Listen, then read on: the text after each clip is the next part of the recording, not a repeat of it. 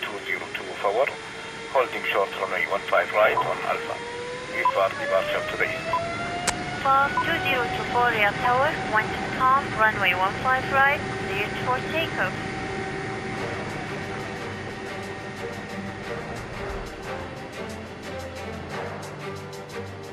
Aviation. We are the industry that powers economies. Transporting people and goods along old and new routes. We connect the world across cultures, borders, and continents. Humanity has sought to soar like an eagle for millennia. Innovation and ingenuity have allowed us to see our Earth from a bird's eye view. What now? What next with our increasing perception?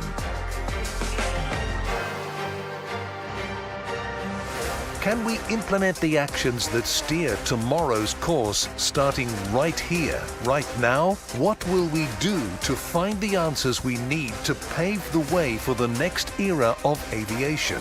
To enhance connectivity, fly greener and stay safe. Trailblazers. This is our mission possible. There is no other moment, no other time. This is the flight path ahead of us. It's time to soar differently. From reimagined airports to truly seamless passenger experiences. New adaptive and sustainable planes designed and powered differently. How will we shape new networks of urban air mobility and tackle questions around AI and how we intersect beyond Earth's atmosphere?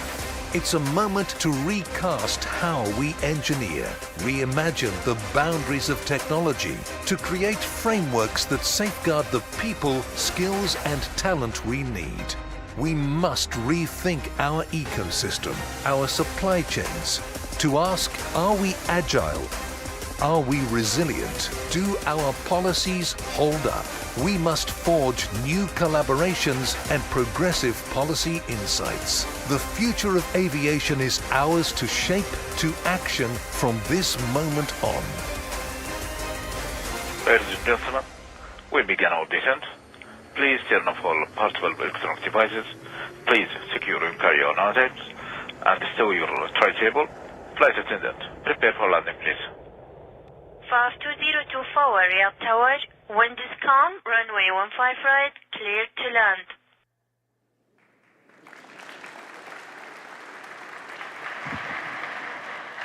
Good morning, Your Excellencies, ladies and gentlemen, to officially open the Future Aviation Forum 2024. Please welcome Minister of Transport and Logistics Services and Chairman of the Board of the General Authority of Civil Aviation in Saudi Arabia, His Excellency, Engineer Salah bin Nasser Al Jasser.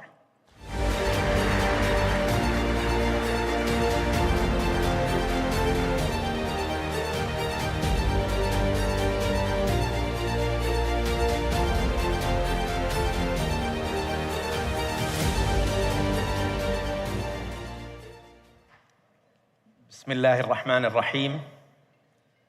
Your Highnesses, Your Excellencies, distinguished guests, ladies and gentlemen, on behalf of the government of Saudi Arabia, I welcome you to Riyadh for the 2024 Future Aviation Forum. 2 years ago, we came together right here, emerging from the biggest crisis of our industry, to find a new way forward.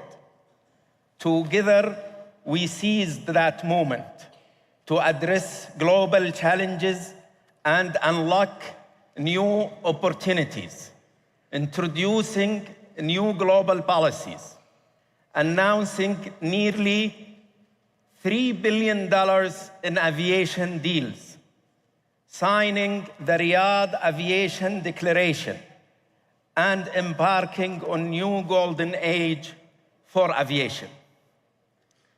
Building on that success, we then promised to host today's event, In this context, I praise and thank the custodian of the two holy mosques, King Salman bin Abdulaziz, under whose patronage this event is being held, and His Royal Highness, the Crown Prince and Prime Minister, Prince Mohammed bin Salman, whose leadership, vision, and belief is delivering a brighter future for Saudi Arabia right now.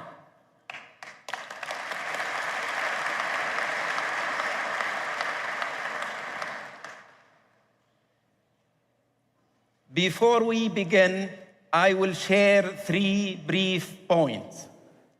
First, the importance of aviation in driving global growth and well-being. Second, the enormous opportunities being created in Saudi Arabia for everyone.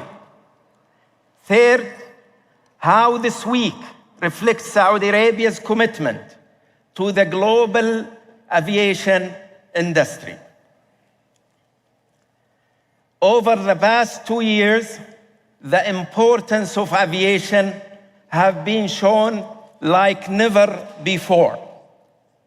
Global aviation traffic numbers have passed pre-pandemic levels, and air cargo is fueling 80% of the world's e-commerce needs. We all need to champion this aviation story. That's why I am proud to announce the release of Saudi Arabia's first State of the Aviation report, detailing contributions of the aviation to the kingdom's economic growth and development. We look forward to sharing this story with you all and supporting you to champion the aviation story globally. Second, the Vision 2030 has set the direction for the kingdom's transformation.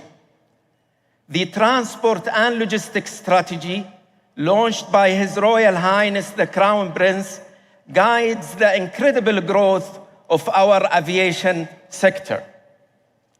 Ladies and gentlemen, since we met here in 2022, the kingdom has achieved a record 111 million passengers in 2023 and announced the economic policy for Saudi Arabia's civil aviation sector and confirmed order of hundreds of aircraft through the existing Saudi carriers, and launched Riyadh King Salman International Airport Master Plan to support more than 100 million passengers by 2030, and opened Red Sea International Airport and expanded airport across the kingdom.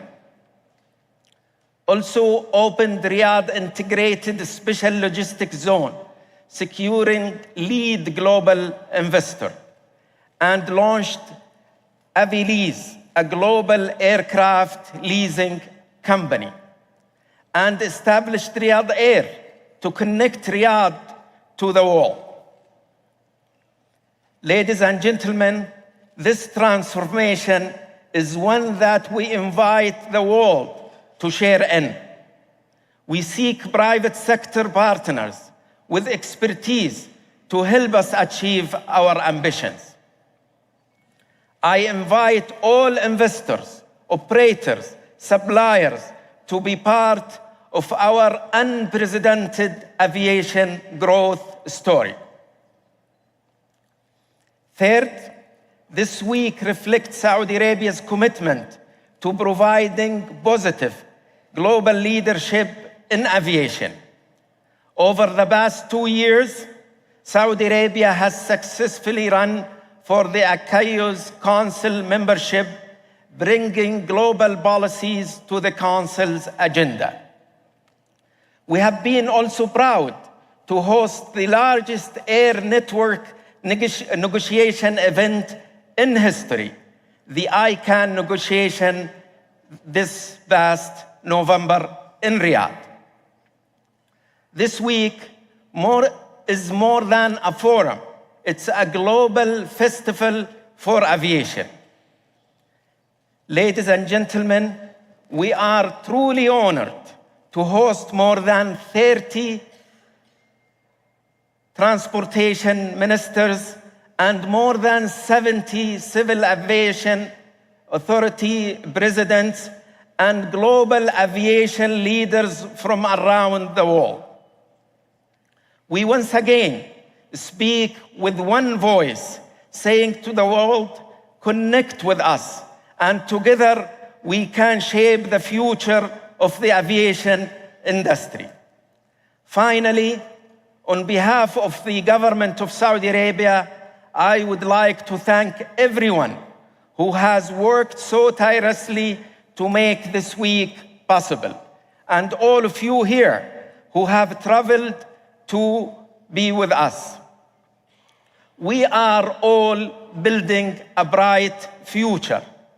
We will do this, we will do it here, and we will do it now. Thank you, and God bless you all.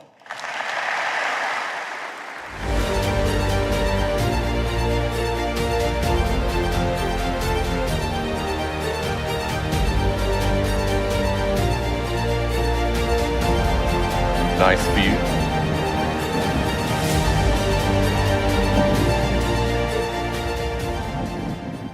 Thank you, Your Excellency, Engineer Saleh bin Nasser Al Jasser, Minister of Transport and Logistics Services and Chairman of the Board of the General Authority of Civil Aviation in Saudi Arabia. Good morning, Your Excellencies, ladies and gentlemen. And welcome to the third edition of the Future Aviation Forum under the patronage of the custodianship of the two holy mosques, King Salman bin Abdulaziz Al Saud.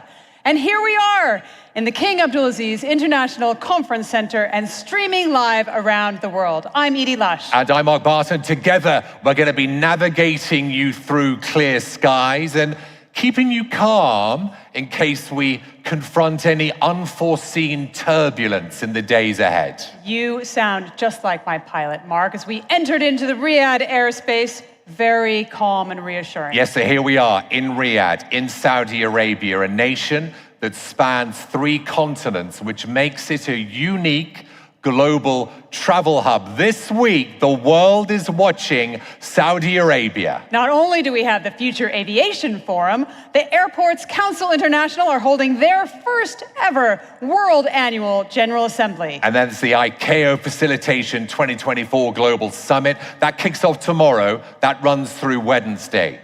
We are here to elevate global connectivity and to enhance aviation collaboration through global partnerships, fostering innovation, sustainable air travel, and cultural exchange. And I'm excited that we have with us global leaders from across the aviation industry.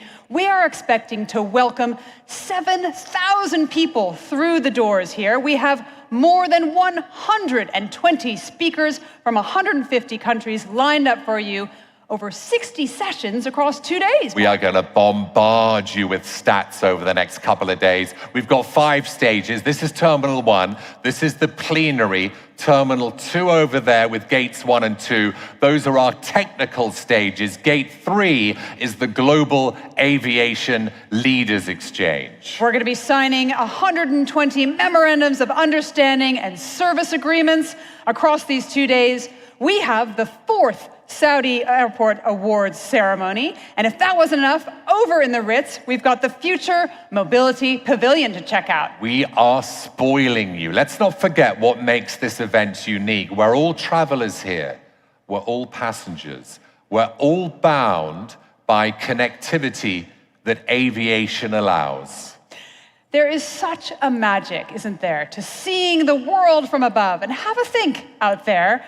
What was your first flight, or even your favorite flight? So my mother was about to give birth to me.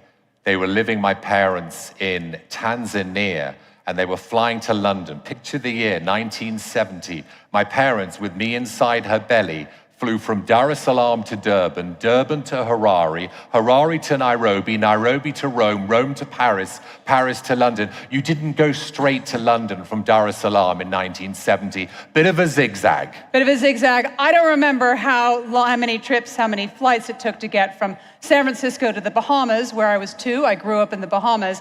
And for me, still, flying over the Golden Gate Bridge into San Francisco means I'm truly home. Yeah, I'm not a native of the US, but I've always appreciated that view.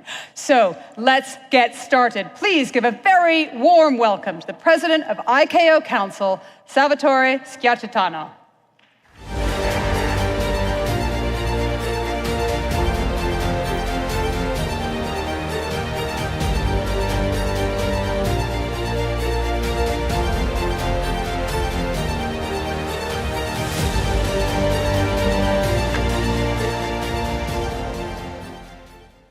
His Excellency Saleh Nasser Al Jasser, Minister of Transport of the Kingdom of Saudi Arabia, honorable ministers, His Excellency Abdulaziz Abdulaj, President of General Authority of Civil Aviation of the Kingdom of Saudi Arabia, distinguished Directors General of Civil Aviation, dear ICAO Council representatives, distinguished guests, I would like to express my gratitude to the government of the Kingdom of Saudi Arabia and to the General Authority of Civil Aviation for inviting me to address the opening of the 2024 Future Aviation Forum. This forum has brought together here in Riyadh so many global leaders from states and from across the aviation value chain and its related industries. I would like also to say that in hosting the 3rd edition of the Future Aviation Forum, Saudi Arabia is sending a loud and clear message to the international aviation community of a country clearly focused on the future. Elevating global connectivity is a relevant theme for the discussions of these 2 days. Adopting and implementing aviation policies aimed at fostering collaboration and partnerships, developing skills and talent, promoting sustainability and innovation, and leveraging on technologies is crucial to enhance global connectivity and ultimately to support social and economic development of our countries. This event is particularly timely. It coinciding with the global celebrations of the 80th anniversary of the adoption of the Chicago Convention. These celebrations provide us all with an opportunity to reflect on our achievements over the last 8 decades and inspire us to think about how ICAO and the aviation industry should evolve now and in decades to come. Of course, these thoughts are set against the backdrop of the climate emergency. The UN Secretary General Guterres has called for all means of transport to realize net zero emissions by 2050. And we have answered to this call with targets and plans for international transport. Saudi Arabia is taking the lead in the endeavor. Its commitment to the establishment of sustainable development of civil aviation in the region and globally is illustrated in many ways, as, for example, the Saudi Vision 2030. This vision will shape the near future of the country, and the transport will play a crucial role in this regard. Let me also take this opportunity to highlight Saudi Arabia's recent exemplary work under the Saudi Green Initiative with ambitious environmental targets. Looking at a global level, I would like to once again comment the landmark adoption of the long-term global aspirational goal of net zero carbon emissions by 2050, commonly called ALTAG. This was taken by the governments of the world at the 41st ICAO Assembly less than 2 years ago. We are urgently responding to the many priorities the ALTAG has given us, and especially racing to make sustainable aviation fuels and low-carbon aviation fuels both affordable and accessible, as we know that these fuels can provide over half of the needed CO2 emission reductions. In November last year, a massive leap forward was achieved at the third ICAO Conference on Aviation and Alternative Fuels in Dubai. Just ahead of the COP28, the conference resulted in the adoption of a crucially important global framework at a global target with 30. In this context, ICAO is developing a detailed roadmap that will guide the organizations, the stakeholders, and the member states towards the target.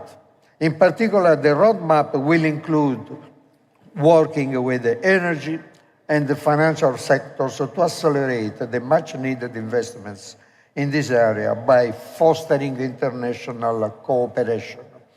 And especially important priority here is the operationalization of the ICAO project denominated Finvest Hub. It aims to facilitate access to investment capacities and funding from financial institutions. I would like to highlight that it places a crucial special emphasis on supporting developing countries and states with specific needs in the framework of the No Country Left Behind policy. It is also in this context that I'm pleased to share that 150 states and organizations are now part of the ICAO's Assistance Capacity Building and Training Program for SAF, known as ACSAF. ACSAF provides training, feasibility studies, support for SAF certification, the policy development, and implementation of specific SAF projects for states.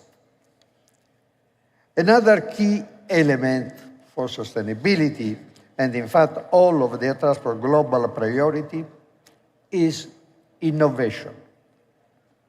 Indeed, the increasing diversity of innovators and the accelerating pace of innovations have compelled ICAO to consider how the organization can enhance its responsiveness to relevance of this fast-changing environment. One important milestone in this journey was formalized with the adoption of the ICAO Assembly Resolution 4027, denominated Innovation in Aviation.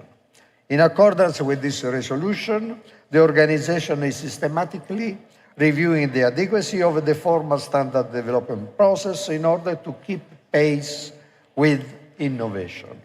Additionally, the organization is looking at expanding its partnerships to leverage expertise developed outside the aviation sector. Importantly, this resolution also stressed the role of ICAO as the forum for member states where to exchange their experiences and approaches to innovation. This mandate has been translated into actions. For example, the ICAO Council, thanks to discussions at the strategic level with the industry leaders through the establishment of the Industry Consultative Forum, has scanned the industry priorities for the coming years, identifying climate change, aviation resilience, digitalization, and cybersecurity as a priority focus area for the attention and action. In particular, aviation digitalization is already an integral part of the current passenger's experience. I refer, for example, to the passenger facial identification based on the ICAO digital travel credentials specifications, which is becoming common in several airports. I am very pleased to mention these positive developments, in particular in the year 2024, that ICAO has designated as Year of Facilitation. Regarding cybersecurity, ICAO, stakeholders in the aviation industry, governments, and academia are working collectively to reduce the vulnerability of our sector and respond in a coordinated and efficient manner to cyber attacks. Then, another innovation, advanced air mobility. This is a completely new facet of air transport. Consider future a few years ago, it is now a reality with the first operations beginning in a few months. I wish to recall that ICAO is organizing the first ever Advanced Air Mobility Symposium next September. This symposium will bring to Montreal products from several parts of the world. But I wish to congratulate the General Authority of Civil Aviation of Saudi Arabia that is bringing today the opportunity to see expositions of advanced air mobility. That's another sign, another confirmation how always Saudi Arabia is advancing fast and anticipating also ICAO events. Congratulations for this. Artificial intelligence, big data applications, and the overall digitalization of aviation are just a few frontier technologies that we are collectively need to better introduce, especially given our commitment to ensure the technological and commercial relevance of ICAO standards and recommended practices. This is an illustration on how the pace of innovation today is placing significant demands on ICAO and in general to the aviation community. These demands in turn have an impact on states which must create know-how, evolve their national and the regional infrastructure and the regulatory systems in accordance with the global norms and strategies. Many are not fully equipped to respond to the extent and pace of modernization required. But in this regard, I wish to confirm that ICAO is ready to support them in the spirit of the no country left behind. We've been already here before. For example, the jet era launched a revolution for all aspects of aviation, including ICAO. Now it's common, but it was a challenge at that time. And today, new entrants, advanced air mobility, as I mentioned, evolving operational paradigms, and new certification and oversight models are among the changes challenging regulators and aviation master planners. While these are challenging times for these and many other reasons, and I refer in particular to geopolitical instability and crisis, I wish to emphasize that whatever the future of international civil aviation will look like, it will continue to be guided by the Chicago Convention. And in this regard, let me briefly cite from the preamble of the Chicago Convention. It mentions, the future development of international civil aviation can greatly help to create and preserve friendship and understanding among the nations and the peoples of the world. And it can effectively promote that cooperation between nations and the peoples upon which the peace of the world depends. I feel so important to recall these words of the preamble of the Chicago Convention here in this region that is facing so difficult moments. International transport was established as a universal bridge builder, building bridges between nations and continents, between cultures and traditions, between individuals and communities.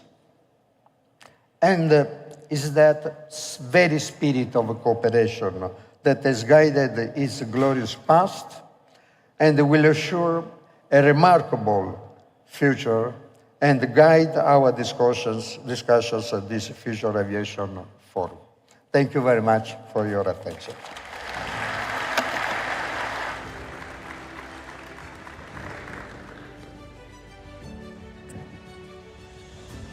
Thank you so much there, President of ICAO Council, Salvatore Schiacciatano.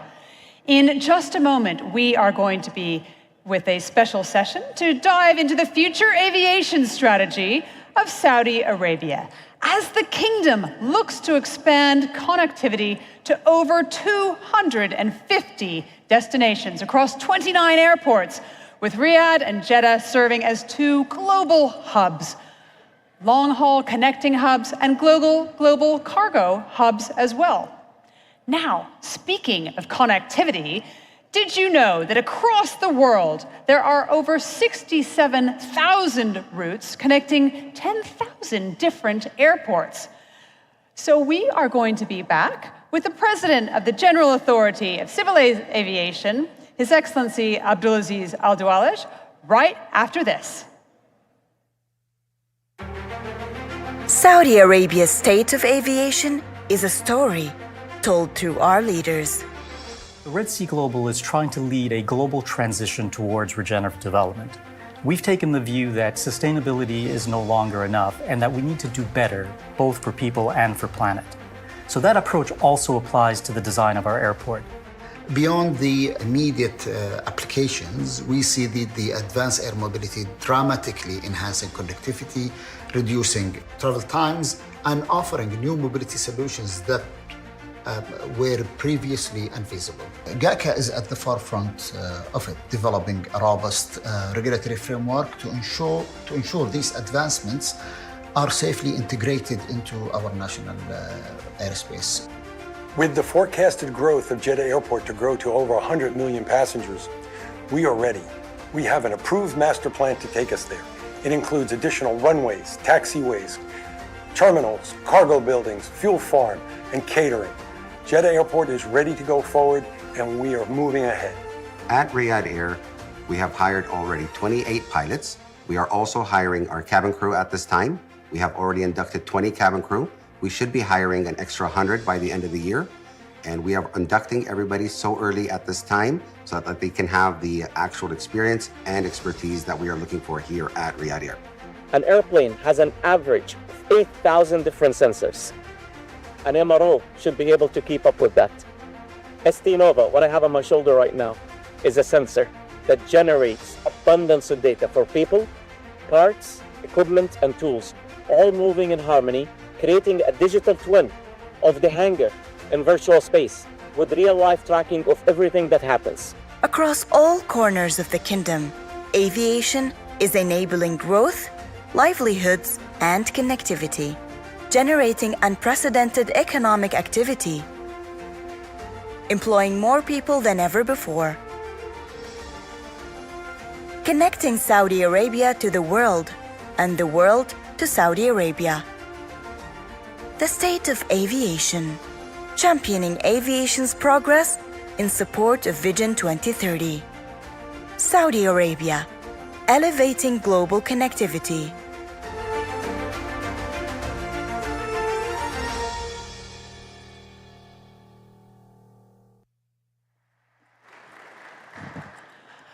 Okay, let's hear more now on connecting global connectivity. Please do welcome partner at Consulum, Zach Meyer, together with the President, the General Authority of Civil Aviation, His Excellency Abdulaziz Al-Duwalej.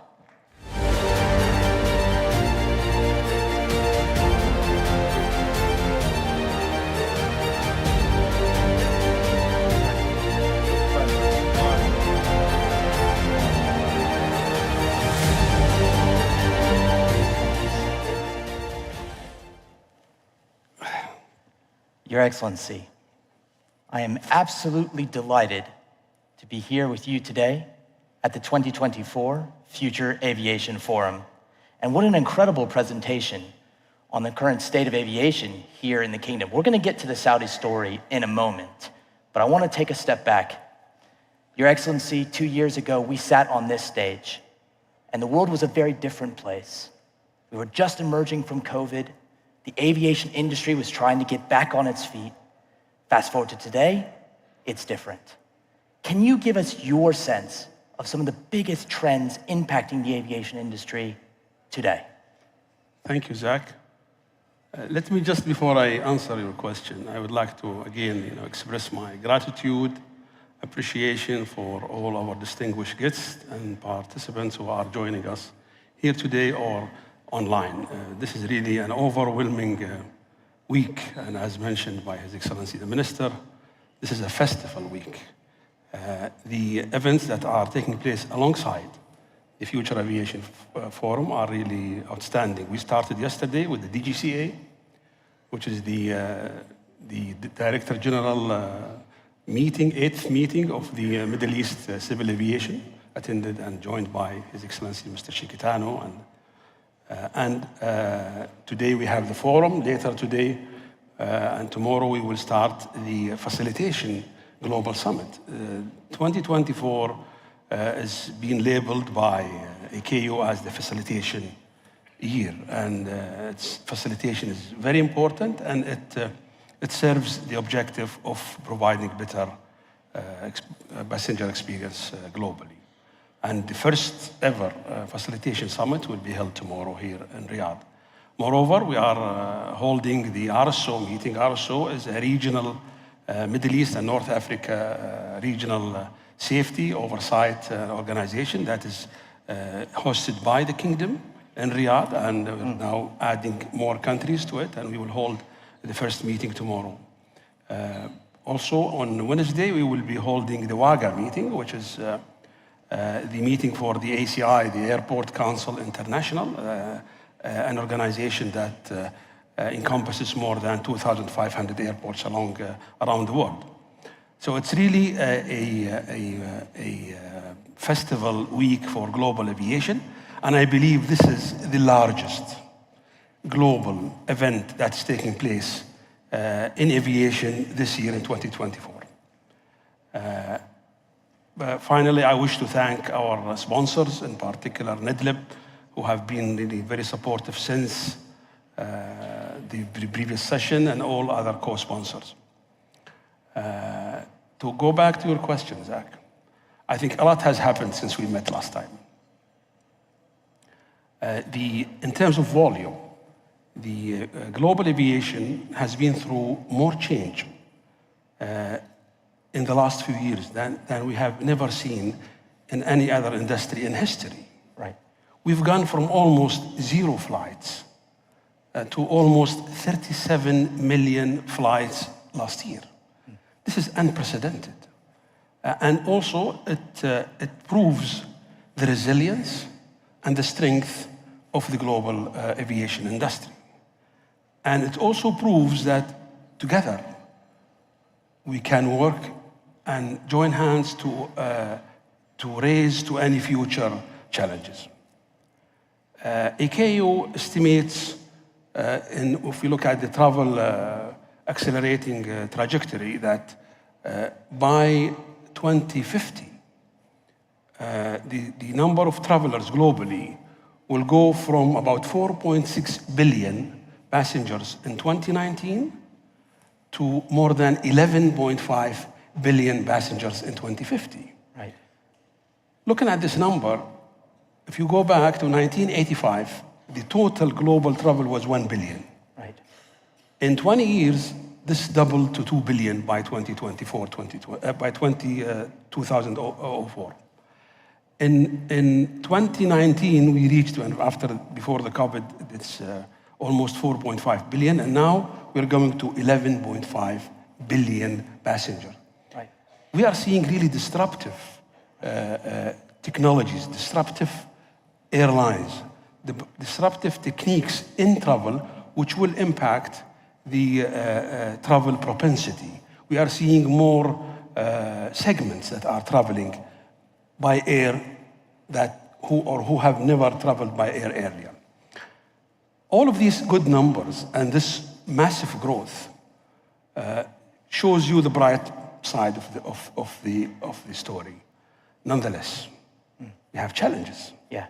And there are expected headwinds, speaking with aviation terminology. We have challenges around human capital. Right. To cope up with the growth pace, we really need to ensure that we have the right human capital available. The aviation requires highly sophisticated engineers, captains, co-captains, the crew inside the aircraft, the army of technicians and personnel who are working under the aircraft. This is all highly skilled technicians and personnel, and we need to ensure that we have the right pool, the right training, and also the right incentive to keep those personnel and the right retention. The second challenge is funding. I think we are fighting in the aviation sector with other economical sectors to ensure that we have the right funding. And this is, again, a challenge that we need to address. The third, and for me is the most pressing today, is manufacturing and supply chain disruptions. The aviation industry globally today is facing serious shortage of manufacturing capabilities, challenges, and in the whole value chain of the process. And this is an area where we really need to focus on. And I'm sure there are a number of distinguished speakers from the industry, and specifically from the leading OEMs, who would be speaking later today and tomorrow. And I hope they would be giving us some comfort on the future of the supply. Yeah. Finally, as the fourth element I see is really the environmental sustainability. Sustainability is a very important element and objective. We all agree to protect our mother nature. We all agree on specific targets on the net zero carbon emissions by 2050, 2060, 2070, depending on each country's specific conditions. Nonetheless, we agree on what and on why, but we have issues around how. And this is where we need to really sit together. These, at least 4 examples that I have just given are examples of challenges that I expect that this constellation of experts and leaders will be deliberating, will be debating over the next 2 days, and hopefully by the end of the 2 days, we will come with a roadmap as how to deal with these challenges going forward.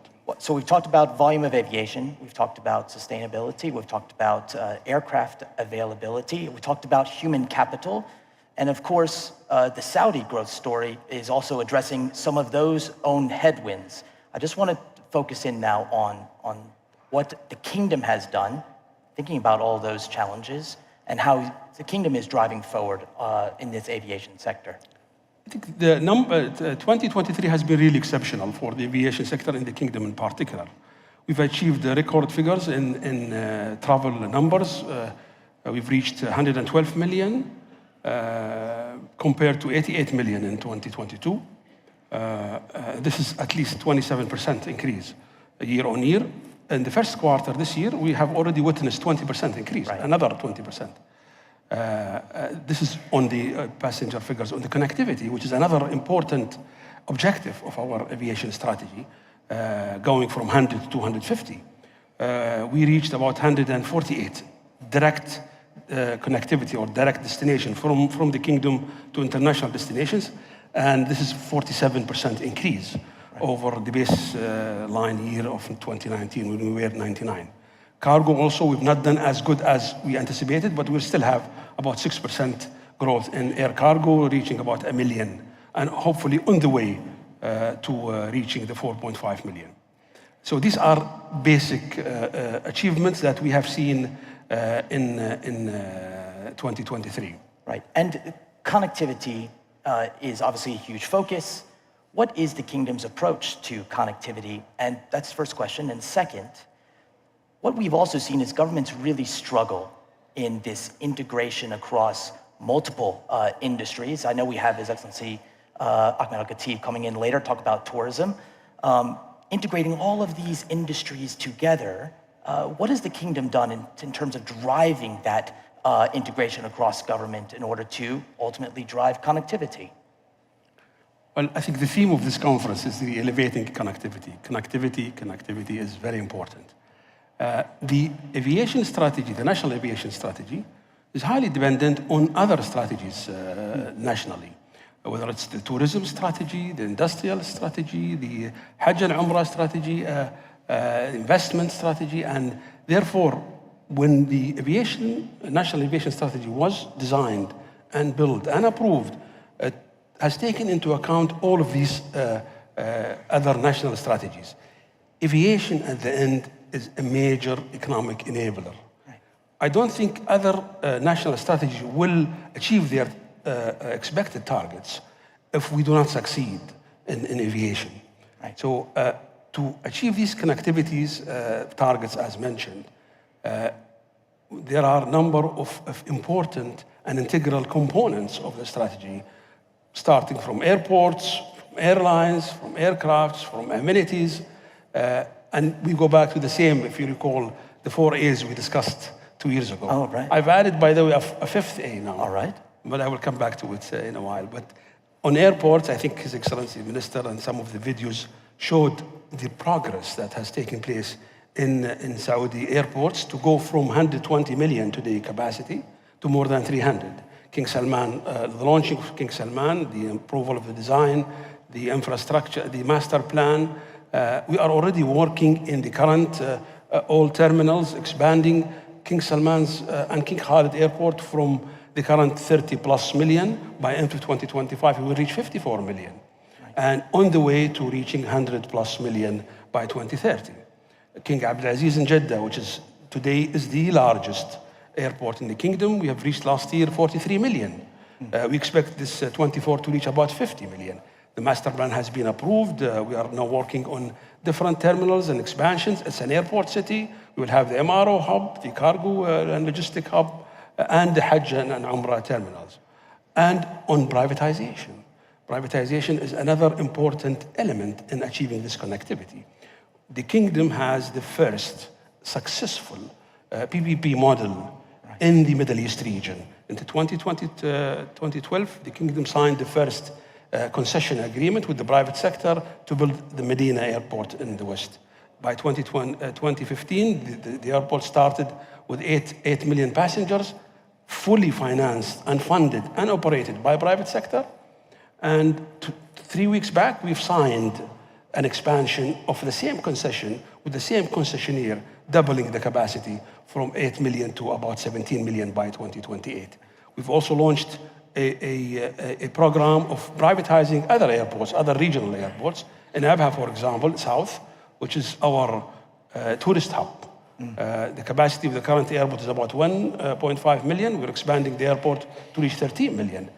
We've launched the RFQ, or request for qualification, and we were overwhelmed with the positive feedback we received from the international community. More than 100 companies, airport operators, airport contractors, investors, who have showed interest in participating in that airport. This is a testament of the strength of the Saudi economy, a testament of the strength of the aviation strategy, and so on and so forth. We have many other regional airports that we are developing on the privatization. On airlines, we have also launched, as mentioned, Riyadh Air. So we will have 2 legacy main airlines or full-service companies with the two hubbing strategies, Jeddah and Riyadh. And also we're expanding in the low cost. We have new AOCs to be announced soon in Dammam, and another AOC in Medina and other regional airports. The low-cost model is disrupting the market. In the Kingdom alone, we've seen an increase of the market share of the low-cost carriers over the last couple of years, going from 27% in the domestic market to 42%. International traffic through low-cost carriers has doubled from 16% to 32%. So again, on the airlines, a new AOC, a lot is happening. I think the third A, as we talked last time, is aircrafts. And this is where I see the most stumbling block that may hinder the real growth of the global aviation industry. And as I said in the beginning, I don't want to dwell on this very much because it's a very critical subject, and I hope the whole industry can come up with comforting solutions to ensure the availability of the required aircrafts. And significant orders of aircraft here in the Kingdom already over the last 2 years as well. Indeed. I mean, just to continue on the same subject, we hear that the backlog today is about between 15 to 16,000 aircrafts among the main two AMs. Right. To deliver these aircraft to the market, you need 10 to 12 years for delivery. And the challenges are not only limited to the OEMs and the assembly line manufacturers, but also along the whole value chain in engines and in other. And I'm not an expert, but I'm sure in this room and online we have many experienced leaders and executives who I'm sure will be talking about this further. In amenities, I think aside from only the lounges and improved passenger experience, we have launched, as again mentioned, a lot of regulatory reforms in economic policies, in customer protection policies, to ensure that the investment environment in the aviation sector is conducive and attractive for private sector. And also we have the right playground and level playground for all investors, and to liberalize the market of the aviation, whether it's in airports, airlines, all these service providing segments. Finally, and the fifth A is the airspace. Yeah. Airspace, the Kingdom has huge area. The Kingdom's area is about 2.1 million square kilometers, and with the same almost airspace. And the Kingdom plays an integral role in connecting west and east on the overflying and landing. Sometimes at peaks, the number of aircrafts that passes the Kingdom, either lands or takeoff or overfly, reaches 4,000 a day.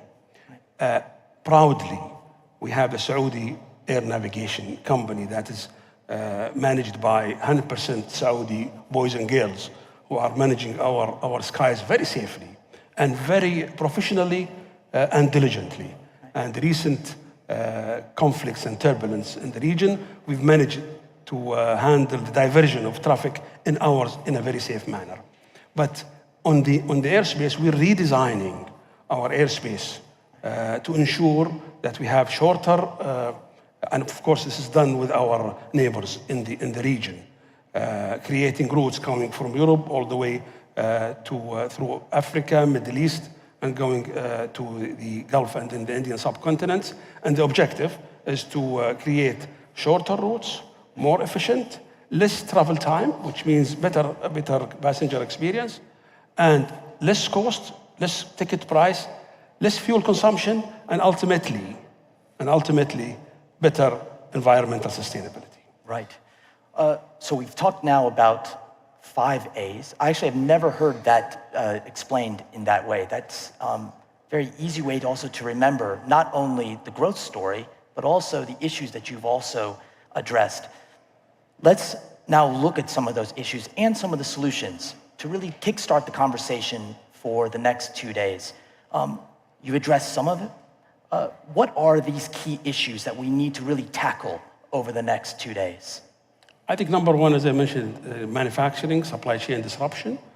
And I think this is something that I would, love to see this constellation of, as I said, of expertise and leaders discuss over the next 2 days to see how can we resolve this issue. Second, of equal importance is human capital. And we have Excellency, the Minister of Human Resources, and we have targets for our own country, but I think we're talking about the global pool of expertise, and with the growth prospects in new airlines, new airports, the growth of passenger traffic. This requires army of people and personnel to deal with, provide the right training, the right incentive, and this is an area that needs to be addressed. Funding is another issue. All economic segments, they fight on the same pool for funding. In the aviation is no exception. We have 3 sources of funding. It's either from government or from the industry itself, the cash generated, or from private sector. If I start with the last one, the private sector, as you can imagine, will only invest in with certain thresholds and IRR returns. If you go to the sector today is, I believe, it's at its peak. We are seeing very positive growth in the whole industry. But like any other sector, like any other economic cycle, we expect to have downturn cycles, and in those times we need government support. Government need to continue to support this sector because of what you mentioned earlier. The aviation cannot be viewed or looked at as pure, profit and loss returns. This is an enabler, and we have to look at the macroeconomic levels. Every position you hire in the aviation creates 3 more positions in the economy, whether it's direct, indirect, or induced. Every dollar you invest or you invest in the industry, you get it back in the GDP in 4 or 5 or $3, depending on how you look at it, whether it's a GVA or GDP. So this is an important and another probably factor that we need to look at. Again, I mean, the environmental sustainability is again, it continues to be, at least on the how, continues to be a challenge. And advanced air mobility, I guess, is again, it is a key issue. You've talked about the 5th around airspace and advanced air mobility. How does a government and how do you yourself address emerging technologies every day and the changes around advanced air mobility? I think advanced air mobility subject is really exciting and interesting. And as mentioned by the MC, and I would really invite everybody to join and visit the pavilion of the advanced mobility and the eVTOL aircrafts and machines that are being exhibited there by a number of leading companies. Advanced air mobility is coming. It's an important segment of the market. I think the challenge is on us as regulators. We really need to ensure that we have the right regulatory framework that addresses the safety and security and also the air management and space separation between the conventional and the advanced air mobility. But for sure, in a city like Riyadh, where we're going to more than 12 million inhabitants, we definitely need to have this kind of mobility. And we are going to, hopefully in the next Hajj, in less than a month, try our first eVTOL trial in the Hajj season. Impressive. And then just turning to human capability and human capital. We've talked about 0 to 37 million flights. We're talking about backlogs with aircraft. We need people to power this industry going forward. What is your approach for powering up human capital here in the kingdom? And also, what is that as a signal to the rest of the industry? That's a very challenging question. And I think we have to, first, this is a reputable and recognized industry. And people aspire to work in the aviation industry. So we have no challenge in that regard. I think it's the pay. We need to review the pay scale and the incentive and the retention provided for this particular segment of the human capital. We as regulator, as industry leaders, need to ensure that we have the right training academies and institutions to ensure that we provide state-of-the-art training requirements for that particular segment. The whole ecosystem needs to work together, whether it's the regulators, other government bodies, airlines, airports, to ensure that we don't really fight on the same pool. Right. So we've looked at these key issues. Your Excellency, as we come to a close here, what is your message to everyone sitting here in the audience for the next 2 days? I think the theme of the conference is elevating connectivity. Right. And we would like to see connectivity improved. My also humble opinion is that we as regulators, we need to work more toward liberalized skies, open markets, to ensure that we allow for transfer of traffic in a more seamless way. Fantastic. Your Excellency, you've heard it here. Connectivity, connectivity, connectivity. That is the message. That is the challenge. And we look forward to the conversations over the next 2 days. Your Excellency, thank you very, very much for your time today. Thank you. Thank you.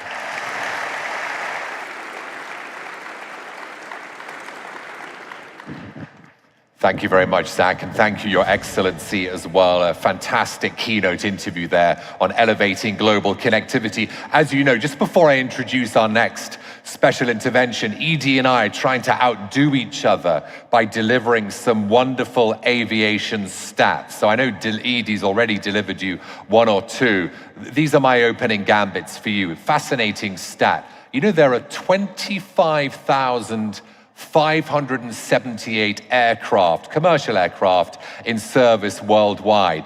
The plan is to increase those number of planes in service worldwide to 48,500 between 2023 and 2042.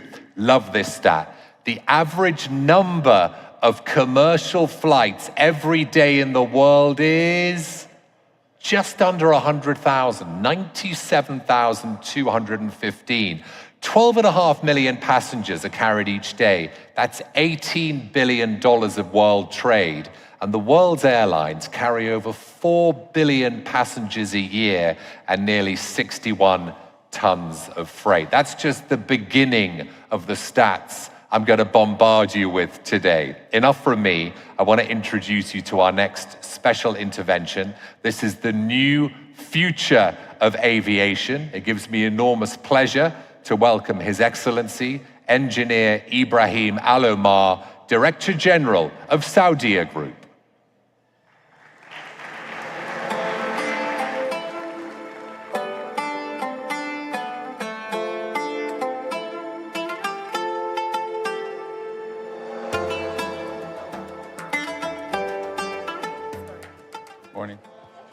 بسم الله الرحمن الرحيم والصلاة والسلام على رسوله الكريم. All praise to Allah, peace and blessings be upon the Prophet Muhammad, his family and companions, Your Excellencies, Your Highnesses, dear guests, peace be upon you all.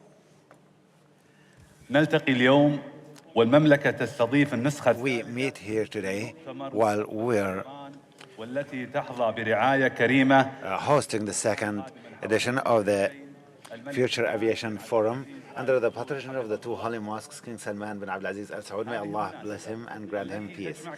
This is an occasion that brings together senior officials and leaders of the aviation sector, as well as heads of international airlines from all over the world to discuss many important topics that aim to reshape the future of the global aviation sector. It is an exceptional occasion for the Saudi group, through which we announce new deals that came into effect, contributing directly to achieving the goals of the National Strategy for Transportation and Logistics, a strategy derived from the Saudi Vision 2030 under the leadership of His Royal Highness the Crown Prince, the Prime Minister. May Allah protect him. Indeed, development and innovation have become a way of life in our country.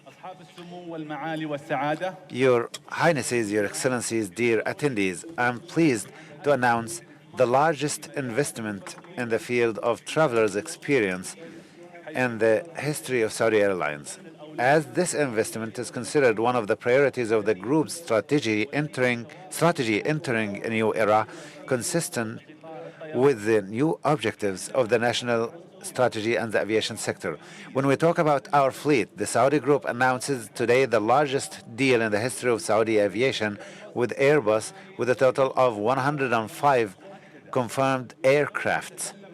The Saudi group will receive the first aircraft in the first quarter of 2026.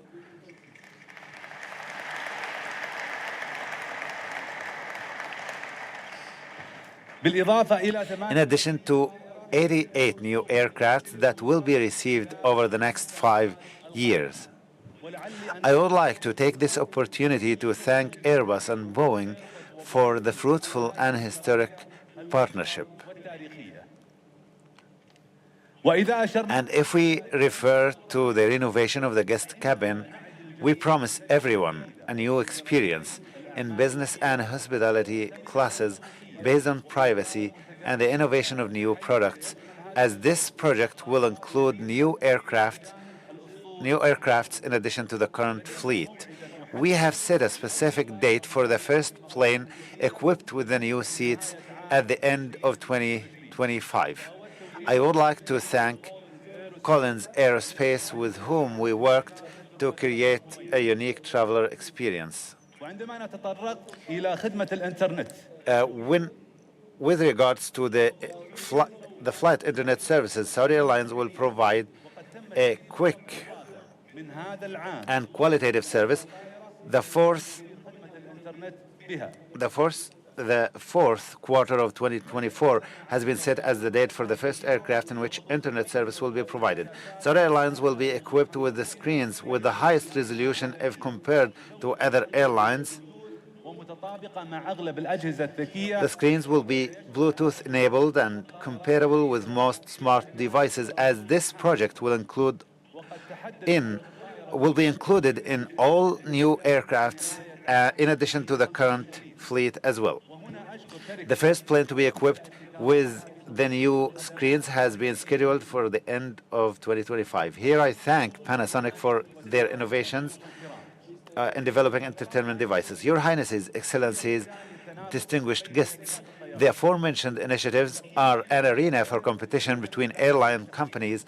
The evaluation of them varies according to personal taste, but Saudi Airlines, based on its keenness for uniqueness and innovation, especially in the digital world, and specificality with regard to the guest's travel experience, it has redefined the standards of travel by recently launching the trial version of the virtual assistants with artificial intelligence technology, which will accompany the guest from the moment of planning travel all the way to the details of his trip until his return, all thanks to Accenture, as we have made an unprecedented qualitative shift in this field, and we will continue the journey of developing this product. What is worth mentioning in this regard is that to note that these huge investments announced by Saudi Airlines will have a positive impact, God willing, in enabling the goals and the targets of Saudi Vision 2030 regarding tourism and logistical connectivity, as well as creating great job opportunities and contributing to increasing and supporting local content, leading to participation in the development of national economy. Before concluding, I'd like to thank the chairman of the board of directors of the General Corporation of Saudi Airlines, Saudi Arabian Airlines, His Excellency, the Minister of Transport and Logistics Services, Engineer Saleh bin Nasser Al-Jasser, and all members of the board, and for providing support on the strategic plans, and all my colleagues in the group of Saudi Arabia who played an important role in implementing the new guest experience. And in conclusion, the journey of development and growth in the Saudi group, part of which we have revealed today, will continue its journey to enrich the aviation sector in the region and in the world. May Allah's peace and blessings be upon you all.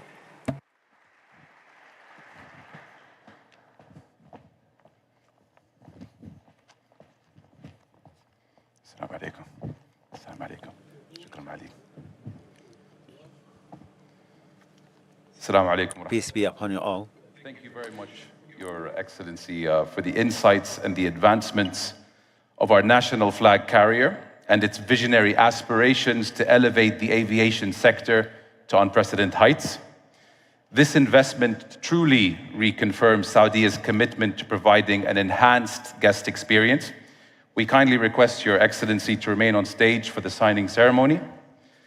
And now, Saudia Group and Airbus are pleased to announce a historic deal that marks the largest aircraft deal in Saudi aviation history.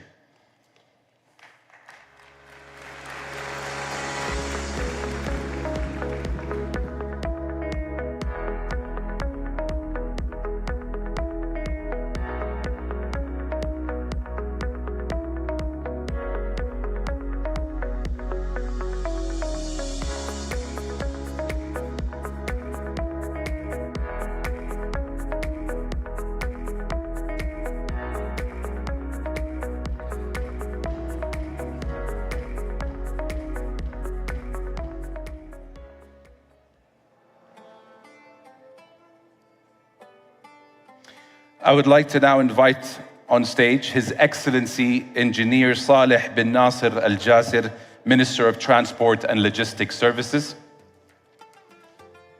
I would also like to invite on stage His Excellency Mr. Abdulaziz bin Abdullah Al Da'alij, President of the General Authority of Civil Aviation. His Excellency Ludwig Pouillet, Ambassador of the French Republic of the Kingdom of Saudi Arabia. His Excellency Michael Kingsgrove, Ambassador of the Federal Republic of Germany to the Kingdom of Saudi Arabia. His Excellency Jorge Evia, Ambassador of the Kingdom of Spain to the Kingdom of Saudi Arabia. His Excellency Neil Crompton, Ambassador of the United Kingdom to the Kingdom of Saudi Arabia. Benoit de Saint-Exupéry, Executive Vice President of Sales, Airbus, Commercial Aircrafts Business.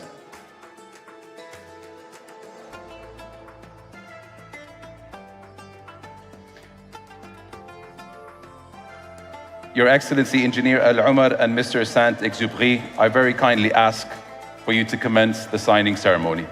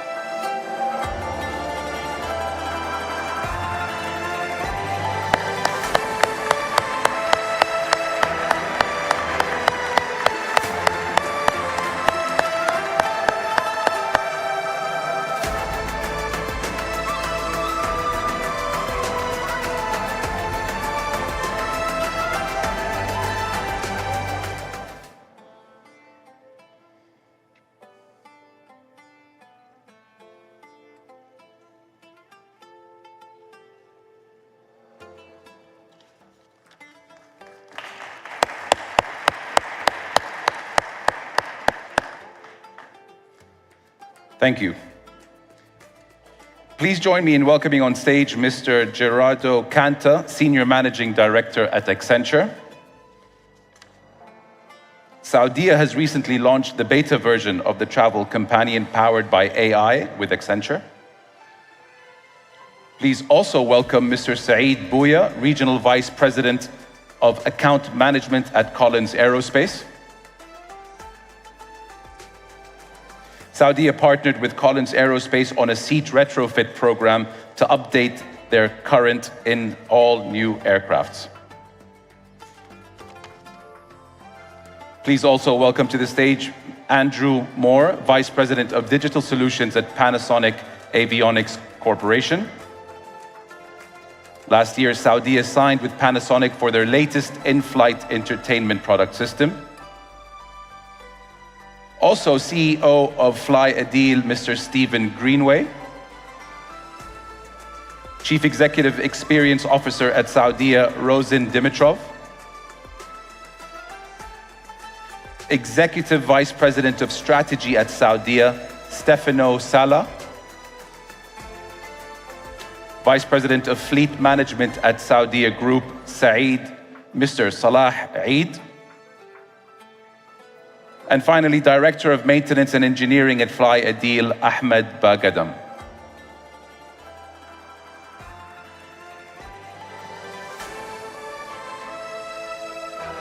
On behalf of Saudia Group and all our partners, we extend our sincerest appreciation for your presence during such a historic announcement. Thank you all who are on stage, all who are here. We hope that you enjoy the rest of the Aviation Forum. Thank you.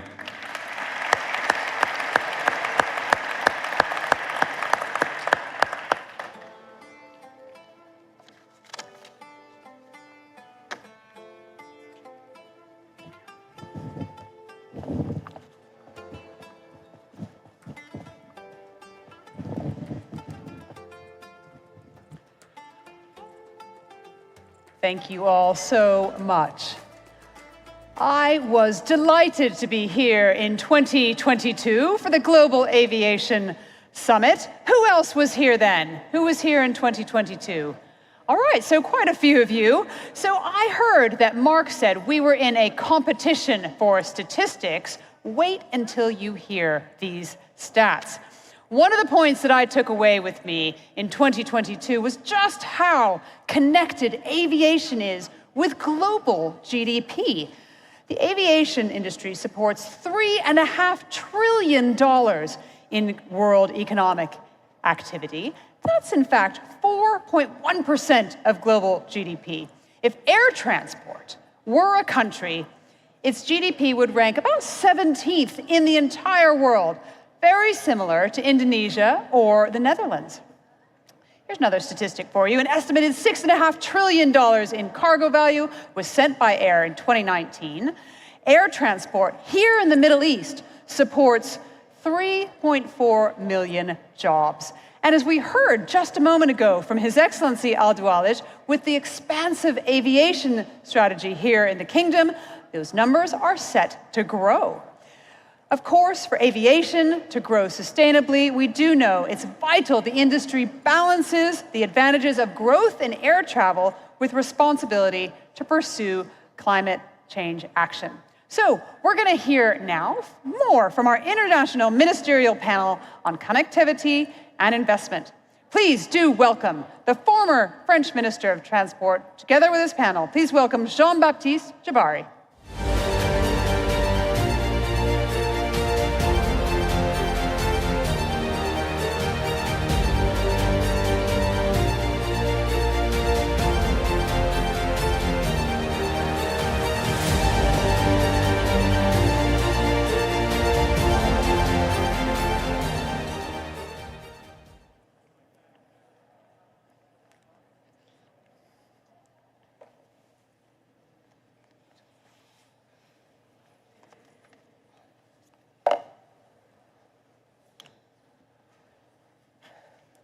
Your Excellency.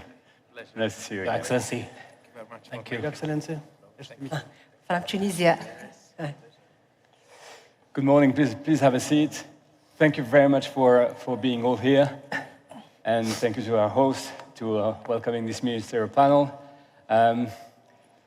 We have 35 minutes to discuss connectivity and investment, so it's a very short time, but I will get through it directly. So, Your Excellency, Minister of Transport, Salah Nasser Al-Jasser, I'm very pleased to see you again. And as you stated in your opening statement, lots of things are happening in the kingdom. You mentioned commercial aviation, the development of new airlines, Riyadh Air flying next year, existing airlines being developed, airports, but also general aviation with the helicopter company, Alpha Star, and also aviation services. You mentioned the global leader in aircraft finance, Aviation, and also MRO with Saudia Tech. So lots of things are happening, the traffic is picking up, and what you want to achieve, you do it in an accelerated timeline. I think you're ahead of schedule, and basically you're doing in 7 years what Europe has done in 40 years. So it's really significant.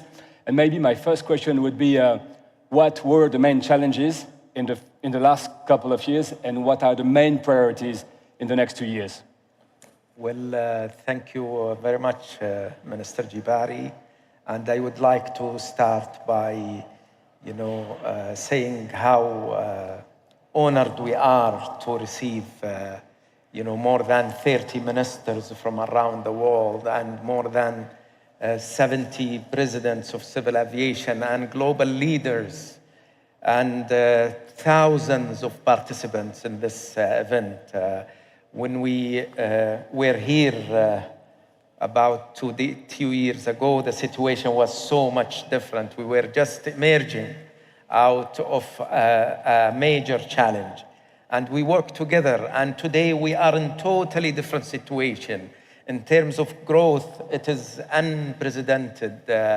And the way things are evolving with respect to technology, to environment, is really progressing very well. At the same time, we are also facing new unprecedented challenges that require us to work together. Here in Saudi Arabia, we are progressing very fast in implementing our vision and the strategies that emerged from that vision, the national transportation and logistics strategy, where aviation isn't, major milestones that I have explained during my speech are taking place. We are progressing with solid steps, and we are also dealing with emerging challenges in partnership with our suppliers, with our colleagues, with the ICAO, with IATA, with everyone in the industry. Thank you, Your Excellency. I'm turning now to the Minister of Transport for Malaysia. Of course, Malaysia is known for its operational excellence, Malaysia Airlines, Kuala Lumpur Airport, but also you're a Malaysia majority Muslim country. And so in that instance, you will see more and more people willing to come to the Kingdom of Saudi Arabia. So what does it take in terms of aviation assets and infrastructure, airport infrastructure, to be developed in Malaysia to ensure that your people can come here? Well, first of all, I'd like to thank Your Excellency, Minister of Transport and Logistics for Saudi Arabia for your kind invitation. And I must say, this is a very impressive forum, very well organized. I think coming back to connectivity between Malaysia and Saudi Arabia, we have a long-standing relationship, very, very good relationship between the two countries. Malaysia is a Muslim majority country, and we are in a region where a big Muslim population in Southeast Asia.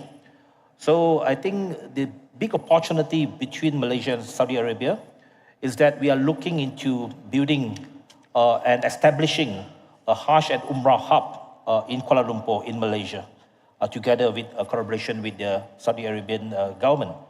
This is a big potential for our country because we are establishing a network, and we hope that we also have strong connectivity within the region. We have a Malaysian Airlines connecting throughout Southeast Asia, and we also have a very strong low-cost carrier, AirAsia, also well connected in Southeast Asia. And we have good connectivity between ASEAN cities. Because in the ASEAN 10 countries, we have an open skies policy where we can fly to any point within ASEAN. We hope to build this connectivity with Saudi Arabia even more, because I think it is getting very popular right now for Umrah tours. And we hope that we can build this collaboration together with our counterpart in Saudi Arabia. We are looking at building new dedicated terminal for this purpose in Kuala Lumpur International Airport. And we hope that this collaboration can be flourished, and we can bring more tourists and more travelers to Saudi Arabia, and vice versa to Malaysia. Thank you very much. Madame la Ministre de Tunisie, maybe I can ask the question in French. French, English. French or English? I'll do it in English first. So, how high is the priority for Tunisia to build direct connectivity or more connectivity with the GCC and the Kingdom of Saudi Arabia? First of all, I thank the Kingdom of Saudi Arabia for the hostility and for this invitation to participate at this conference. For Tunisia, Tunisia has more than 3,000 years of civilization. We celebrate our, on June 2024, we celebrate our 75th anniversary of our membership in ICAO.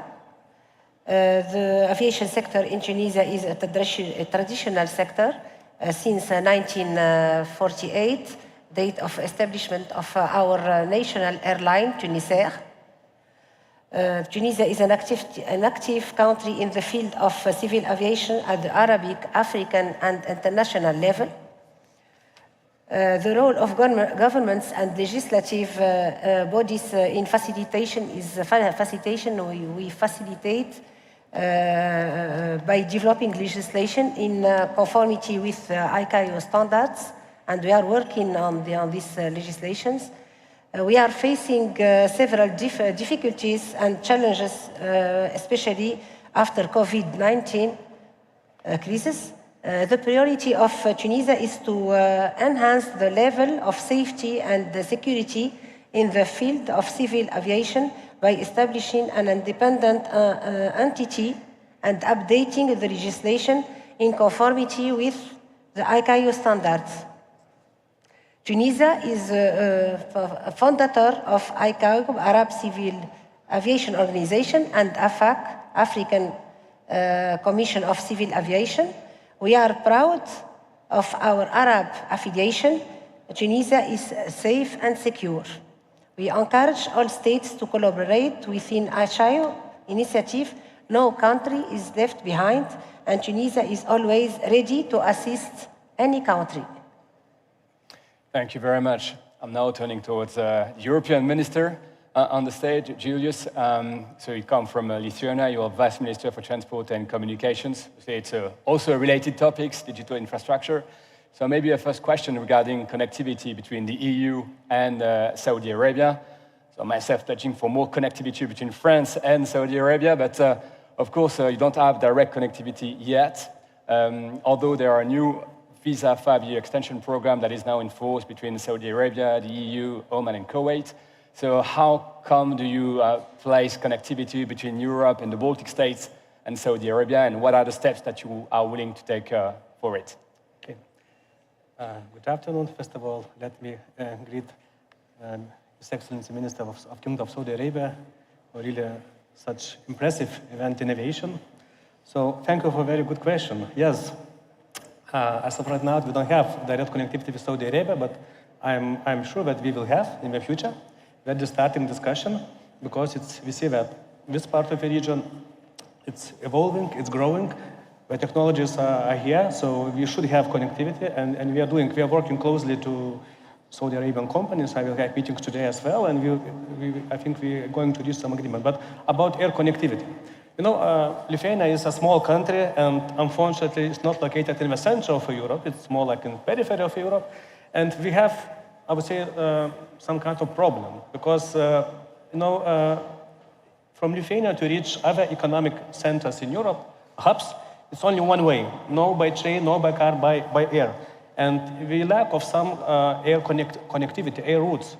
So I believe that it's not only the position from my country, but I think many small countries which are not located in the center of Europe, they have some shortage of some, air connections.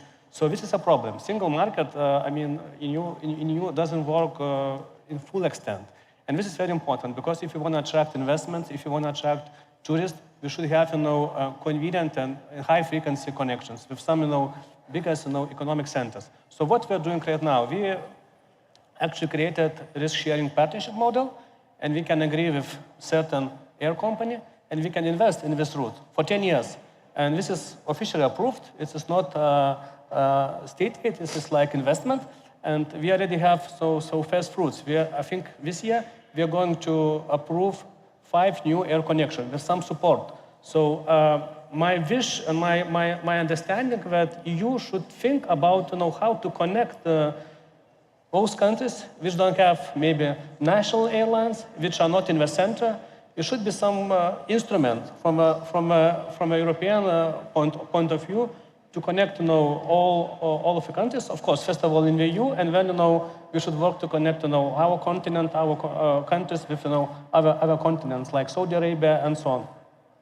Thank you very much. Maybe back to you, Your Excellency, and maybe two questions at a time. One question regarding cargo and logistics, because obviously the Kingdom of Saudi Arabia is located geostrategically between Asia, Africa, Europe, and the rest of the world. So it's very fundamental to have a very efficient logistics. So you have a plan for cargo and logistics, so maybe can you elaborate on that? And second question is regarding investment, because you need to attract investment to develop Saudi Arabia and to take new regulations. So can you elaborate also a bit on the new regulation to generate business opportunities?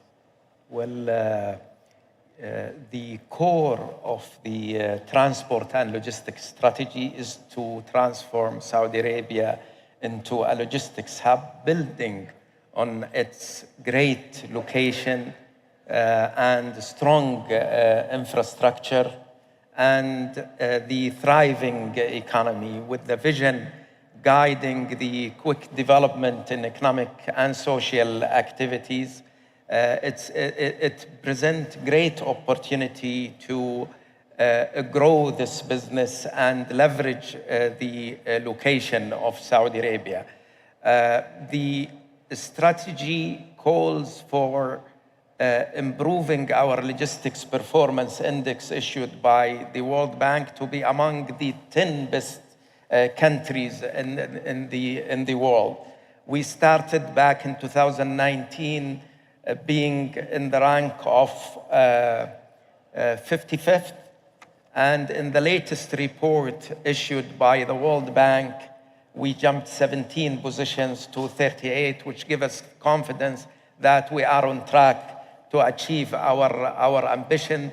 The strategy calls for huge growth when it comes to marine transportation, land transportation, air cargo. For example, for air cargo, the base year we handled about 850,000 tons, and we aspire to handle more than 4.5 million tons by 2030.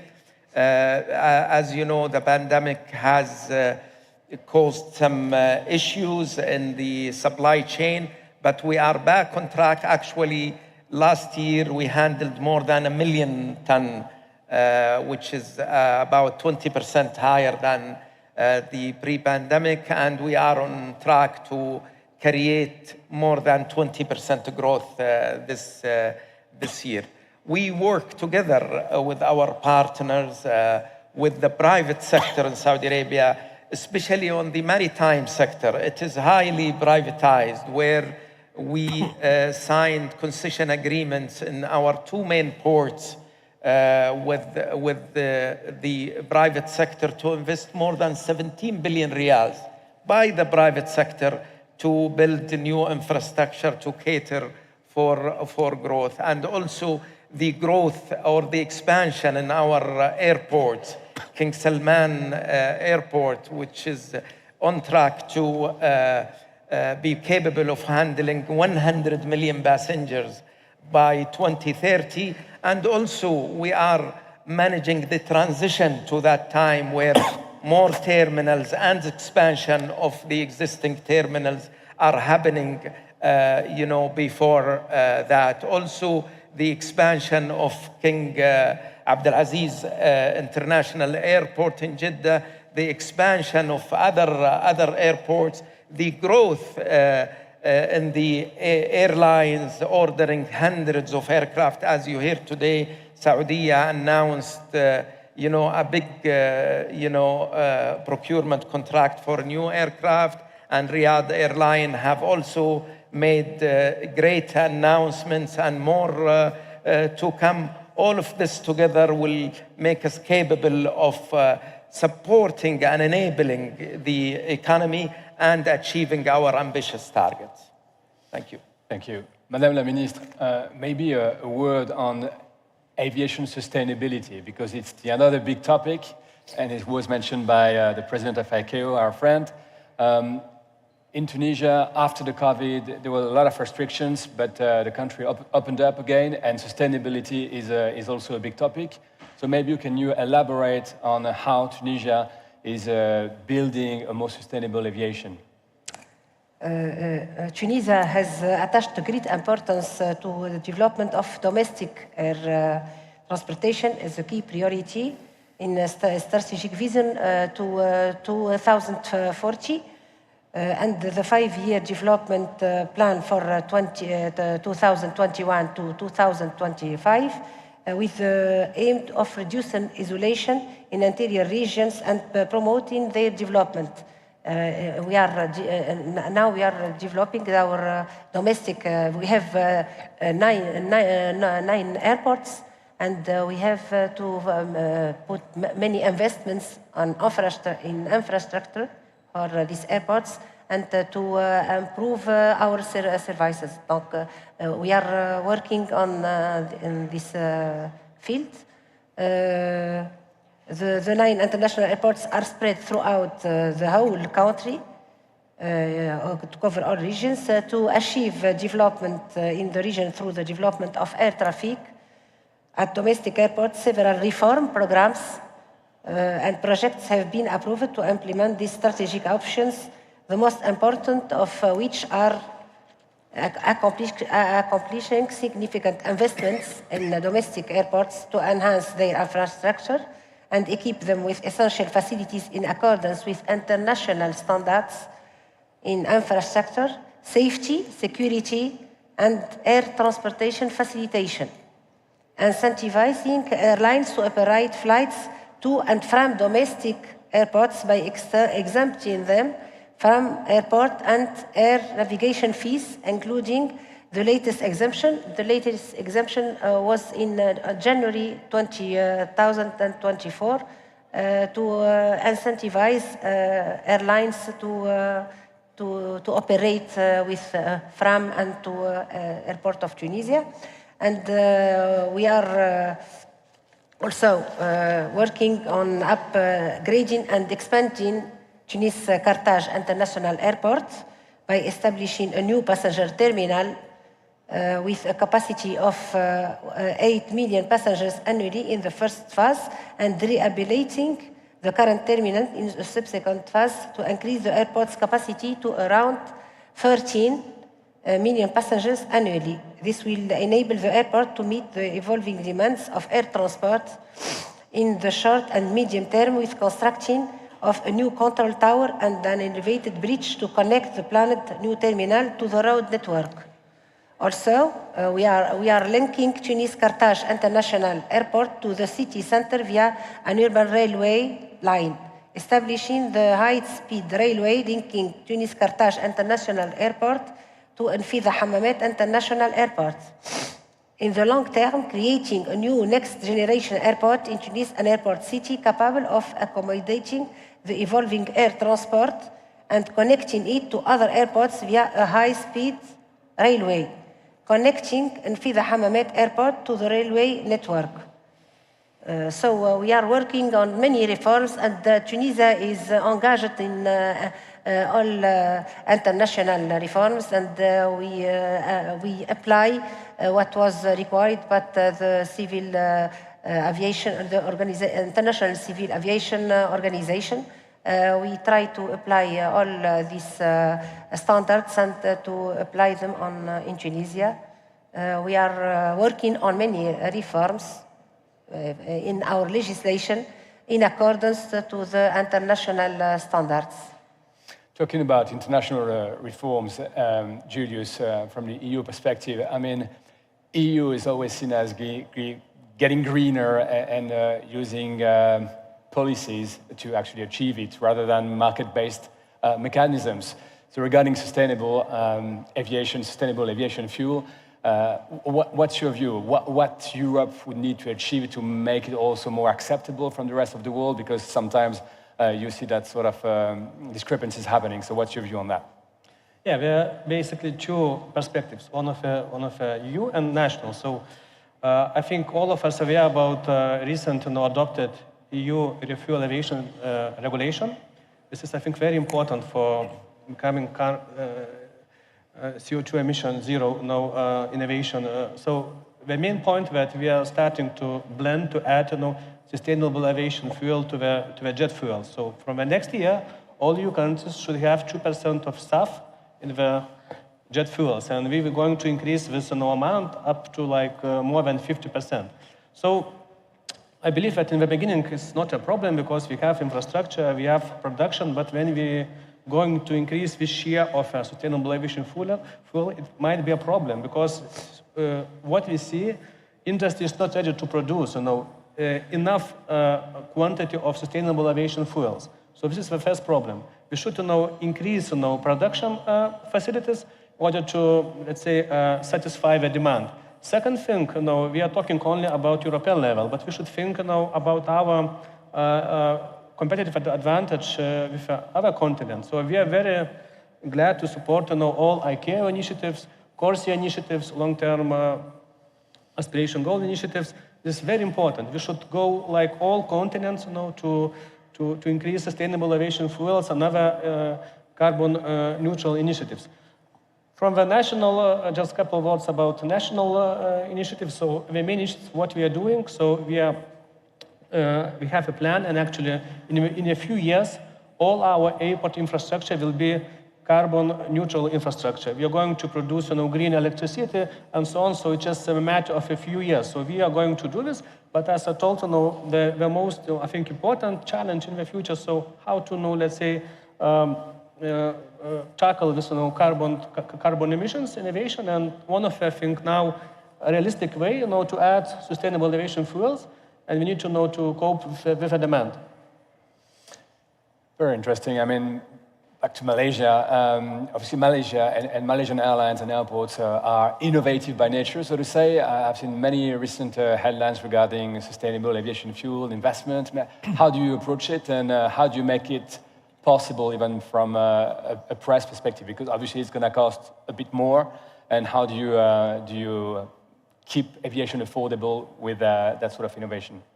Well, I think every country has to move towards sustainable aviation fuel one day. Of course, our target 2050, net zero. But what we should focus and what we are doing right now is that what we can do now, immediate. The first step that we are doing right now is that we gather all our stakeholders, airlines, airport operators, Civil Aviation Authority, to come together to look into ways of how to improve our operational efficiency. Air traffic management, of course, has to be improved. Better flight path so that you can burn less fuel. Airlines should invest in newer aircraft that is more fuel efficient. Airport operators can do so much of things at the airport level, green electrification or ground electrification at the airport to make our airport greener, more digitalization in airports. So those are the things that we can complement towards our sustainable aviation. Secondly, of course, as far as our government is concerned, we are allowing a framework where the airlines can implement CORSIA so that they can offset their credit for green credit. And we are passing over the cost to the passengers, allowing airlines to charge certain fees on carbon fee, even though it's not politically popular. But this is something that we have to start, we have to begin, and to allow airlines to have this mechanism so that eventually they can go towards sustainable aviation fuel. Because I think bottom line is that you will have higher costs, and we have to manage the expectation of the people. I was just joking with my counterpart from Lithuania. I think our challenge as Transport Minister is that while we know that we have to adopt sustainable aviation fuel, we know the cost of aviation is going up, but the expectation of the people is that we have to lower down the cost of aviation. The air ticket fares have to go down. And this is a challenge that we face, I think, on a daily basis. As a Transport Minister, sometimes you have to take some unpopular measures. Your Excellency, you are on a crazy development roadmap, development plan. You must, all at the same time, develop the countries and aviation. And of course, you are fossil based economy, so to say, right now. But you're investing quite a lot. We can see Saudi Aramco investing quite a lot in the energy transition. The biggest global project for hydrogen is in NEOM. So you're doing quite a lot, and how to conciliate the go green economy and the need to develop now the basis of aviation. Well, protecting the environment is an important aspect for everyone. And we need to work together toward protecting our environment, and the aviation industry has a responsibility. And all of us together, we can make it, easier on the environment. And Saudi Arabia have taken many steps toward sustainability and greening with the Saudi Green Initiative, the Middle East Green Initiative, the participation in the development of sustainable energy, hydrogen, solar, and other types of technologies. In the transport and logistics sector, we are targeting to reduce the carbon footprint per capita by 2% every year through a comprehensive program, by moving more people to public transportation, by employing the latest technologies, by utilizing new types of fuel. We've already had a trial on a hydrogen run train and trucks. You can see electric cars on the street, and Saudi Arabia is investing heavily on this area. So we are working toward more sustainable aviation, more sustainable transportation, and more sustainable economy, working together with everyone. Maybe last question for you all regarding advanced air mobility and innovation. Is it a big topic for you in Malaysia? In Kuala Lumpur is a very densely populated city. Are you implementing those sort of solutions, advanced air mobility? Well, I think this is still a very early stage right now. Of course, we have to look into the possibility. And the important thing is that at the Civil Aviation Authority side, we have to look into the legal framework and the operational framework, how to enable that to happen. But I guess it will take a few more years before we can see the first air taxi taking place in Kuala Lumpur. Julius, same question. I mean, Vilnius is an amazing city, beautiful city. Is there any ongoing national project on that? Well, maybe I would support my counterpart from Malaysia. At the moment, we are concentrating our efforts to create infrastructure for drones, for commercial drones, for using high-frequency business operations. For commercial drones, I think now we are setting system. One single window system would be very easy to get permission to use this operation. And after we are going to set this, we are going to make urban mobility, maybe drone taxi. But now we are focusing on commercial drones activities. En Tunisie, il y a beaucoup d'innovation. There is a lot of innovation, spécialement dans le secteur de la maintenance, avec beaucoup de compétences. Comment organise-t-on l'innovation dans l'aviation en Tunisie? In maintenance, yes, we are. How do you especially organize your efforts in Tunisia? Aspects, and we have investments in maintenance, in innovation, and the initiative, specifically the environmental policy for civil aviation, it aims to confirm its commitment to environmental protection by fully complying with legal and regulatory requirements related to the environment. This involves continuous monitoring of environmental aspects and impacts arising from its activities, taking measures to reduce noise around airports, reduce greenhouse gas emissions, and conserving natural resources. Tunisia is also participating in the energy transition by moving towards clean and renewable energy, such as the upcoming completion of a لإكمال مشاريع Nafta airports. So we are working in this field. A lot of ongoing projects. Maybe last question for you, Your Excellency, because obviously we discussed a lot of about aviation, but infrastructure as a whole, you're responsible for the entire mobility sector, and there's a lot of ongoing project also in land.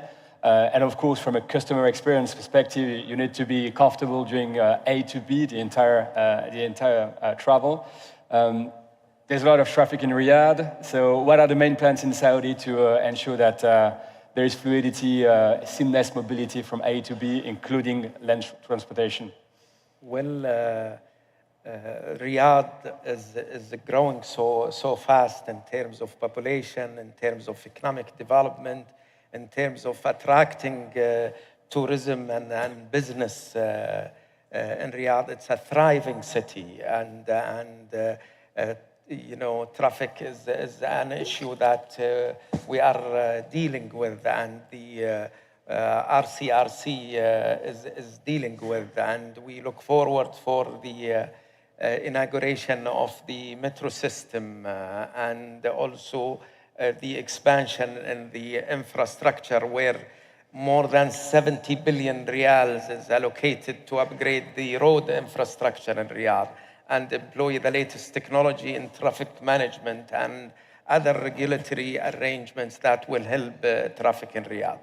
And I have no doubt that you know, quality of life and ease of movement is an important element that we together in the ecosystem are working to deliver.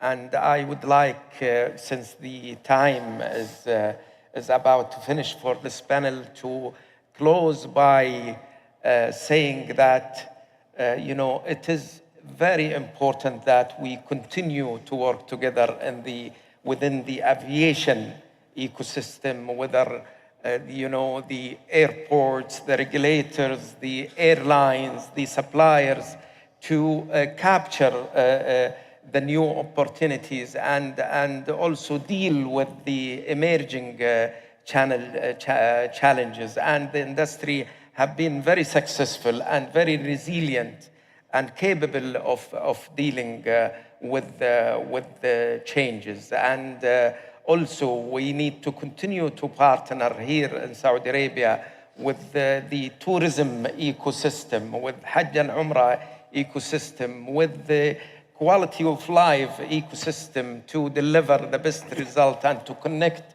Saudi Arabia to the world, and also to make it easier for the private sector from around the world to participate in the great opportunities that the aviation sector is providing, with more than $100 billion of opportunities available to everyone. Thank you. Thank you very much, Your Excellencies, and we wish you plenty of success. Thank you very much, Your Excellencies, for having you today on board, and thank you very much for the audience for listening. Thank you.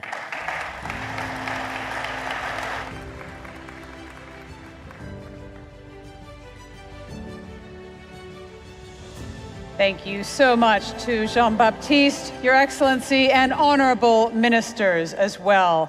We're going to move now to a deep dive into tourism, because we know tourism is fast becoming the world's largest industry. Air transport, of course, plays such a vital role in that. If we are being conservative, analysis suggests that aviation supports $1 trillion in economic activity within the tourism industry. 45 million jobs within tourism. We know that over half of international tourists fly to their destinations. And if we look around you on a plane, about 6 out of every 10 passengers are flying for leisure.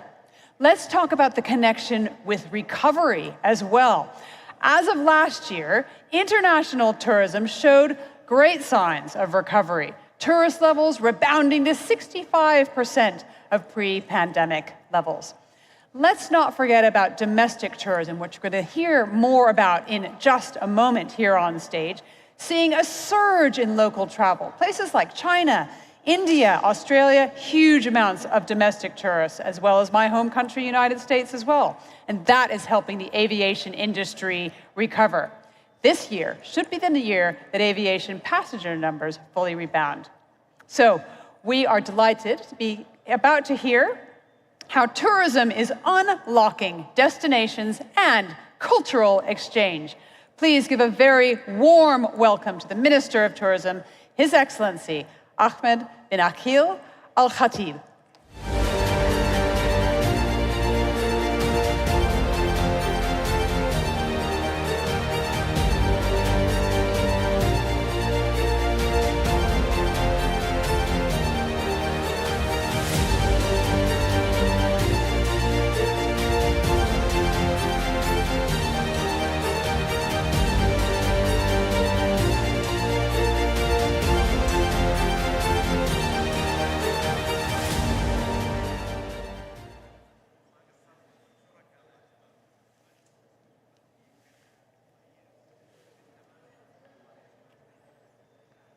Assalamu alaikum wa rahmatullahi wa barakatuh. Peace be upon you. A very good morning.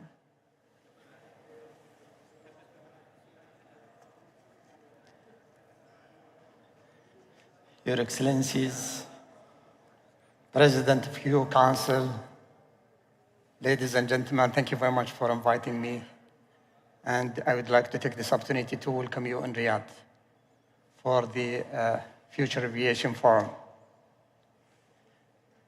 And I thank Mark for sharing his mom's story when she needs to make like 6 stops to reach to the UK. And I can tell him, you know, you need to make like 3-4 stops today if you want to travel inside Africa or the Oceania or the Caribbean. I've been to the Caribbean last year and year before, and to the Pacific also. And it needs a lot of work to connect islands in those regions. And I think, Mr. President, I did my longest flight ever. So you owe me to give me an incentive. When I flew last year in November from Paris to Cook Islands, it took me 24 hours to reach to Cook Islands. Tourism has emerged as one of the fastest growing, locally rooted industries in the world. Over 330 million people are employed in the tourism sector worldwide, or 1 out of every 10 workers. Tourism is clearly a driving force for global prosperity by contributing an impressive of $3.3 trillion to the global GDP, with full post-pandemic recovery is expected this year. But we should never lose sight of the true purpose of tourism and aviation: to bring people together, encourage the exchange of ideas, provide opportunities for new cultural experiences, and create an environment for business to flourish. Saudi Arabia has exemplified these ideas for centuries as the home of the 2 holy mosques and located within an 8 hours flight of 60% of the world population. We embrace our role as a global aviation hub. From our majestic dunes to the ancient cities of Ad-Dir'iyya and Al-Ula, from the Red Sea waters to the bustling markets of Jeddah, the summit of Al-Jabal to the avenues of Riyadh, the kingdom is a land of wonders for all to enjoy. Indeed, today, our aviation and tourism sector are stronger and growing more than any point in our history. In 2023, the Middle East, led by Saudi Arabia, exceeded pre-pandemic tourism level, achieving a remarkable 22% growth comparing to 2019. Several factors have influenced this surge, including a shift in traveler preferences toward value-driven options, shorter trips, and closer destinations. Recognizing these trends and the increasing demand for travel to the kingdom, Saudi Arabia has undertaken numerous initiatives to facilitate easier access to the country. Our new e-visa system has played a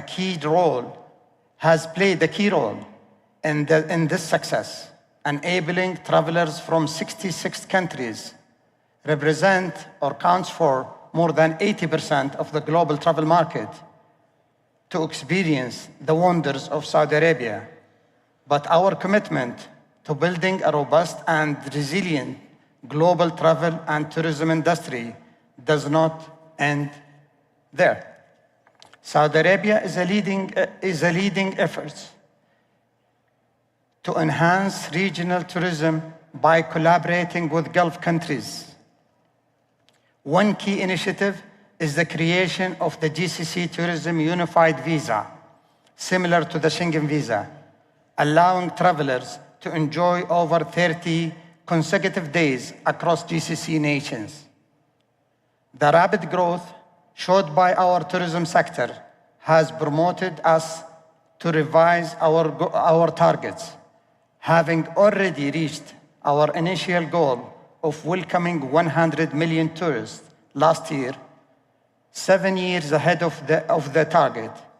We are now setting our targets high to welcome 150 million visitors by 2030, including more than 70 million international tourists. The sector is poised to become a key driver of our nation's economy, contributing 10% to national GDP and creating 1.6 million jobs by 2030. Religious tourism is also a priority, with plans to double the number of religious tourists by 2030. This incredible rise demand for tourism in Saudi Arabia and the Gulf regions requires more air routes. Our Civil Aviation Authority, aviation coordinators, tourism and investors agencies, airports, airlines, the Pilgrim Experience Program, and tour operators are all working towards the goal of developing a sustainable air connectivity ecosystem. To unify our efforts, ensuring increased capacity and supply in air connectivity to meet the demand from the fastest growing tourism sector, the Ministry of Tourism established the Air Connectivity Program back in 2021. In the past 2 years alone, we have opened 28 routes, connecting Riyadh, Jeddah, and Dammam to new destinations across continents. These routes provide not just new travel options, but also opportunities to strengthen bilateral ties, forge business partners, facilitate dialogue between leaders and citizens, and inspire cultural exchanges. Looking ahead, our vision for Saudi Arabia tourism sector is rooted in collaboration with air connectivity ecosystem playing a central role in the continued growth. I am confident that Saudi Arabia will continue to set a gold benchmark in air travel, creating a blueprint for innovation in all aspects of sustainability-led tourism development. I thank you all for participating in this Future Aviation Forum and invite you to join us on this extraordinary journey. Thank you.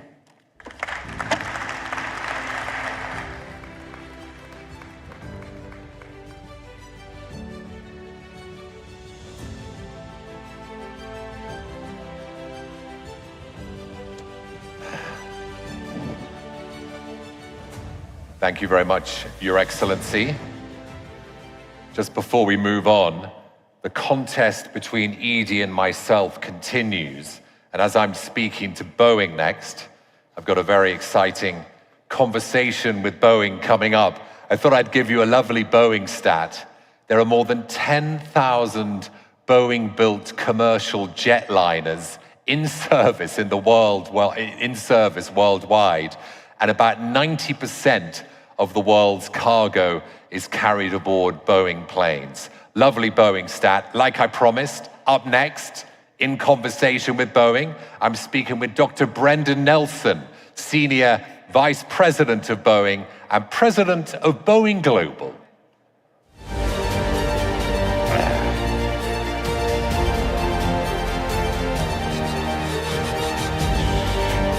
Good to see you. Come on.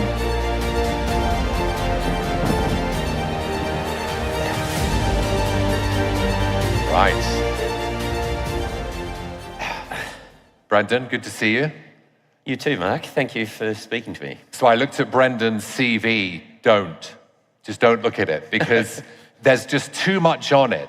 You look at Brendan's CV and you think, I haven't done enough with my life. So Brendan is a physician by training.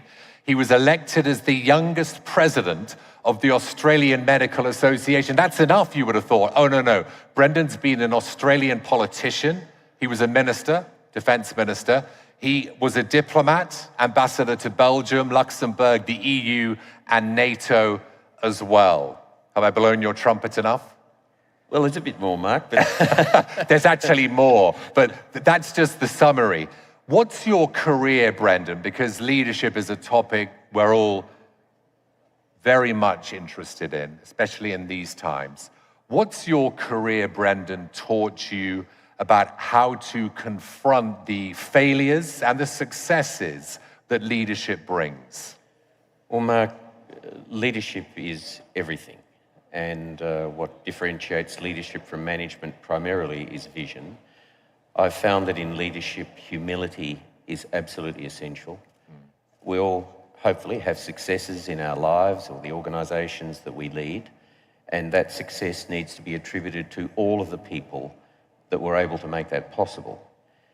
And in disappointment, in adversity, and certainly in failure, you need to own that yourself. It's extremely important, in my experience, to be absolutely committed and steadfast to the cause to which you've committed. Every single decision you make, no such thing as big or small decisions, every decision has consequences for you and for others, needs to be the fundamental question, what is the right thing to do? You also need to have empathy, the imaginative capacity to see the world through the eyes of others, and importantly, you also need courage, that spirit that challenges doubt, imposes will, advances values, protects your integrity, and ultimately allows you to break through fear. And all those things Boeing's having to do now. It's been a difficult year. Boeing is having to be humble.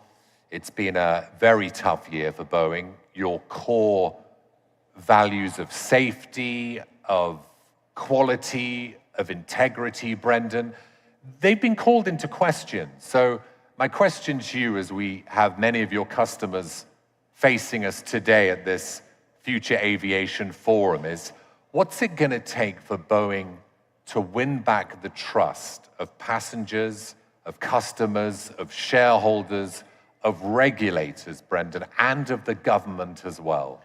Well, it's been an extremely challenging 5 years. We had the grounding of our MAXes for 2 years. We had the once-in-a-century global pandemic, and the President of GACA touched on the consequences of that earlier this morning. And then, of course, we've had this incident of the plug door, which was so distressing earlier this year. In terms of trust, which is absolutely essential in anything, let alone in the aviation industry, it's important that you are authentic, that you're transparent, that you are open and honest with your customers, your investors, certainly with the flying public. What's important is not just what you say, but what you do. You need to say what you mean and mean what you say, and all of the actions that you take. Firstly, taking responsibility for the things that we are responsible for, and we take full responsibility for what happened on the 5th of January with that Alaska Air flight, but then how you deal with it. So success is a lot easier to deal with than disappointment and setbacks in life, but it's how you deal with it. We have been systematically working through a whole range of things from the moment that this happened. We worked very closely with the National Transport Safety Board, providing them with anything and everything that they wanted to come into our factories. We've worked hand in glove with the FAA, and we will provide our safety and quality plan to the FAA at the end of this month. We have stood down 70,000 members of our workforce, taken them away from the production lines for a day, and across 20 sites, in the United States, in Canada, the United Kingdom and Australia. And we've said to them, you tell us what more you need, what you want, what your ideas are, what you're concerned about. And we've had 35,000 suggestions along that line that have come to us. We've already invested in 7,000 more tools, more equipment, increased training for 20 to 50 hours per employee, quality inspections up by another 20%, a whole range of initiatives in response to that. We brought in Admiral Kirkland Donald, who'd run the US nuclear submarine program for a number of years. And we've said to him and his team, you go through everything. You go through everything that we do. And whatever you tell us we should do differently, we will do. We've invited our customers to come into our manufacturing plants with their engineers and said to them, have a look at everything. And if there's anything at all that's concerning you, tell us what it is.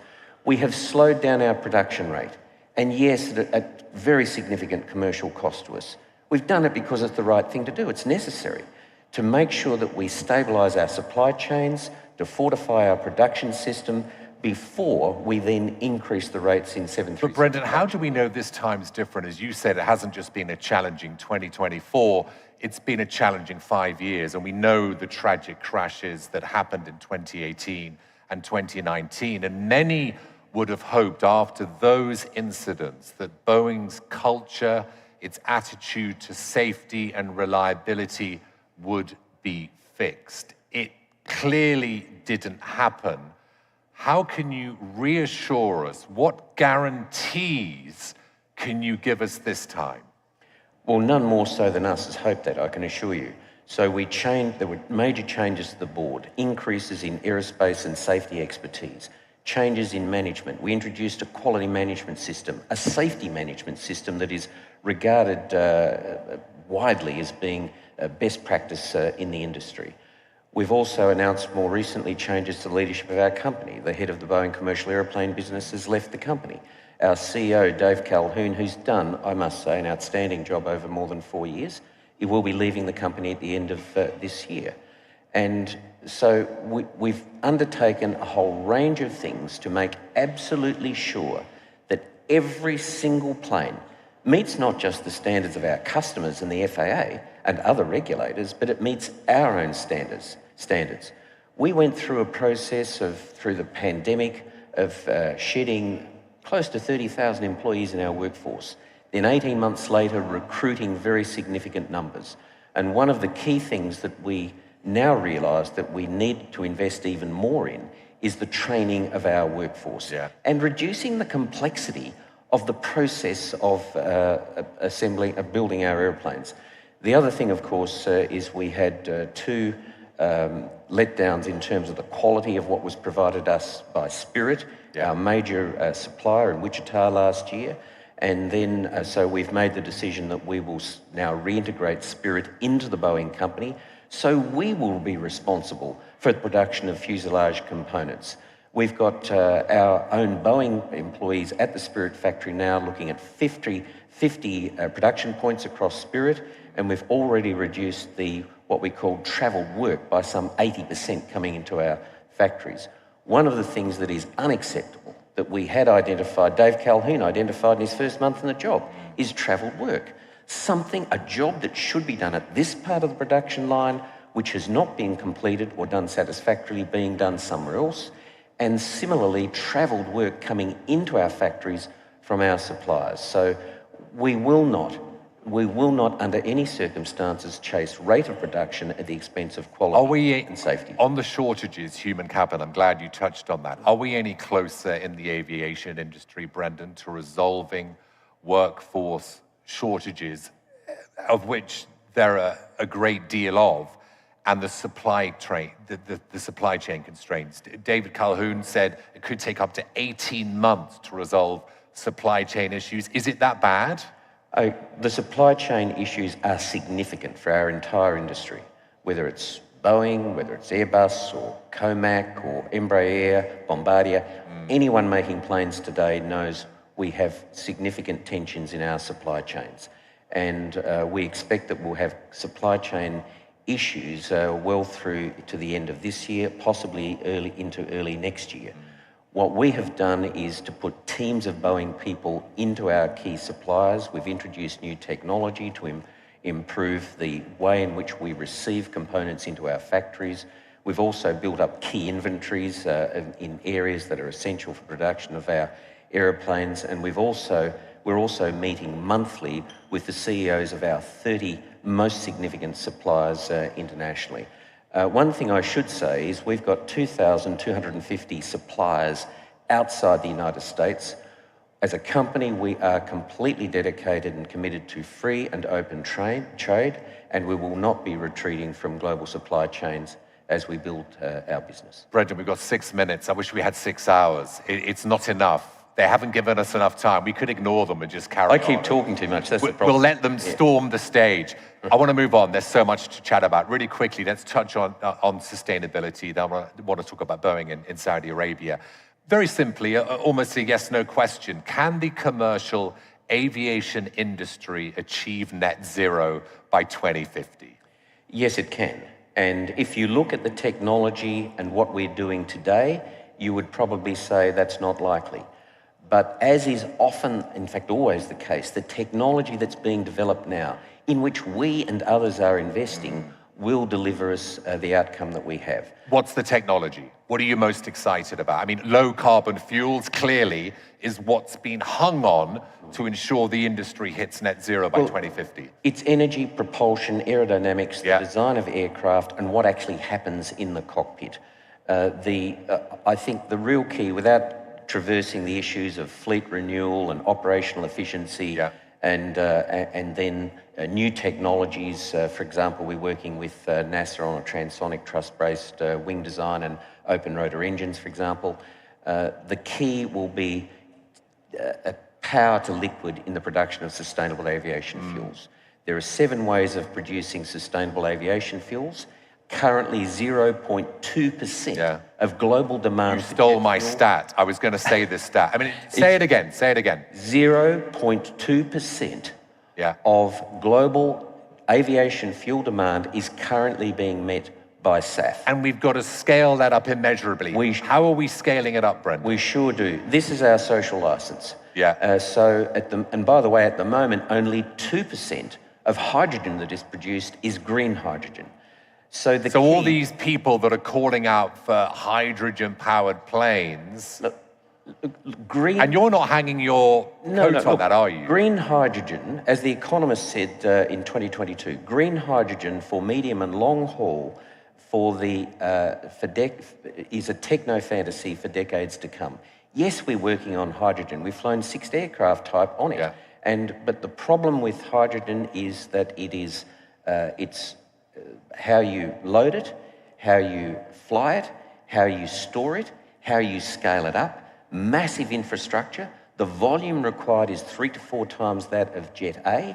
And yes, we'll get there, and we can fly hydrogen now. So it's not possible to replace the world's fleets with hydrogen-powered airplanes to meet those 2050 goals? Not in the foreseeable future. No. As IATA itself and ICAO itself recognises, about 65% by 2050 will be SAF. Then electrification, hydrogen, and then come back to the SAF. Come back to the low carbon fuels, as we call it, because I distracted you. So the future in the near term, and if we're going to meet the 5% reduction in emissions intensity that ICAO we've all committed to by 2030, sustainable aviation fuels is certainly the key in the near term. You can drop it into engines today, up to 50% fuel mix. By 2030, 100% of our aeroplanes will be able to fly on SAF. But it's also a matter of international social equity. 80% of people have yet to get on a plane. Yeah. So as we heard the data this morning, close to a $11.5 billion industry by 2050, with, $11.5 billion people flying by 2050. Yes. We have a significant responsibility to allow people to fly, enable them to fly, at the same time as decarbonising our industry. It's an amazing stat, that, isn't it? 80% of the global population has never flown. I mean, it's whoa. Well, you and I might complain about flying at times, but there are people who still dream of flying, and we have a responsibility to see they can. And that is exactly what the Crown Prince is doing in the Kingdom. And let's talk about the Kingdom. Yeah. You're here, you're present in Saudi Arabia. What are some of the ongoing partnership and research projects you have here in the Kingdom? Well, we have 2,200 employees, almost all Saudis, in our 7 entities across the Kingdom of Saudi Arabia. We are partnering, we're in a joint venture with Saudi Arabia Military Industries, maintenance, repair and overhaul of vertical airlift, for example. We're working with the Saudis on aerospace-grade aluminium and titanium, also aerospace resins, advanced resin-infused plastics. We work with the King Abdullah City for Science and Technology, for example, on a decision resource centre for the Saudi military to help the current and possible operations in the future. We also signed an MOU at the World Defence Show with Bari on exploring logistics in the aerospace sector and components in the Kingdom of Saudi Arabia. And one of the things I'm particularly proud of is that we financially support the Children with Disabilities Centre across the Kingdom of Saudi Arabia. And I encourage any other companies that want to support humankind in the Kingdom to... You and our wonderful audience. I want to say a big, big thanks to Dr. Brendan Nelson, Senior Vice President of Boeing and President of Boeing Global. Big round of applause for Brendan, who's just going to stay there. Thank you. Because I want to bring up next a man who needs no introduction, the host of Quest Means Business. Richard Quest will join us. Don't you dare move.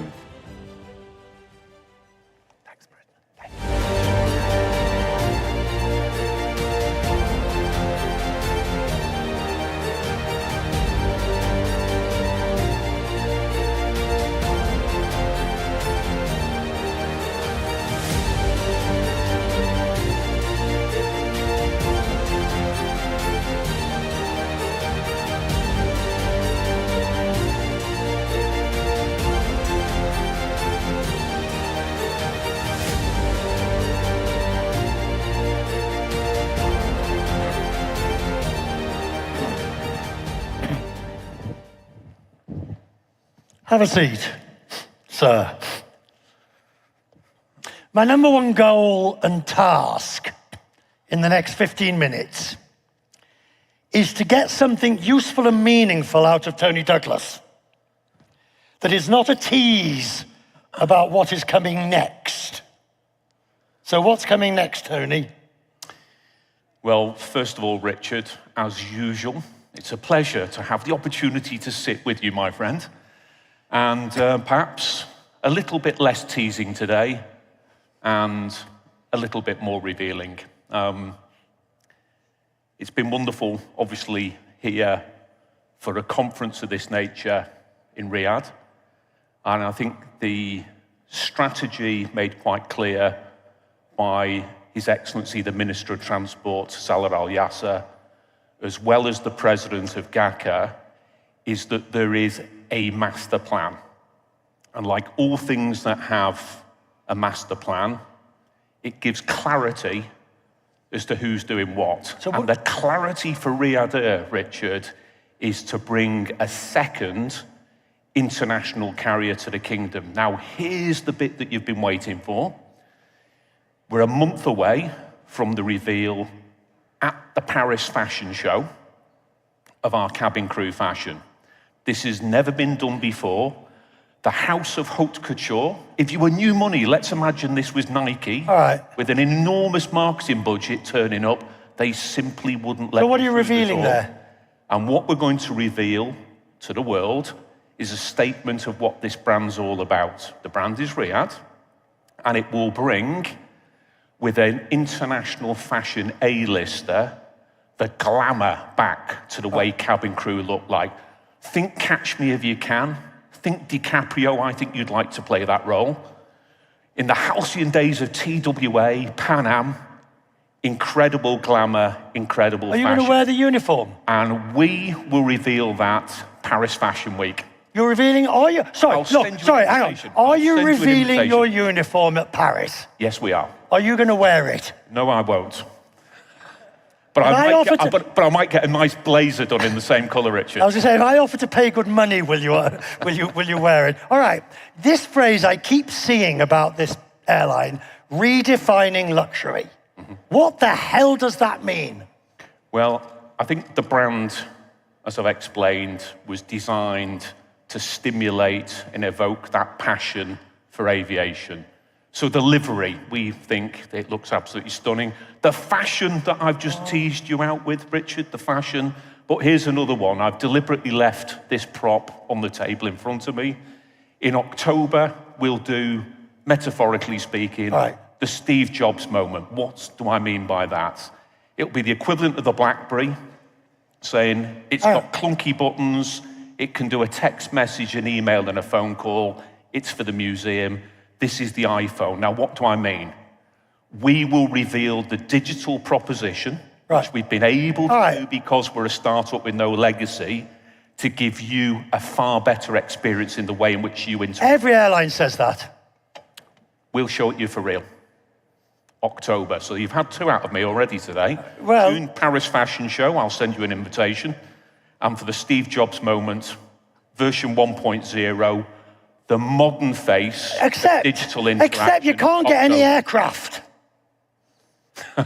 I mean, you've got an order for how many? So we have a position for 72 787s with Boeing, who we just heard from. And at what point does the email? At what point do you expect the emails of "Sorry, Tony, they're going to be late" to arrive? And how are you going to handle that?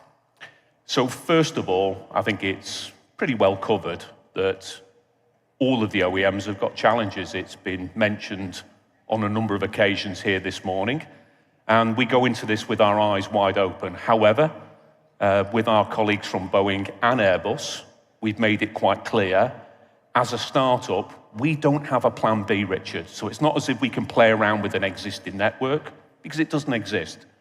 It's not as if we can extend leases of aircraft, because we don't currently have any. So we are a special case. We go into it with our eyes wide open, and we're working very closely with the OEMs to make sure that we'll go into service summer of next year as planned. You're still on track? We'll go into service summer of next year, and interestingly... So when you're starting the test flights and the fan flights and the crew and all of that? So September of this year, we start our certification flying, so our AOC, our operating certificate, September, October, and November. We've now hired all of our cadre pilots, so we've got 38 pilots, all of the highest type ratings, instructor pilots. Yesterday, we had our 3rd intake of cabin crew, and the energy in the place is absolutely palpable. It's all about the excitement of a startup. The thing that fascinates most of us who cover this industry, and let me be clear, I celebrate the fact that there's a new airline, a startup, a well-funded, well-organized, with extremely experienced people running it. So the success to a certain extent is at least getting in the air and running an airline is there. But this relationship between yourself and Saudia, yourself and other airlines, you've said never say never, but you're unlikely to do an alliance. So what are you going to be, a standalone? Will you compete with Saudia for transfer traffic? So we're delighted with the news today with our sister company Saudia, a really important order. And again, I think it just reinforces the amount of energy in the kingdom and its understanding of the importance of global connectivity. The kingdom, as you know, Richard, is 2/3 the size of Western Europe. It's got a large young population, and the demand for travel is far greater than our ability to supply it at this point in the time now. You know just how difficult sometimes it is to connect in here directly. So having Riyadh Air over time, which will hub from obviously Riyadh, Saudia, as well as operating here, hubbing out of Jeddah, gives far more capacity, allows us to fulfill the demand, and we'll work in the spirit of partnership. So at the Dubai Air Show last year, we signed a strategic relationship with Saudia, so the guest will see us from a co-sharing point of view as well. But when you talk about the sixth freedom traffic over the two hubs, do you envisage competing with Saudia for sixth freedom traffic over, I mean, because they're going to be offering, you know, connectivity onto London or wherever it is via Jeddah. You'll be offering it via Riyadh. Is a battle going to ensue? Well, we actually don't see it really like that because, again, as you know, the flying time from here to Jeddah is around 2 hours. So geographically, these are two main cities that are quite some distance apart, both with big populations.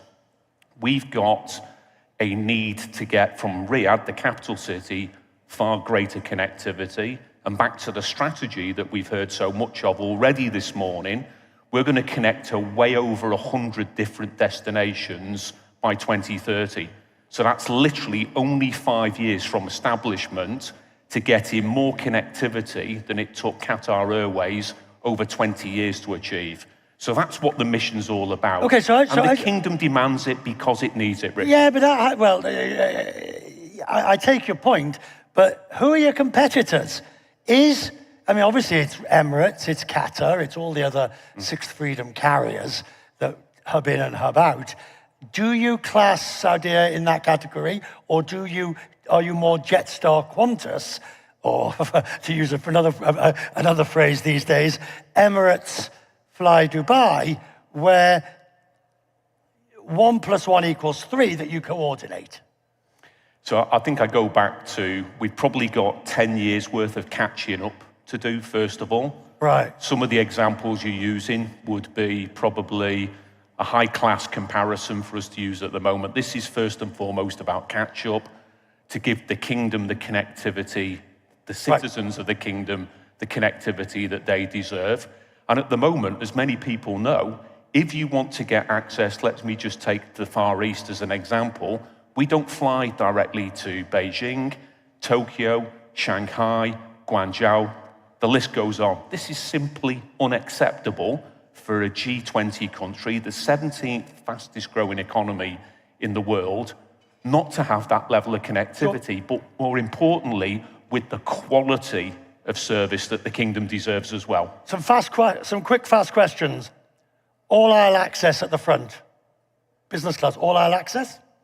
So the answer to that one is a very simple yes, but in terms of what that product will be, it will be consistent with the brand. We're going to take that obsessive attention of detail to the next level. You'll get everything that Q-Suite put out there and probably more, because it'll have the quality of that Riyadh Air service. All right, so we've got doors. We're making progress here, ladies and gentlemen. We have doors. Frequent flyer program. You'll have a standalone, obviously.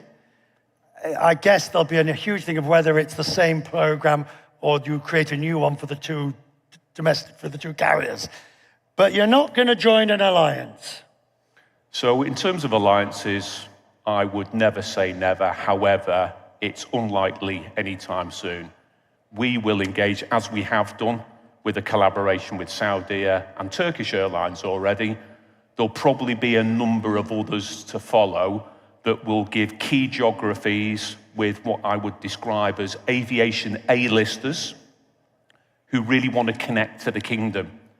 Because so many other geographies, so many other major airlines can see at the moment how important getting connectivity into the kingdom, and particularly through Riyadh is, and we'll use that as a primary channel. In regards to your loyalty program, because of the existing use of Alpha SAM, which is the Saudia one, we'll make sure that we've got that connected into ours so all guests can be treated with ease and in a particularly digitally friendly way. And if you look at, say, Flydeel, do you integrate that as well into your route network? So I think it's probably one step too far at this stage, but we are looking to make sure that we connect the kingdom to the world and obviously the world to the kingdom. And a lot of internal connectivity at the moment is through Flydeel and of course others. So our job is quite simple. There is an economic diversity strategy, crystal clear. Air connectivity is a vital enabling component of that. And the excitement around Riyadh Air is for us really to move as quickly as we can. And I go back to digital, Richard, because you said before in terms of loyalty, and that Steve Jobs moment, it will probably have more in common in the way in which you interact with us in the future of what you experience today with the likes of Amazon or Noon.com or Airbnb or Uber, with that connection to your facial recognition like you have with your banking app. We don't have a legacy, which is a gift, and that's going to allow us to technologically take the game forward. So for the last couple of minutes, let's talk about you personally. How much of a challenge has it been? You know, I think I'm a bit older than you, but we are sort of roughly men of a certain age. And when we are faced with some of our younger colleagues saying, oh, that's a load of crap, don't do that, we don't do that anymore. You look like your parents' disco dancing. How difficult has it been, like with all of this, for somebody to say, no, Tony, that's not cool or good. Do it this way instead. For you to sort of, well, all right, we'll have a go. Well, can you teach an old dog new tricks? You're absolutely right. I think we are gentlemen of a certain generation, but one thing I will testify to, if you want to think and act younger than what your birth certificate says, surround yourself with a young population. The average age of the Kingdom of Saudi Arabia is less than 30. The average age in Riyadh Air is currently around the same age, not surprisingly. And you know what? The energy, the enthusiasm, the challenge of those kind of things is all around us. And particularly when we listen to what people want, it's not surprising, it's the obvious four things. They want value, that's obvious, right? They actually want quality. That's average as well, obvious as well. They also want to make sure now that it's got a far more digital connection, which is what I've just been talking to, but they also want glamour, Richard. And that's what with Riyadh Air we're going to try and bring back. Catch us if you can, and I will send that invitation for the Paris Fashion Show. Now let's just take a vote. How many people in here would like to see Tony in one of the uniforms in Paris? Oh, this is an unfair vote, Richard. Let me ask the same one. How many of you would like to see Richard Quest in a Riyadh Air? I think I've won that one, hands down. How many of you in this room would be prepared to pay my salary when I get fired for wearing a Riyadh Air uniform? I would. There we are. The bargain is, the deal is done. Good to see you. Thank you, Tony. All right, thank you, sir. Thank you.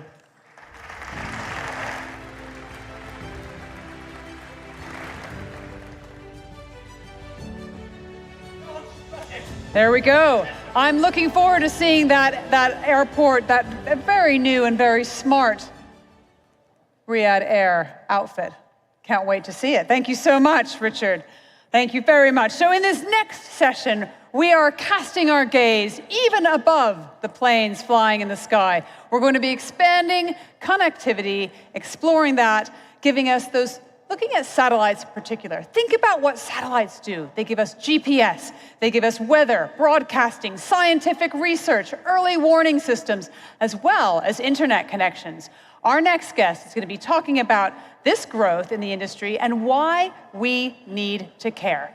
I am delighted to have coming onto stage with me the CEO of the Saudi Space Agency, His Excellency Dr. Mohammed bin Saud Al Tamimi.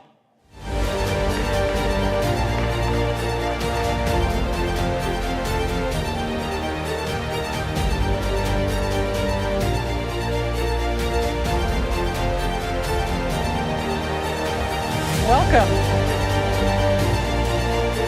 Thank you. Welcome, Your Excellency. Let's get straight to it here. Let's look at the interaction between commercial spaceflight and civil aviation. Now, we all are going to have to be launching these flights from Earth. So as commercial spaceflight grows, how do you see this impacting what we've been talking about here all day long, civil aviation? We have to be safe and efficient. Right. So first of all, I would like to thank you, Eddie, and I would like to thank the Transportation Organization, His Excellency Abdulaziz Dailij, for inviting me for this great event. And I would like to congratulate Saudi Arabia and Saudi Airlines as well for this great announcement of today.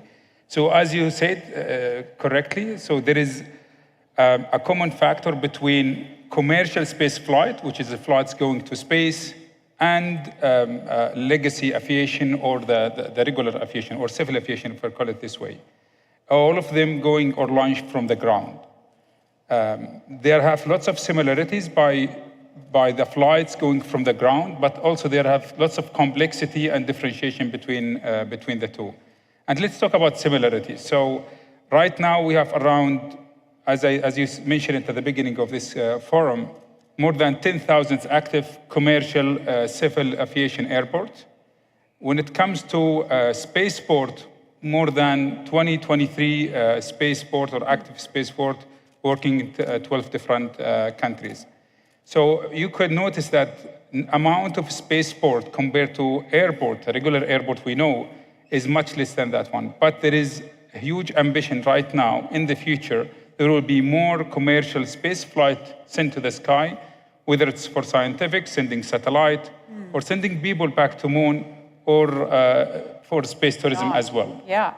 So give me an idea of what kind of growth you're expecting to see. And also, if we speak about satellites, what kind of satellites are you seeing we're going to be launching? Well, so let's talk about economic numbers. The space economy right now, size of $600 billion. This is the figures of 2023. It's expected to grow by 9% as a CAGR until 2035, reaching north of $2 billion, which is a lot when it comes to CAGR compared to other industries.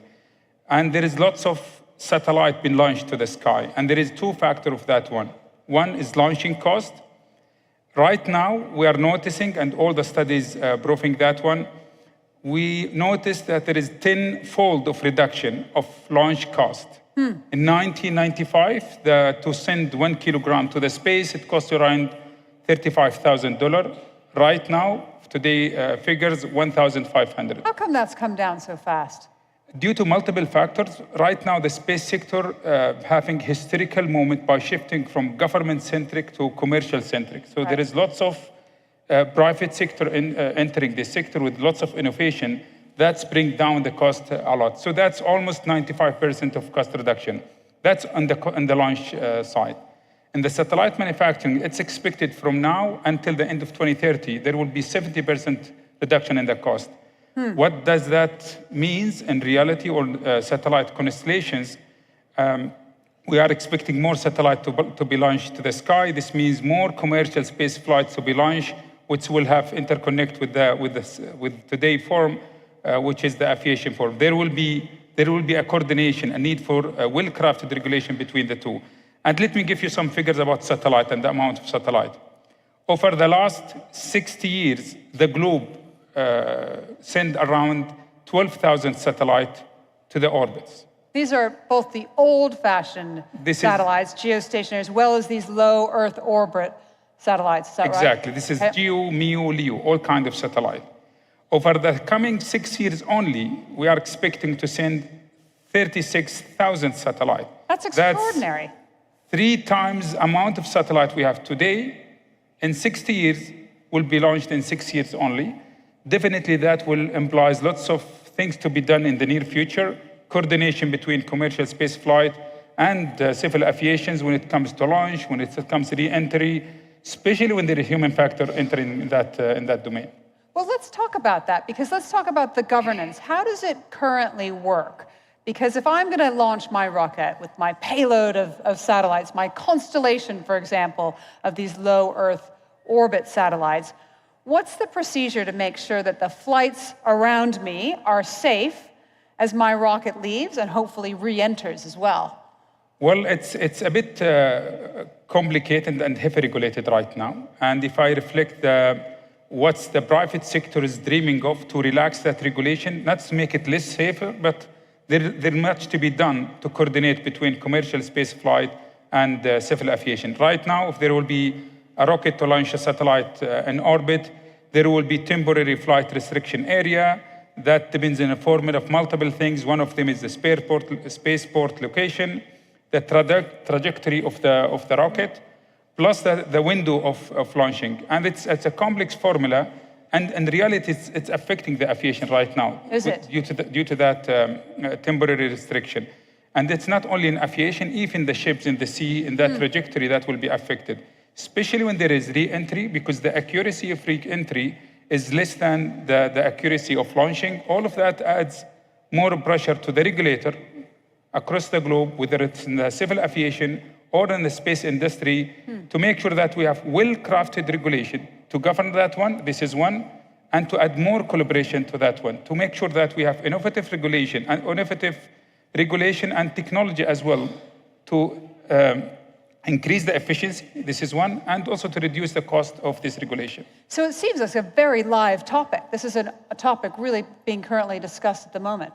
Exactly. So lots of discussion right now, even from the private sector. If you sit with an investor in the space industry, let's say space tourism, for example, all they are talking about, there are two risks in front of them. One is this regulation and heavy regulation between the space industry and the aviation industry. This is one. The second one is the risk of space debris and the impact of space debris on their investment. So you've organized a space debris conference earlier this year. We don't call it space junk, right? It's space debris. But talk about the risks from this debris. We don't want this stuff falling on our heads, right? Absolutely. So the space debris is the space junk out of satellite being old, or a spacecraft, or even some of the rockets that can, or third stage, still orbiting. To put you in perspective, right now, we are tracking millions of space debris orbiting the Earth as of this moment. Any space debris greater than 10 centimeters, we right now tracking around 34,000 space debris. If we are talking about 1 centimeter to 10 centimeter, there is more than 1 million space debris already tracked right now by international community or space community. If it's below 1 centimeter, already tracked right now, more than 100 million space debris. That's imposed lots of challenges. Some people will say, okay, this is a space debris orbiting the sky. Why it's affecting the aviation? Some of these space debris, when they are re-entering, majority of them is burned in the sky. But some of these big pieces of space debris, they are survive and fall on the surface of the Earth. Aside from sustainability and the environment, there is a risk for property, for like people life, and also for civil aviation. How easy is it to track that and figure out where it's going to go? 100 million pieces of quite small, but one with speed. How do you track all that? Actually, I could summarize what's happening in this conference, Space Debris Conference held in Riyadh earlier this year. Across the industry, across like 50 representative or representative from 50 different countries, we all agree that if each nation by themselves doing their job to make sure that their civil aviation is safe, separately, that will not make it. Definitely, we have to work together. So the name of the game is collaboration between different nations to make sure that we are protecting the civil aviation, protecting even the space flight and space tourism to the sky. So that's fascinating. Let's talk a little bit more about collaboration. You know, go fast, go alone, go far, go together. We've got more people going into space or wanting to go into space for tourism. We've got convergence between the legacy aviation and spaceflight. How do we maintain efficiency, safety? How do we do that together? Well, for me, and I think there is lots of acknowledgement for this move, private sector should be part of this one. It's not only creating technology, but also solving our problems. Even for space debris, we have lots of companies right now, some of them raising funds here in Saudi Arabia to make sure that they will be part of protecting the environment, protecting the civil aviation from space debris. Is it complex? Yes. Do we need more regulation and coordination? Yes. The ITU head and the UNOSA head, which is the space office for UN, attending Riyadh, as I said, in Space Debris Conference, and we all agree that's the real destination. But if you ask me, and lots of people ask me about this, why people bother about going to space? Why it's so exciting to go to space? There is multiple factors for that one, and I can tell you it is reality. Lots of companies right now doing active discussion, active technology, and the technology is already there to send people to as a space tourism. Actually, within a window of 60 days from now, there will be announcement to do some trials here in Saudi Arabia about space tourism, and we are really excited with the coordination with CAGA in that one. Like if you go back 70 years ago and ask anyone lived in Europe, for example, if you could take a flight to Rome and have like walk in the streets and have like delicious pasta and going back in the same day, they will say this is crazy and they will not believe it. Right now, I'm sure one day will come within a horizon of less than 10 years, it will be possible to get your ticket to a spaceport and the second boarding pass to go to some commercial space station orbiting the Earth or probably to the moon. Where do you want to go? Do you want to go to the spaceport? Do you want to go to the moon or Mars? If you could choose anywhere, where would you go? Well, for me, probably the moon is the closest one. And I'm looking to support lots of astronauts here in Saudi Arabia. Last year, we announced our astronaut program. We sent Rayana Barnawi and Ali Al-Girni to ISS. We're looking forward to participate with the international community to send people to the orbit, probably in the moon in the future. Right now, we already be part of this accord, the Artemis Accord, led by NASA, to make sure that we're returning humanity to the moon and beyond, including Mars. Fascinating, absolutely fascinating. Finally, just briefly tell me about the cooperation. You mentioned it a little bit, but tell me about the cooperation between GACA and your own agency. We are working closely with GACA. His Excellency Abdulaziz Dailij is a board member of Saudi Space Agency. And this is not only in Saudi Arabia, across the globe, there is a close coordination between the aviation industry and the space industry, especially when there is more to come about commercial space flight to the sky, or also to space tourism. There will be convergence between these two industries. And I'm not talking about something scientific in the future. It's already there. People discuss it. People fundraise it right now. And hopefully, before 2035, we'll see something soon globally to send people to the as a space tourism and bringing it back with efficient cost. Gosh, talk about expanding connectivity. Ladies and gentlemen, let's give a round of applause. CEO of the Saudi Space Agency, His Excellency Dr. Hamad bin Saud Al Tamimi. Thank you so much, sir. Thank you. Thank you. Thank you. Thank you very much. So we're going to let you go have a small bite to eat now. Our connecting flight will be back here at 2 p.m., so be there for that. I'm going to invite you to have lunch in Terminal 2. We have got a packed session for you this afternoon here in the plenary. We've got technical stages as well, where you, the passengers, have your chance to ask questions. Leaders exchange in the round, leading minds exchanging their ideas. And of course, do not forget to check out the Advanced Air Mobility Pavilion at the Ritz-Carlton. We'll see you back here at 2 o'clock.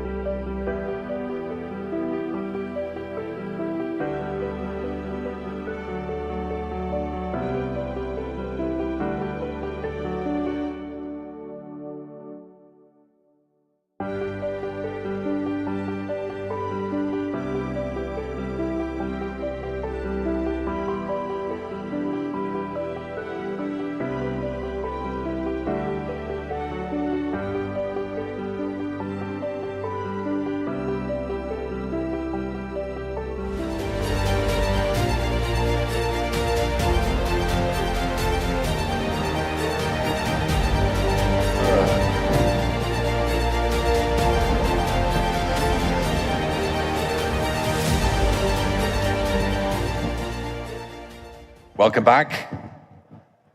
How was lunch? Put your hand up if you enjoyed lunch. Come on. Come on. Give me some hands. That's better. Welcome back to the third edition of the Future Aviation Forum. In case you didn't know, 7,000 attendees are joining us. There's a lot of people here. We love that. From 150 countries. We've got 120 speakers. We've got 60 panel discussions over 2 days. We're bombarding you with content. We love that. And later, don't forget, we've got the Saudi Airport Awards ceremony as well. Can't wait for that. Just before I introduce our next speaker, I've got to bombard you once again with a lovely stat to try and outdo Edie. You know, we've got this stat contest. What's the busiest airport in the world? Anyone know? It's quite close to where we are. It's the King Fahd International Airport in Dammam. It covers approximately 780 square kilometers. That's 301 square miles. It's the largest airport in the world by land area. This is the funny one. The smallest airport in the world is in the Caribbean island of Saba. It's called Juancho y Krauskin. And guess what? Its commercial runway is about 400 meters long. It's flanked by hills with cliffs that drop into the sea at both ends. So it makes it a pretty challenging location for most pilots. Anyone here been to Saba? Anyone here been to Saba? Yeah. Oh, brilliant. Is it as scary as it sounds? No, it's well done you. Yeah. Reminder also, we've got this wonderful mobility pavilion in the Ritz-Carlton. So do go over there and check it out because it's quite fantastic, some of the technologies that are on display, both here and at the Ritz-Carlton as well. And well done you for going to Saba. That's on my bucket list now. Okay, let's move it on. We've got a fun-filled, entertainment-filled, fact-filled afternoon for you. It gives me enormous pleasure to welcome engineer Suleiman Al-Mazrouha, CEO of the National Industrial Development and Logistics Program here in Saudi Arabia.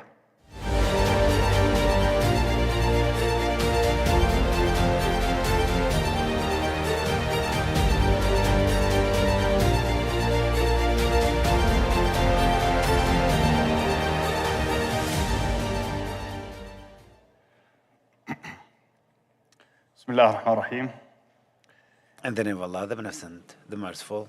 Your Highnesses, Excellencies, distinguished guests, Assalamu alaikum wa rahmatullahi wa barakatuh, and good afternoon for each and every one of you.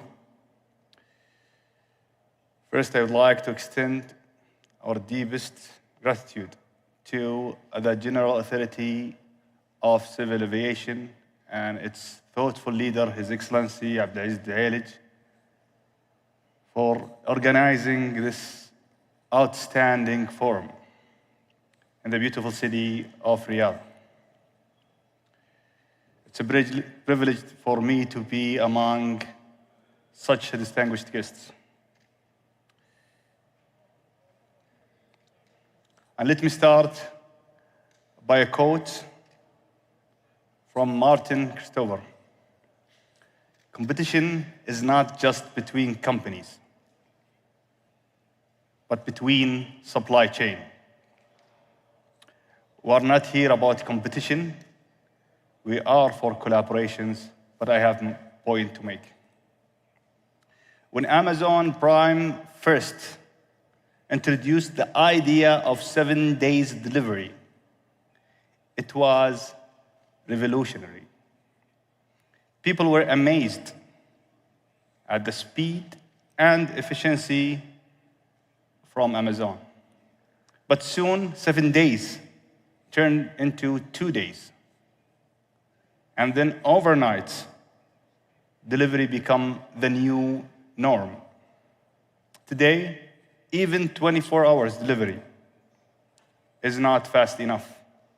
We're talking about delivery within just 3 hours. This shows how supply chain is integrated to the product value proposition. This simple example shows the behavior of the e-commerce markets, which expected to reach more than $50 trillion by 2030 globally, and how disruptive it is. But also give us thoughts for a new meaning to supply chain resilience for aviation and aviation for a global supply chain. Saudi Arabia Vision 2030 is an ambitious yet achievable blueprint that is reshaping our nation from social and economical perspectives, and to amplify our contribution to the world development. Today, halfway to Vision 2030 plan, we are witnessing great achievements to our economy.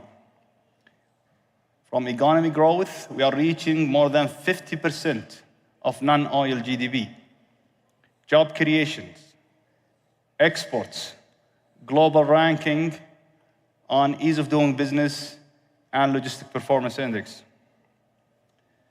And the aviation sector is vital to making Saudi Arabia as a global logistics hub.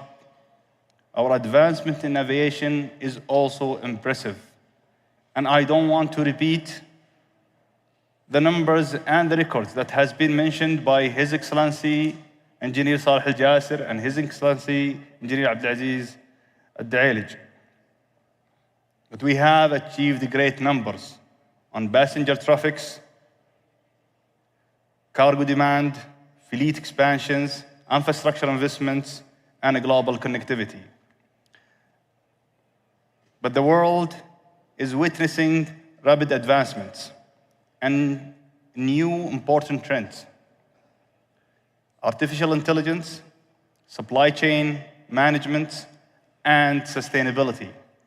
These trends are not only shaping the future, but also integral to the transformation happening under Vision 2030. In AI in logistics, for example, is shaping and optimizing the supply chain management, improving productivity and predictivity maintenance, enhancing customer experience, supply chain innovation, advancing technology is used, such as blockchain, IoT, UAVs, to enhance transparency and efficiency. These innovations are critical to maintain a robust and resilient supply chain. Sustainability, carbon neutral options, and sustainable presence in our plans, and becoming a standard in the aviation and logistics sectors. These are not just trends to achieve the objectives of Vision 2030. And our commitment to integrate this innovation demonstrates our forward-thinking approach and dedication to actively participate to the global developments. Saudi Arabia have demonstrated that Vision 2030 is not just setting ambition goals. We are achieving them. Our progress is visible, measurable, and impactful. And one important factor to all that success is our true partners. We believed Vision 2030 and the Saudi story will be achieved with partners who believed on that vision. And Henry Ford once said, "Coming together is a beginning. Staying together is a progress. Working together is success." And this forum is a great catalyst, and it serves as a perfect platform with more than 8,000 attendees from government officials, private sector, NGOs, for dialogues about our common challenges and our common goals, and establish new partnerships to achieve our targets. I look forward to enriching discussions and fruitful outcomes from this forum. Thank you.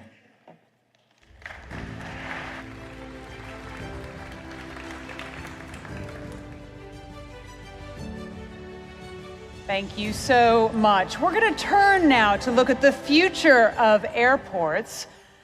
And let's talk about how busy they are. Now, I know Mark's been giving you some facts. I've got some up-to-the-minute facts for you. Let's talk about busy airports. Atlanta International Airport continues to be the busiest global airport.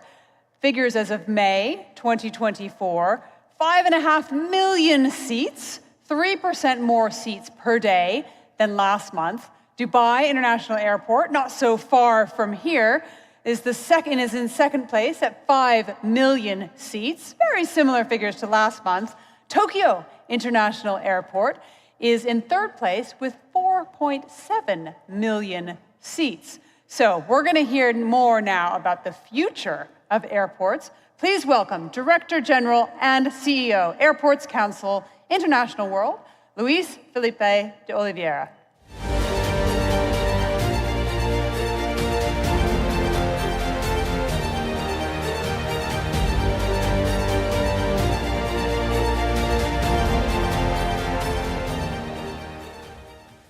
Good afternoon. Assalamu alaikum. His Excellencies, ladies and gentlemen, it's really a pleasure to be here with you today. It's around my 15th time here in Saudi Arabia that I visit this beautiful country since 2008. And it's good to see the developments, especially in the aviation sector. And this forum that is talk about the future of aviation is very important for us because the aviation is the future. The aviation is what you're looking for in terms of the development of the world. ACI represents around 2,100 airports in the world, and we are present in more than 170 countries around the world, bringing to you an experience in the numbers from 95% of the global traffic.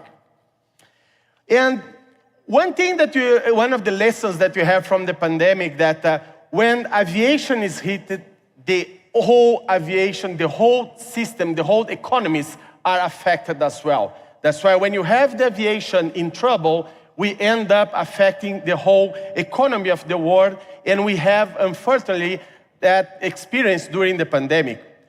And the aviation sector is, go back. Yeah. But the importance is we are back, and as we speak, we are recovering from 2019. We are having today the same numbers that we used to have in 2019 in terms of the amount of the passengers.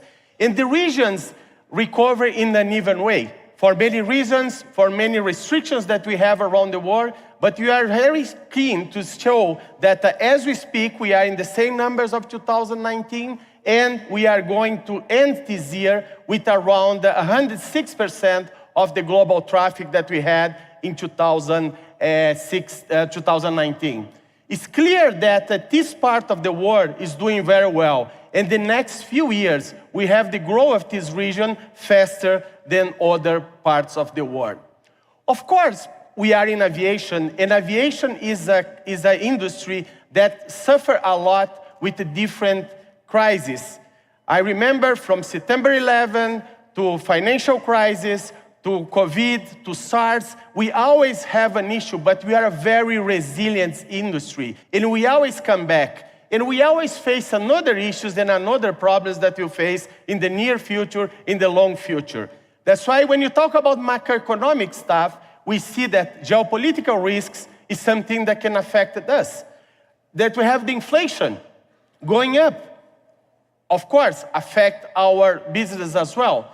We have the interest rates that affect our GDP, but the incredible is that even considering all these headwinds in front of us, the unemployment rate is going down and people are eager to travel.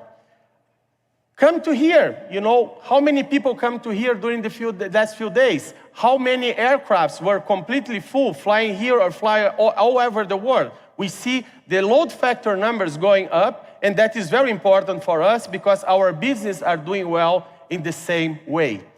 Of course, jet fuel prices, that is the main cost for the industry, are very high at the moment, and that, of course, affect our ability to fly and affect also the cost of the tickets. But again, we are right to continue this development, to continue this growth for the future.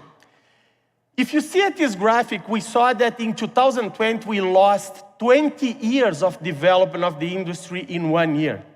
We have the same numbers, the passengers in 2020, that we have in 2001. And 3 years later, we almost recover.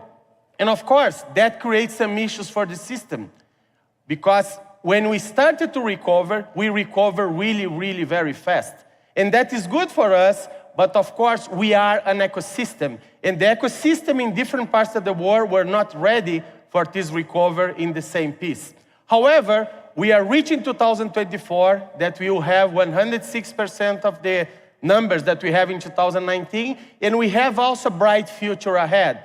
We expect that in the next 20 years, the industry will double the size. And in the next 30 years, we have a 2.5 times of the industry.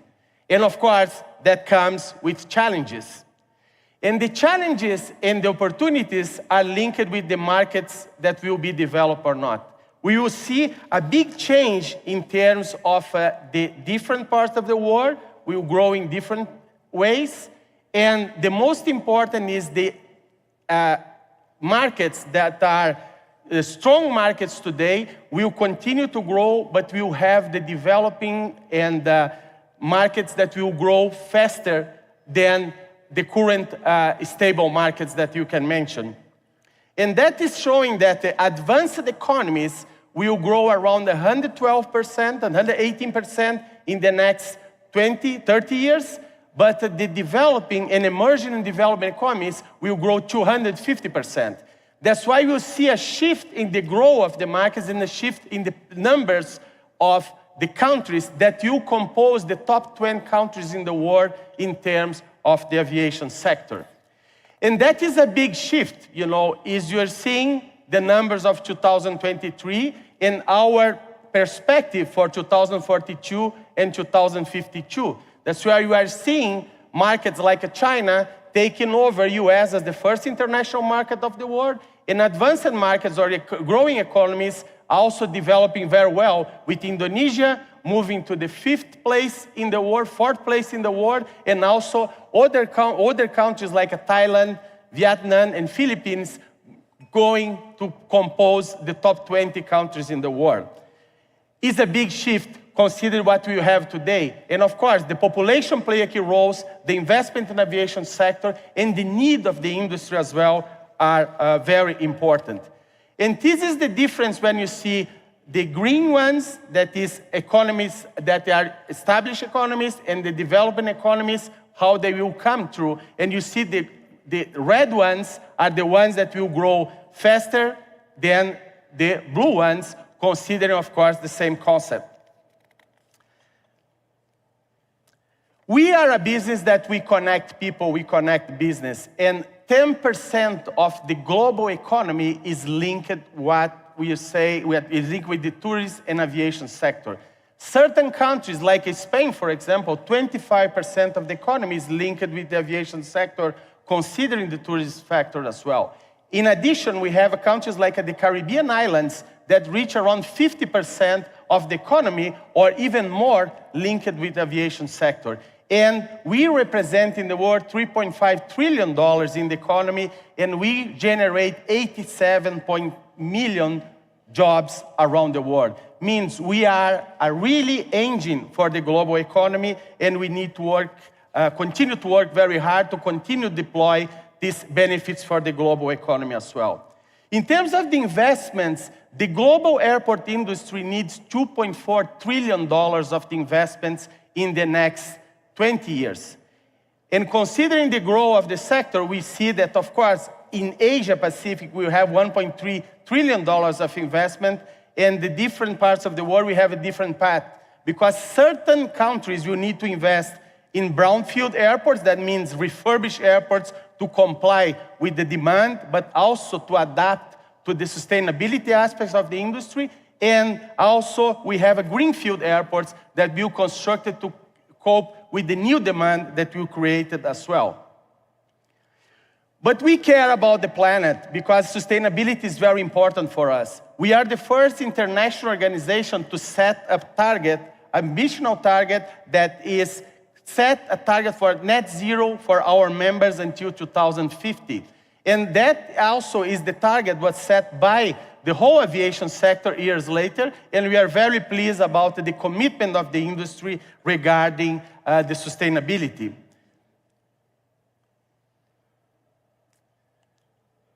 We also need to care about our passengers. I always mention that we have an airline, we have an airport, and we don't have an airport without an airline, and we don't have an airline without an airport. However, we don't have an industry without the passenger. The passenger is crucial for the development of the whole aviation ecosystem. So we need to focus on the passenger. We need to have this development of services that allow the passengers to be well treated in the whole aviation journey, to continue to grow, to continue to develop the industry, and also bring the revenues that we may need.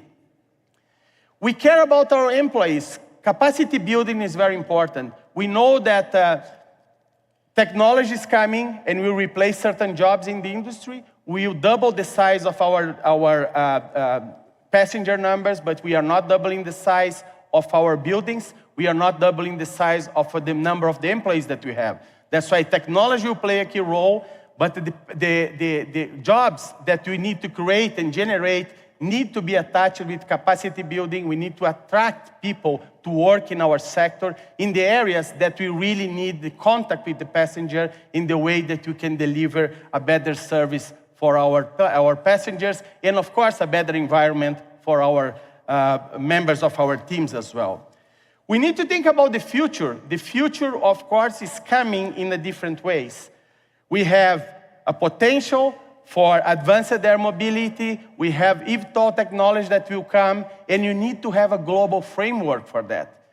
This industry is coming. We are expecting a future growth on that. However, it's important that we are ready on the regulatory framework to incorporate this business for our future. And of course, we need to be strong together. I'm engineering, but I always call me an ambassador of the collaboration. The industry only will be able to grow if we collaborate and we support ourselves.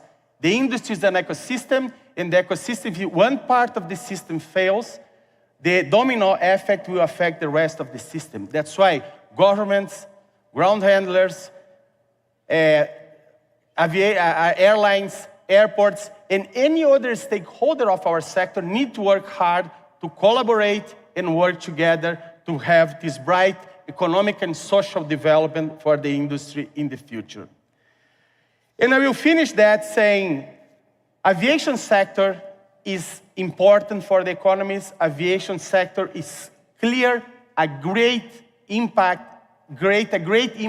in the social and economic developments of the countries.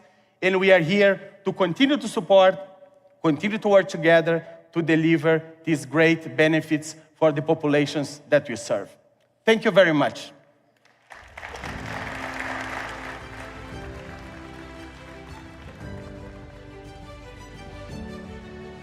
Luis, thank you so much. Wasn't that fantastic? Everything you needed to know about the airport industry in 15 minutes. And don't forget, the Airports Council International, the ACI, is holding their own congress here in Riyadh this week.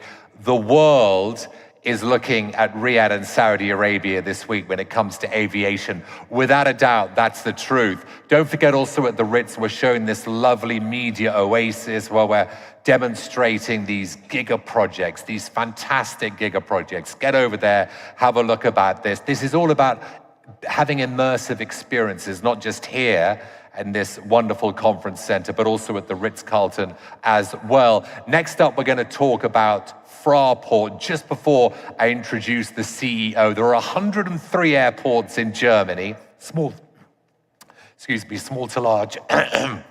36 are international commercial airports. Losing my voice just a little bit there. I'm so excited.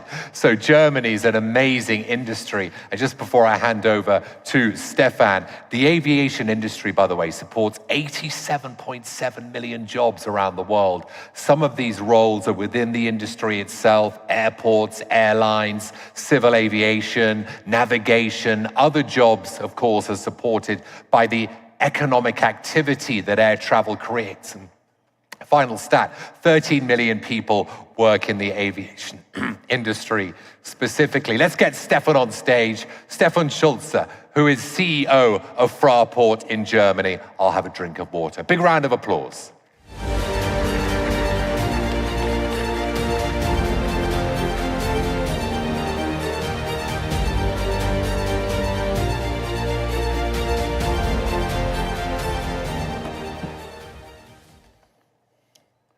Colleagues, ladies and gentlemen, it's a pleasure. It's a pleasure to be with you and to be here, and it's great to be here. Saudi Arabia, aviation worldwide, we just come through some difficult years, you know, the pandemic, but today we can proudly say we successfully overcame this greatest crisis of our industry, and we know it's the beginning of a new area of aviation. The focus is on innovation, on sustainability, and of course, on connecting people and culture. And over the next days, I have to look whether I get it through here. It's not working, it's not so important. Over the next few days, we will discuss what are the future of global travel and what are the opportunities as well as the challenges. And you know that the expectation of our customers are constantly increasing. They want consistent, they want digitalized, resilient, and seamless processes. But they also want that we get green, that we are all together working for being sustainable. And at least we in Europe and some other parts of the world, I think we are facing a new requirement, a new challenge, a labor market which is becoming increasingly difficult. So we have not just fierce competition, we have fierce competition for workers, but we have also fierce competition for talents, for staff general, and we really have to take care on that. So that's the reason we are facing up these challenges with our new corporate strategy. We call it Fraport 2030. And we want to delight, what else? We want to delight our customers while at the same time growing successfully. We want to be climate-friendly airports, and we want to expand our international business. And that's the reason we focused on 3 pillars, 3 strategic priorities: growth and sustainability, efficiency and innovation, and employee of choice. And I don't want to stay very long on growth, because growth projects, growth of the market, new terminals like Frankfurt Terminal 3 or the Midfield Terminal in Lima or the new terminal in Antalya, that's normal stuff. We know this for a lot of years. Let me just make at least one comment on Saudi Arabia, because that's such a dynamic market, that's such a great market. And you know that we are in here in this market, and we follow up this market for years already. We have been participating in this sector since 2008, when we established Fraport Saudi Arabia and became active in overseeing operations. At that time, both Riyadh and Jeddah. And you have done a great job over here to develop the Saudi Arabia aviation market, and you have great ambitions, and whatever your plans are, we are interested to support you on that side, because as just mentioned, aviation is so important for the development of a country. It's really a value driver for the whole country. It's a value driver for welfare. Let me focus now a little bit more on growth and especially on sustainability, because it's not just about growth. It's getting more and more important to focus also on sustainability, and sustainability and growth are not any longer contradictions. We have to bring them together. That's why we want to make our airport operations sustainable and carbon-free around the world, latest by 2045, hopefully earlier, both in Frankfurt and internationally, so also on the 32 airports we are active, and we are convinced that we are able to get this done. What do we have to do? What does it have to take to achieve this target? There's three important pillars, in my opinion. The one is, of course, building our digital energy network, using innovative photovoltaic infrastructure, but also capacity sourced from offshore wind sources. But we also have to invest in energy storage. And we have to expand our infrastructure for alternative propulsion methods and upgrading our vehicle fleet. The successes are tangible. By now, we have managed to reduce our emissions in Frankfurt and group-wide already by over 50% in absolute terms compared to our base year, the base year of the Paris Declaration 1990. The second pillar is, from my point of view, even more important. That's efficiency and innovation. We need to see aviation as a holistic system that transcends the responsibilities held by each individual partner. A lot of partners we have on the airports. It's not just the one of the airport operator or the airline or the ground handler. No, there are a lot of different companies. And we have the technology to do so today. The keywords are, as mentioned today, digitalization, artificial intelligence, and automatization. And why do we have to bring it together? The use of artificial intelligence, AI, plays a strategic role for our company, I think for our industry. We have to industrialize our operations to be more seamless, to be more stable on the operations, to be more punctual, and to have better left-behind index.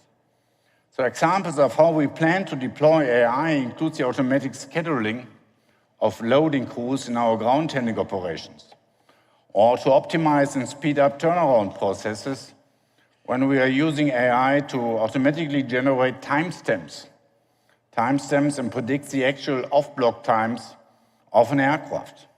This leads to more punctual and resilient processes and therefore higher customer satisfactions. To be successful, we have already taken first steps in building up an ecosystem that allows us to develop new concepts and partnerships with other airports across the industry. That's for sure, in my opinion, the future, and I can just invite everybody to work together on this, because we have to have more intense cooperations. We have to work together more intense in the future to be best companies and to involve best startups around the world. We all share the same challenges, so let's come together on this side. And for us, at least in Europe, as mentioned, there's a third pillar. And the third pillar means employee of choice. The reason is simple, that's the demographic transformation which is affecting our industry, especially a growing industry with a lot of workforces needed, very much. Workers will be short, in Europe at least, in the future, but also it will be more and more difficult to find talents, so we have to be one of the best employee of choice in our industry. Bringing all this together, in my opinion, the picture is clear. I'm convinced that in the future, the need for mobility will increase. We all want and we have to travel even more than in the past. That's clear, a lesson we learned out of COVID. And we see nowadays that leisure traffic, but also business traffic, is getting stronger and stronger. People want to be even more mobile than in the past. As an industry, we will have to find answers on the questions how to serve this. And I think the questions and the answers are really about digitalization, automatization, and sustainability, and that means we have to have a closer cooperation all together. We have to find solutions cross-company-wide as partners, and then we will have a great future. And that's AI, that's digitalization, and that's sustainable. Thank you very much.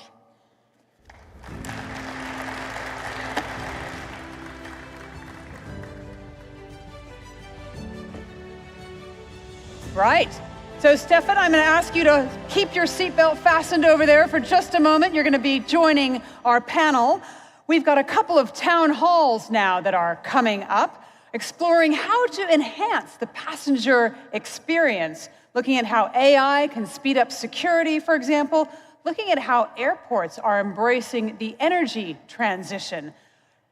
Here's one statistic for you on sustainability. 160,000 commercial flights have already taken place using sustainable aviation fuel.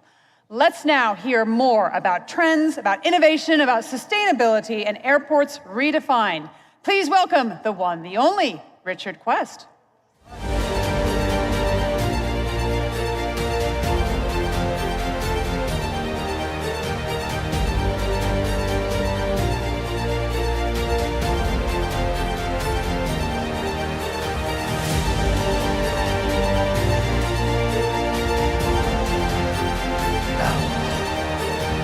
All right. Take your seats, gentlemen.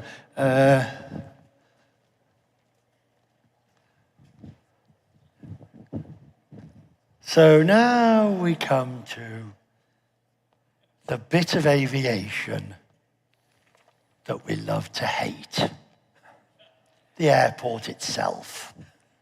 And the discussion we're going to have now is just what's happening with airports? Where are they developing? How are they developing? Why do they get blamed for everything? And look at them. So let's go through who we have. I'm not going to do long names. I'm just going to tell you the airport they represent. All right? Sir, Sheikh, you're from Oman, correct? Yes. Turkey, IST. Wizz Air, Hungary. Yes, not an airport. Not an airport. And you'll notice we've strategically placed him in the middle. So the airport can attack him. Lance from SeaTac, Seattle, Tacoma. You actually don't have an airport yet, do you? Not yet. Poor man. How much is your airport going to cost? Substantially. The new King Salman International Airport. Marco's with me. Dr. Frappel, very interesting. Oh, please. Oh, come on. That is such a weak. Frapport. Yeah. Cebu. Where is Cebu? Philippines. Philippines. All right. We have our panel. Yeah, that's a lot. Oh my goodness. All right, let's begin with, let's start with you, Istanbul. Your airport is vast, huge. You're hoping for 100, however many million in the future.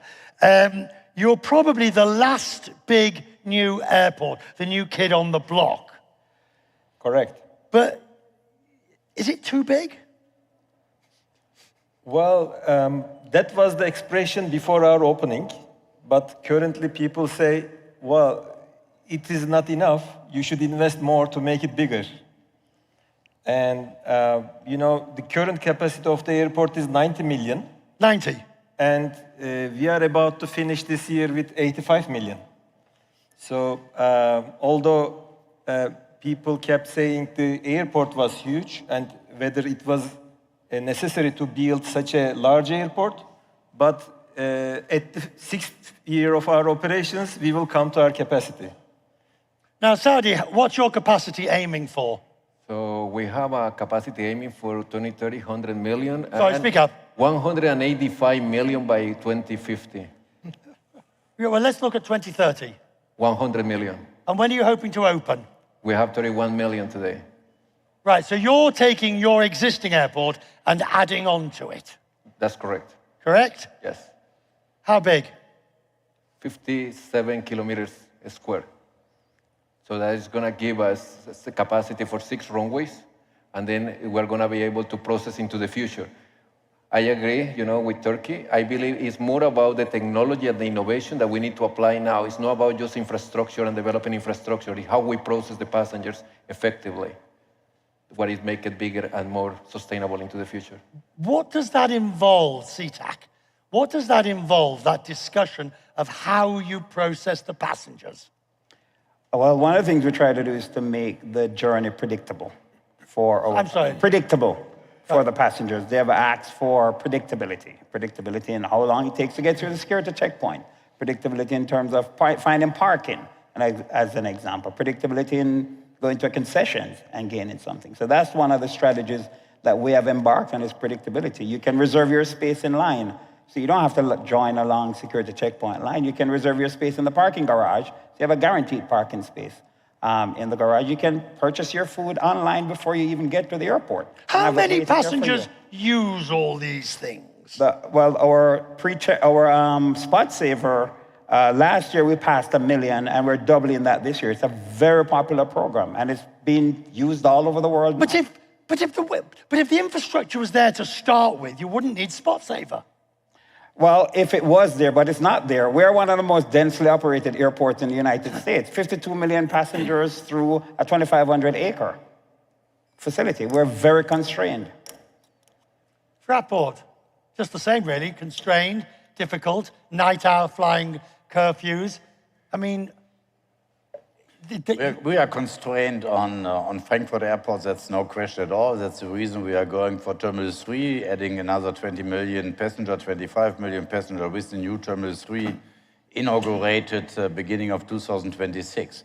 But I totally agree, it's not all about infrastructure. You need infrastructure, you have to grow infrastructure as long as the industry, as our markets are growing. But at the end, it's about processes. It's about digitalization of processes, because customers at the end, passengers do not care on infrastructure. They want to have seamless processes without waiting times. To be honest, actually, it's not about the infrastructure and the space. It's about how you utilize your space. How do you actually make sure that you have the whole day with all capacity of the aircrafts in the whole 24 hours. No, hang on. So it's not the infrastructure. No, you need infrastructure before you can do processes. Of course you do. But at the end of the day, you need to be also smart in giving the right technology, and you need to make sure that the passenger is happy with the technology that you're paying for. Yeah, I think it's interesting, though. I think I know why I'm in the panel now, because I think you guys kind of missed one concept of this, which is customers also want it at a low cost. So they like innovation, they like good process, but really the point of this should be, how do we get more customers through as efficiently as possible through the infrastructure we have? That's at the end of the day, I mean, I think you look at where the success is coming in the market. Istanbul Airport. Or how do we get them at the time that they need to be there? There are long lines, and you look, there's 1,000 people in the line, and only 300 have a flight within the next 45 minutes. Why is 1,000 people in the line? Let me jump in.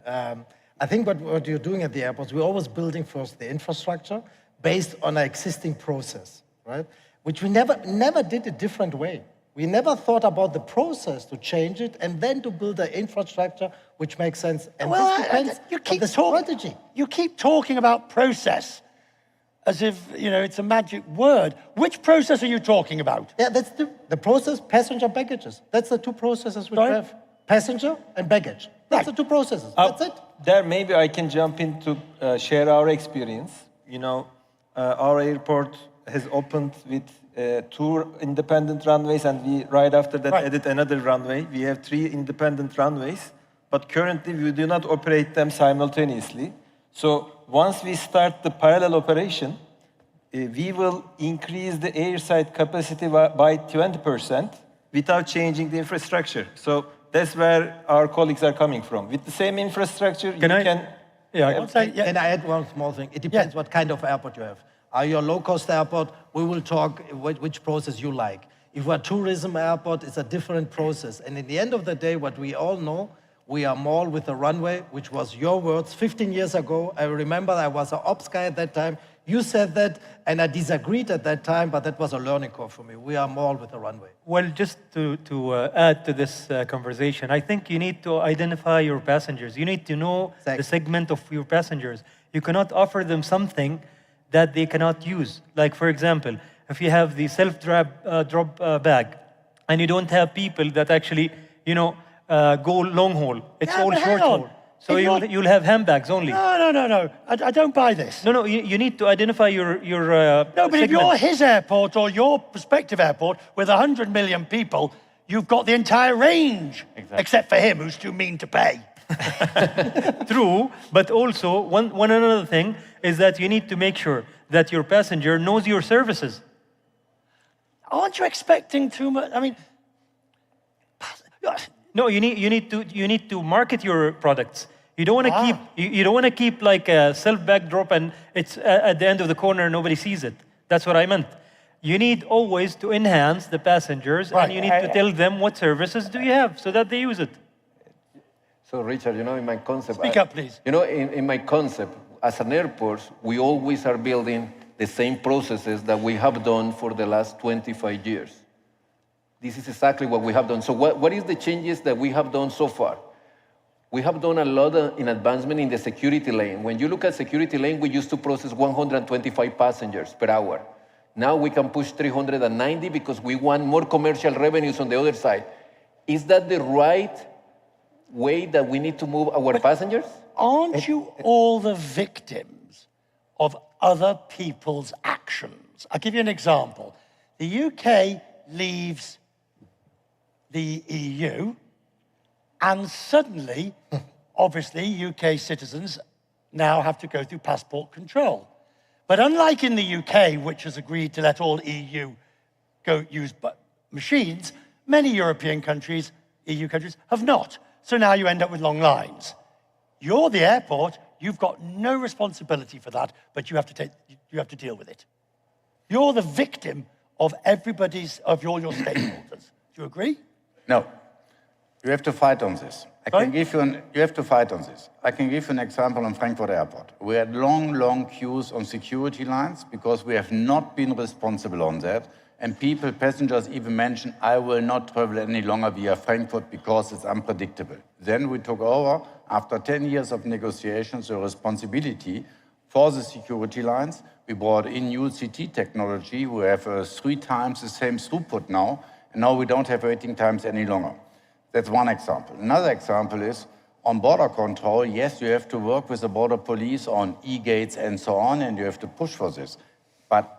So wherever you can work on, you have to work on. I'm totally with you. We have not all the processes under our control, of course not. We are not an airline, for example. Airlines have different specs, what they want, different requirements. If you have a hub airline, it's completely different than a Wizz Air as a low-cost airline. They have a great business model, absolutely great. And you cannot compare everything with each other, so you have to be focused on that. So Richard, just we might not, I agree with you, we might not have control over what happens at the border, but we have influence in terms of what happens at the border. Oh, I disagree. No, we have influence, we do. And we have influence at the local level, but we also have influence at the congressional level as well. And we use that influence to get what we need from customs and immigration. Because the passengers don't care whether it's the airport responsibility or customs and immigration responsibility. They care that there are long lines and they're going to miss their connection. And we do have that influence. Right. Yes. Let me add one point here. Our problem is general at the airports. We are not controlling all the processes. That's true. And we have a lot of several stakeholders working on the same product at the same time. There is a solution. One solution is taking over some process. We can do that, right? It's easy. Security. There's a negotiation time which we need to take it over. Because logistics, we can do logistics. They can't, by the way. But gentlemen... But let me end that point. There's another thing which I would like to add here. The solution is technologies.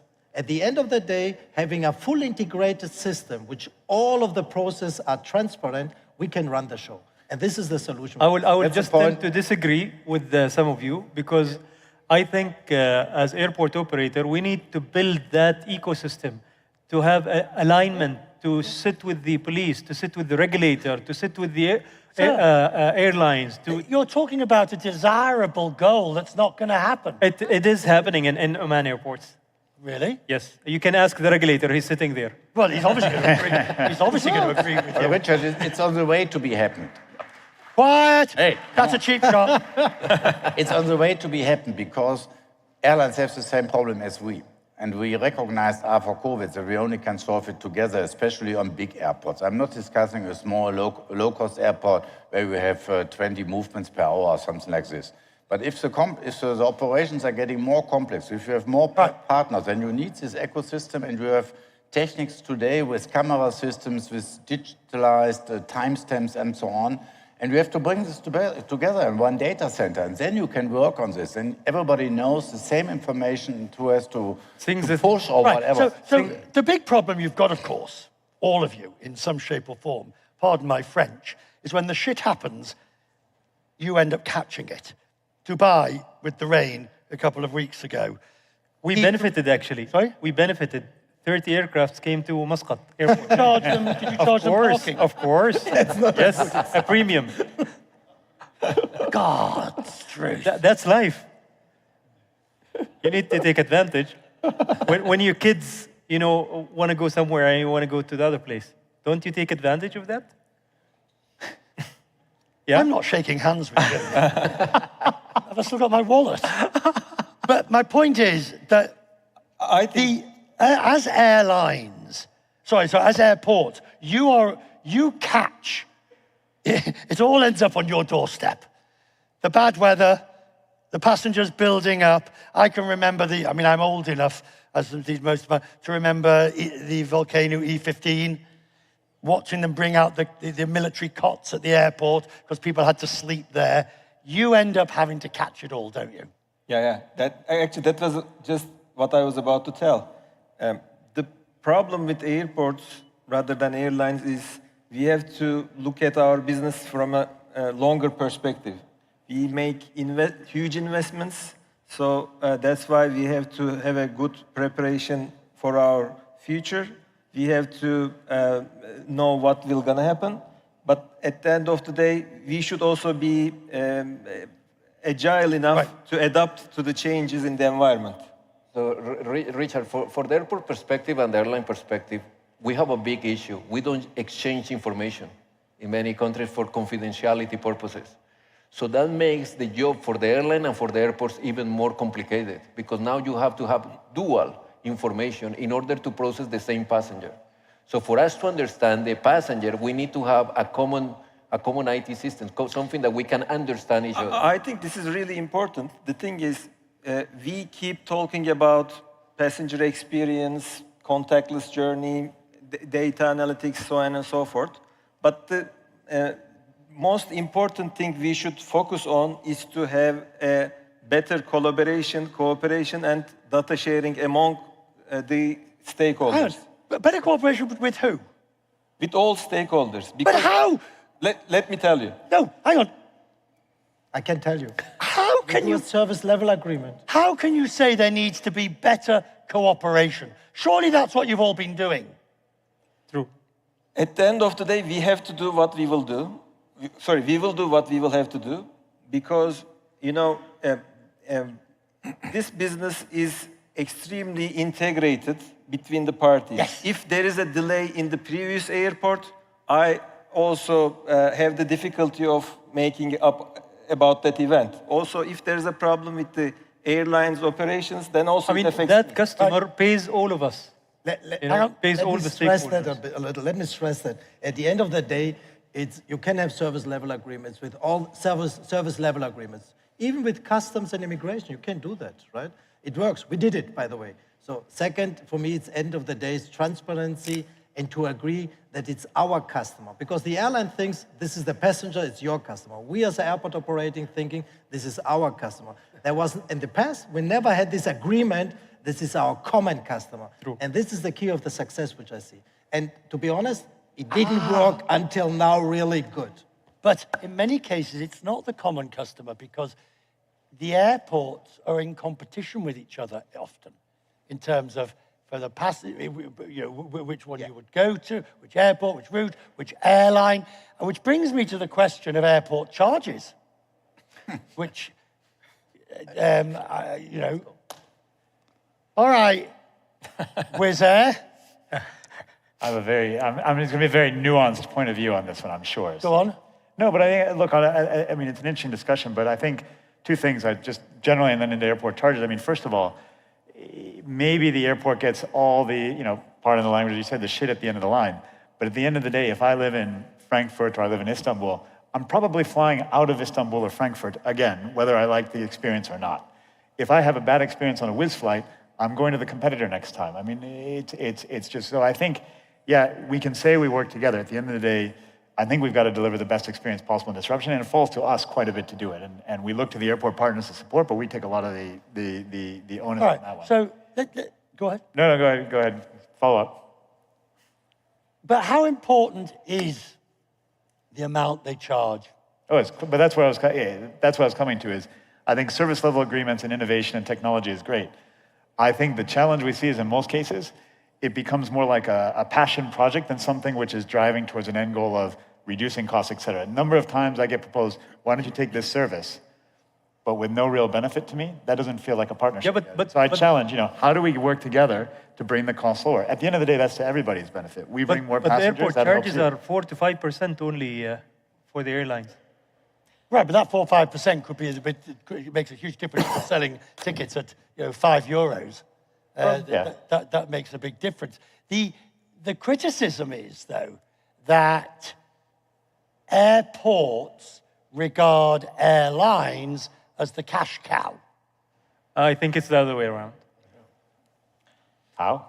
We're 5 and you're 1. If you want to start paying us for flying in, we're happy with that. It's totally different in the U.S. because for most airports in the U.S., it's cost recovery. We charge the airlines exactly what it costs them to operate at the airport. We make no profit from airlines, absolutely none. We make our money from non-aeronautical business, concessions, parking, etc. So it's a cost recovery arrangement that most airports in the U.S. have with the airlines. We make no money from the airlines. I think it's. Stay with me. Yes. Richard, I believe that used to be the case before, right? That every airport relying on the aeronautical revenues. Today, every single airport, we are forced to go in non-aeronautical revenues in order to generate the income. So how significant is Frankfurt, how significant is the ancillary revenues from retail, from parking? Extremely. They're really important. If you take airports, whatever airport you take, we are in different business models, but at the end, we all invest billions of euro or US dollar, whatever. For more than landing charges, parking charges. And we invest on aviation a lot of money, and we are all not making our capital return on that. We are too expensive sometimes. Yes, that's our discussions. Now, Wizz Air wouldn't go to Frankfurt because that's not their business model. That's absolutely clear. If I take Istanbul airport, if I take a Frankfurt airport or Paris Charles de Gaulle, these are complex airports, and that's not fitting to a very point-to-point airline so much. We fly to Istanbul. Yes, so. Okay, fine. But it's much more difficult. I think so we have operations in place, we have infrastructures in place for very complex operations. Right. And complex operations is not working with a low-cost airline, normally. Right, but the sheer amount of retail. And by the way... Yes, of course we earn money on retail. We have to earn money on retail. That's where we make all our money. On aviation, very simple. Landing charges? Yeah. Much too small. We are paid, in Frankfurt, we are paid 80% by the number of passengers, and only if they come with the passengers. If they are not coming because of strike and so on, we have the cost, but not the earnings. Without the retail business, we can't afford to have an airline. Let me simplify things. Because at the end of the day, the aviation business is a loss. Right. Can I just ask one question? This is something that has fascinated me. Has anybody in this room ever bought a very expensive watch in an airport?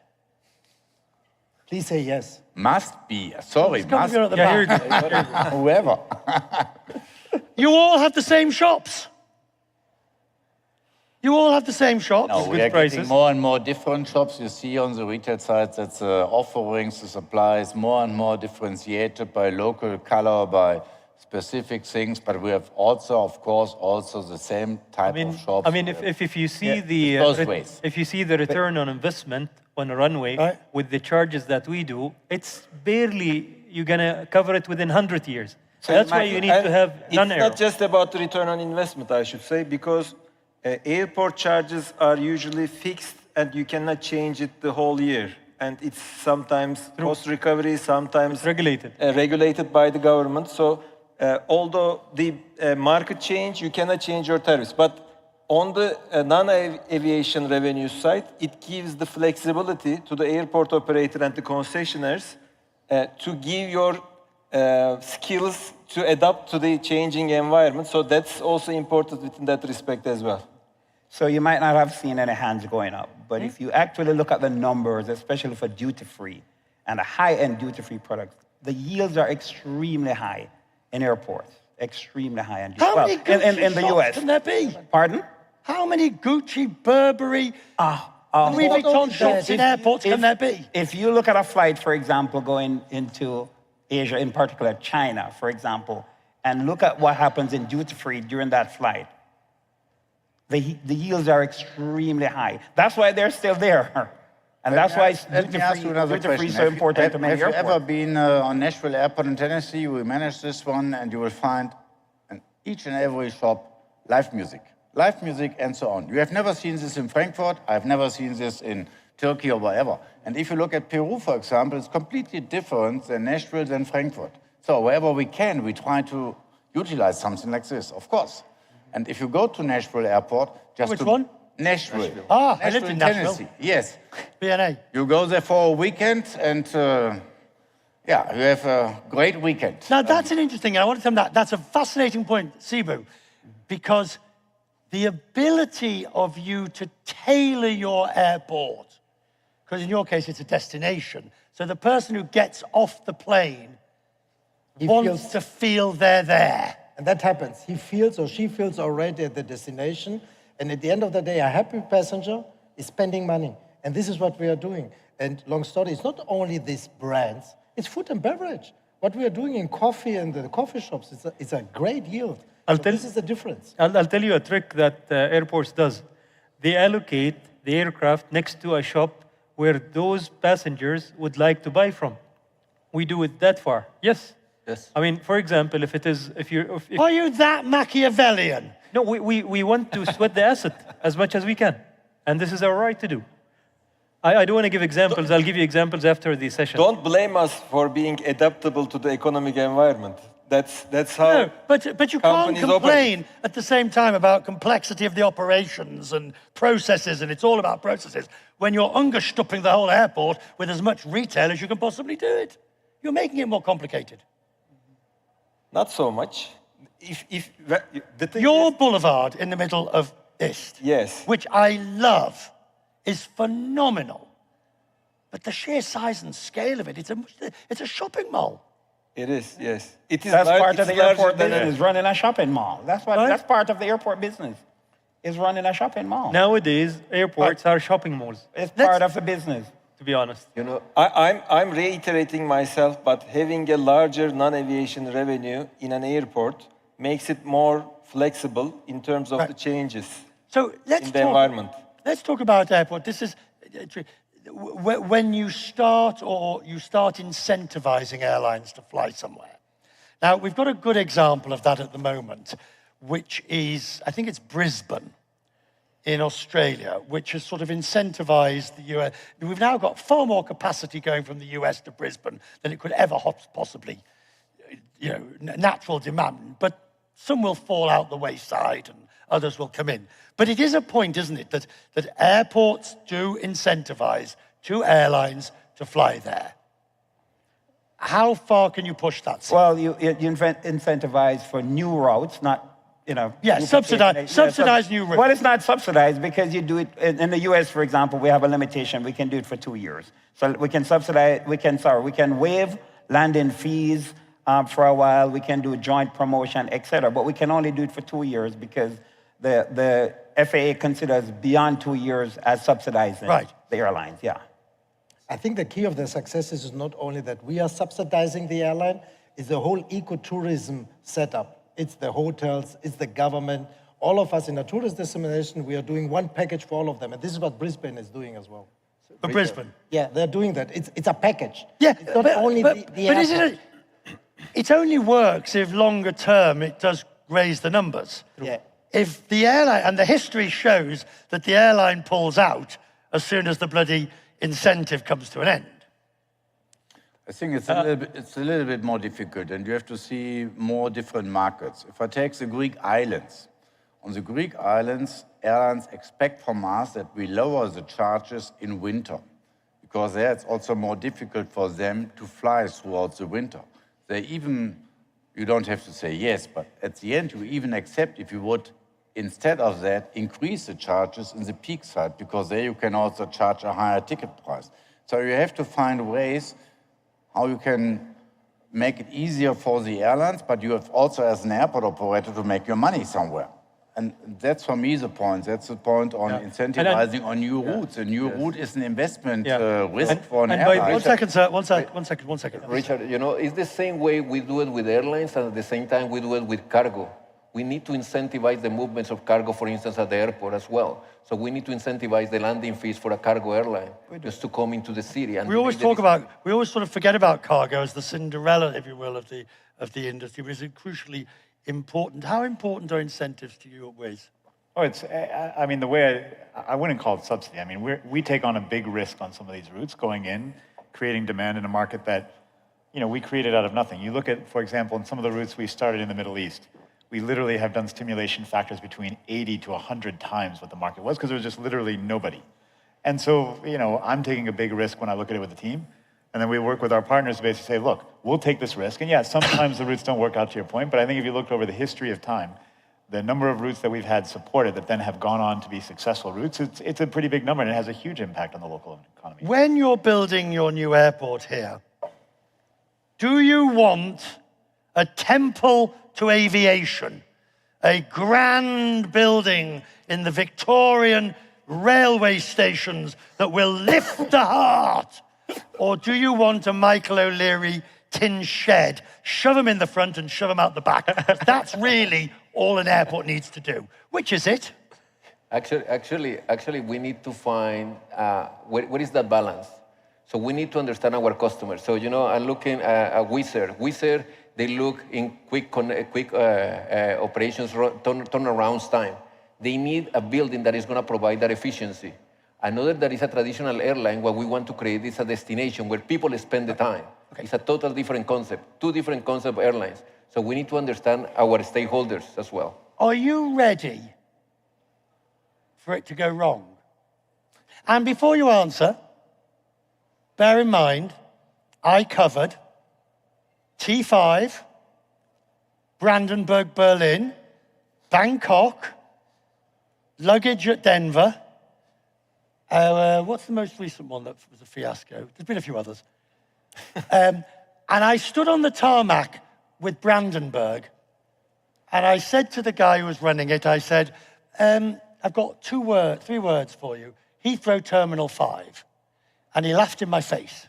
Oh, that's not going to happen to us. 3 years later, they still hadn't opened. Are you ready for it?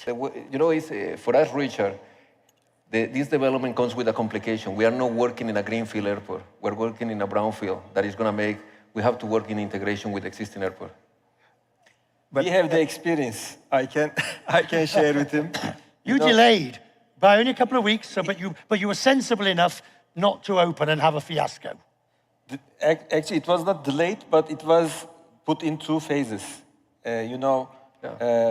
Atatürk Airport was already a very large airport before its closure. It was above 60 million. So we transferred all the operations from Atatürk to Istanbul Airport within 33 hours.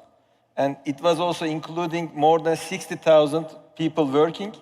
So you have to train them, you have to make them get used to the new airport. So the whole operation has to be smooth. So we I have think the experience. since the T5 experience, it's obvious that you have to have an ORAT process, operation readiness, activation, and transfer process as part of any major airport construction and delivery. You just have to have ORAT involved. Not only from the construction, but from the actually plan and design through all the phases, you have to have ORAT involved. You've got to be ready for it. You have to. Because the people who are delivering the projects are focusing on deadline. The ORAT team is making sure when it opens, you don't have a fiasco. It's the thing you're not expecting, though, isn't it? Huh? It's the thing you're not expecting. Obviously. Because if you'd said to all the people who ran that at the time, they'd say, now, my final question was just about... But you do a lot of simulation exercises even before you open the facility they did itself. the simulation, Oh, it and it worked. still went wrong. Well, they didn't do it right. Brandenburg, which of course, was Berlin-Brandenburg has had a complete other topic. If you want to set up a new terminal building, you have to freeze at some point all the different demands and you have to just finish it. Otherwise, you will never finish it. That was the problem in Berlin-Brandenburg because it was over 20 years planning period with a lot of different regulatory, different requirements, Schengen, non-Schengen, and whatever came in. And they never got it done because too many problems, probably not skilled people. I'm told that building an airport is the single most difficult architectural and logistical, because of the different areas and landside, airside, and comparable only to a hospital with sterile versus non-sterile and a nuclear power station, which gives you some idea. Final question. You cannot choose your own. You cannot choose your own. Which airport do you look forward to traveling through most? I'm not going to be biased and say Muscat Airport. Which one? I'm not going to be biased and say it's Muscat Airport, which... No, I said you can't choose your own. Yeah, but I'll say, I think for now, Hamid International. Hamid. You can't choose your own. Changi. Sorry? Changi. Changi. Safe choice there. Both of you playing safe so far. Favorite? Atlanta. Atlanta? I like it, the efficiency of that airport. Atlanta? Yeah. I know. Look how much they get through that airport in that space. He just threw out of left field. Yes, sir. I'm going to say Atlanta as well. I worked there for 10 years, and it's one of the most efficient airports. You might not like it. It's one of the most efficiently designed Want your airside, yes. on Earth. Want your airside. No, landside as well. Changi? Changi? Yes. Changi, I don't agree on because Changi has no domestic travel. It's just international. It's very, very easy from the processes. I take Sydney Airport. It's really much... Sydney? Yeah, it's really much digitalized and a great shopping environment and so on. It's really great. Good processes. Very fast. After he chose Sydney, I choose Hong Kong. Which one? Hong Kong. Hong Kong. Airport. Very efficient, great processes. I like it. Favorites, anyone? Shout out.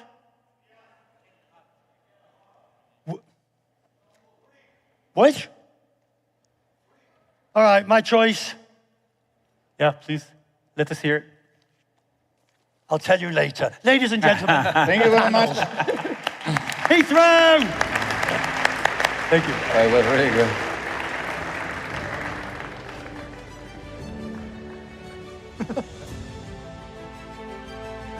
Right, thank you very much, Richard. That was a fun panel. Did you enjoy it?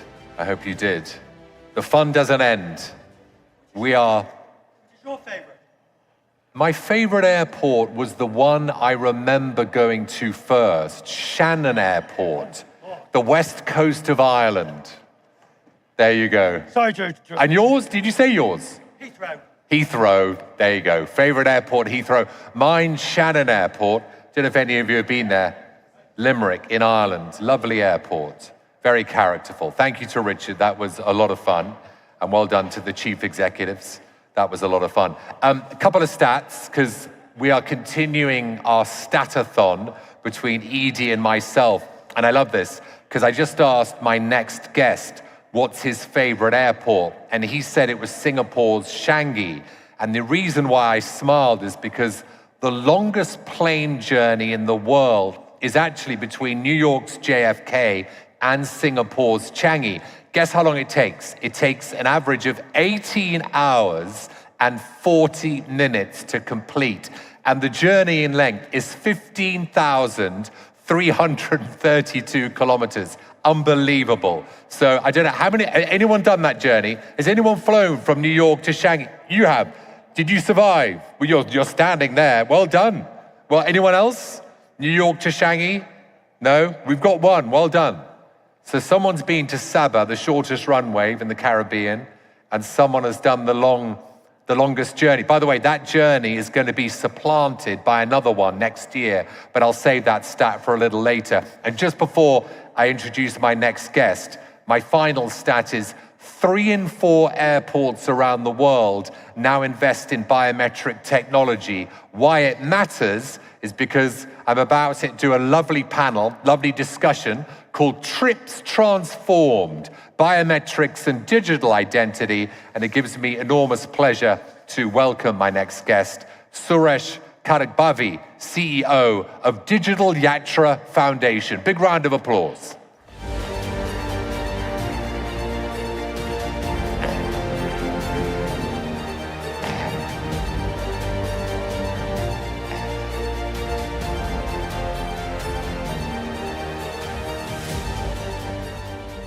Suresh, great to see you. So you said Shanghai, yeah? You like it. Why? Favorite airport? Besides Bangalore? Yeah. I think it's the experience. Is it? Yeah. It feels like you're really experiencing something. Yeah. But in India, it's Bangalore. Yeah, I would be biased there. And it's his background. DigiYatra, it's an amazing, what they've done is incredible. Essentially, he'll tell better than I do, but I'll give him a little bit of an intro. It's a pan-Indian service. It's for all air travelers. And what they do is they share identity credentials to airports, to airlines, and other stakeholders across India. And I love this. I got this online. His dream, Suresh's dream, is to make the travel process seamless, agree, hassle-free, and health risk-free for all travelers in the world. Is it possible, Suresh, to achieve that dream? So we already made it happen within the country. More than 20 million happy users have experienced DigiYatra over the last 1 year. And I think it's just taking shape now. 14 airports is what we have rolled out currently. Another 14 airports are going to come up in the next month. So that will give me an addressable volume of around 90% of India's flying population. And I'm talking still of domestic only. But if you really look at it, international travel is where my next interest is. And we have sort of started to work on the international bit as well. Yeah. We are doing prototype testing on the e-passport-based enrollment. So that's something which you should see hopefully in the next month. Yeah. And then, of course, there is a lot of I would say deliberation that we would have to do with the Bureau of Immigration, the Ministry of External Affairs, and that's something which might perhaps take time. But yes, I think we are well and truly on that journey. You certainly are, and you were there, Suresh, from amoeba to birth.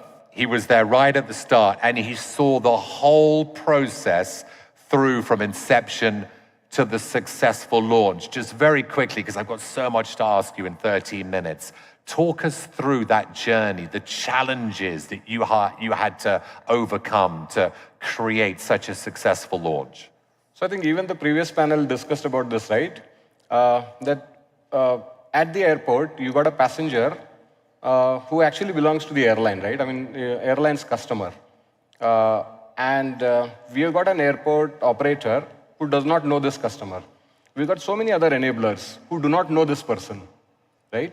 To bring everything together. There are security agencies, there are immigration authorities, so many people who actually want to make this journey possible for the passenger.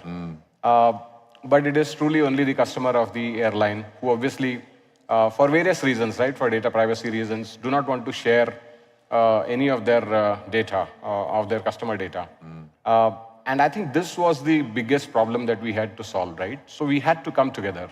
So when we started our journey, we got the airlines, we got the airports, we got the regulatory authorities, all of them together. We had like almost a year plus of multiple workshops, deliberations, brainstorming sessions to see how we can make this happen. And then finally we said, okay, when we actually rolled it out, right, we said, okay, there is not much of interaction between various stakeholders. Yeah. It is just empowering the passenger, right? We are giving the passenger the empowerment to share their credentials with whosoever, right? They can share it with airports, they can share it with airlines, they can share it with immigration authorities, and it's all them that they are getting empowered, right? And that's how we have cracked it, right?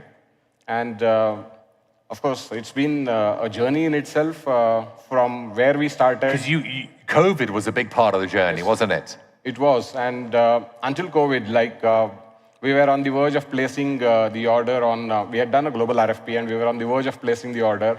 And then COVID hit us, and then of course all our shareholders began to, obviously airports had come to a stop, there were no passengers. So they said that, look for something which can be a better option. And that's where we went for self-sovereign identity, which is, I would say, in India, DigiYatra is the, not in India, I would say in the world, DigiYatra is the biggest exponent of self-sovereign identity across the world.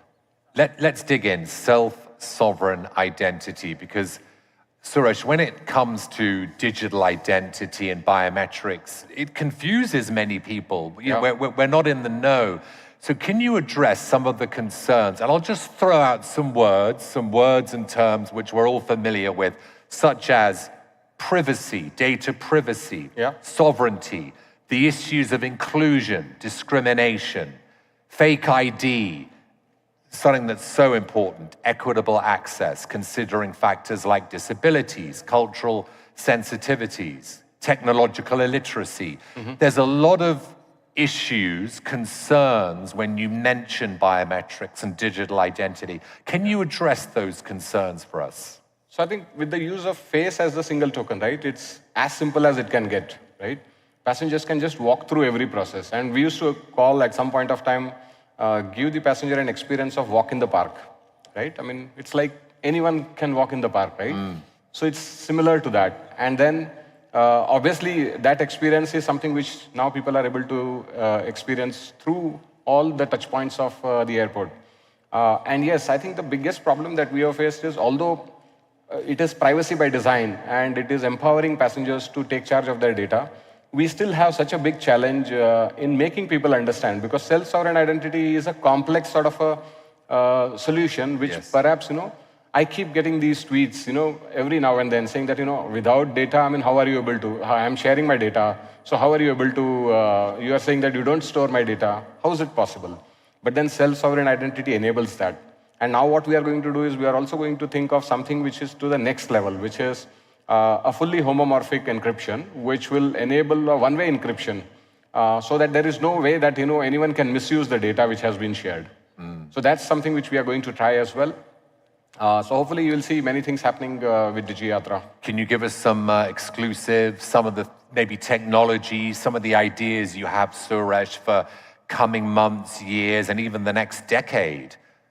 What leaps are we going to see in digital identity and biometrics? Because you're the guy. I think the self-sovereign identity piece is something which perhaps, easily, I mean, people can adopt, because there are multiple open source platforms which are available. We use Hyperledger Aries. It's called as AkaPy, which is Hyperledger Aries Cloud Agent Python. So we use that now, and with that app, actually what will happen also is not just identity as credentials, but anything that you want to prove. So if you want to prove that you are a graduate from Harvard University, it will be a verifiable credential, right? And it could be proven by the self-sovereign identity system. What about interoperability challenges? What are they? Because I imagine the fact that you have to implement these systems across airlines, across airports, you clearly got all the big players in a room to get this moving. Does that process need to continue within all components of the industry? How difficult is the interoperability challenge, Suresh? So technically it is not difficult. Right. And IATA 1ID is doing a fantastic job trying to set all those recommended practices and standards. And if you look at what people are trying to follow, it's a universal wallet. And the self-sovereign identity piece following universal wallet. if you follow that, then I think the interoperability from a technology perspective is not a big deal. It's easily possible. But I think if it is like, say for example, if I want to enable travel, say from India to Kingdom of Saudi Arabia, right? The two nations should agree to, share these credentials, right? Or allow passengers to share these credentials. Yeah. That's something which will be the bilateral relationships or the trust framework that we enable globally. That's something which is going to be the key. How far are we along that path? Trust levels globally? I mean, we need to get to 100%. Where are we on those? If it was a 0 to 100 scale? I would say we are at what? 30 to 40%. Okay, so we're not... so EU, for example, European Union digital identity is something which again is built on self-sovereign identity concept, right? They have already built the framework, and now they are also providing toolkits so that people can start to use it. And I think if you look at that, and if you look at say DigiYatra, then I think from India to say EU, we are covering so many countries, right? We should be able to interoperate very easily. Yeah. So it's going to, it all depends upon... because you rolled this out across India, you started at Bangalore. Are you talking to airports across the world?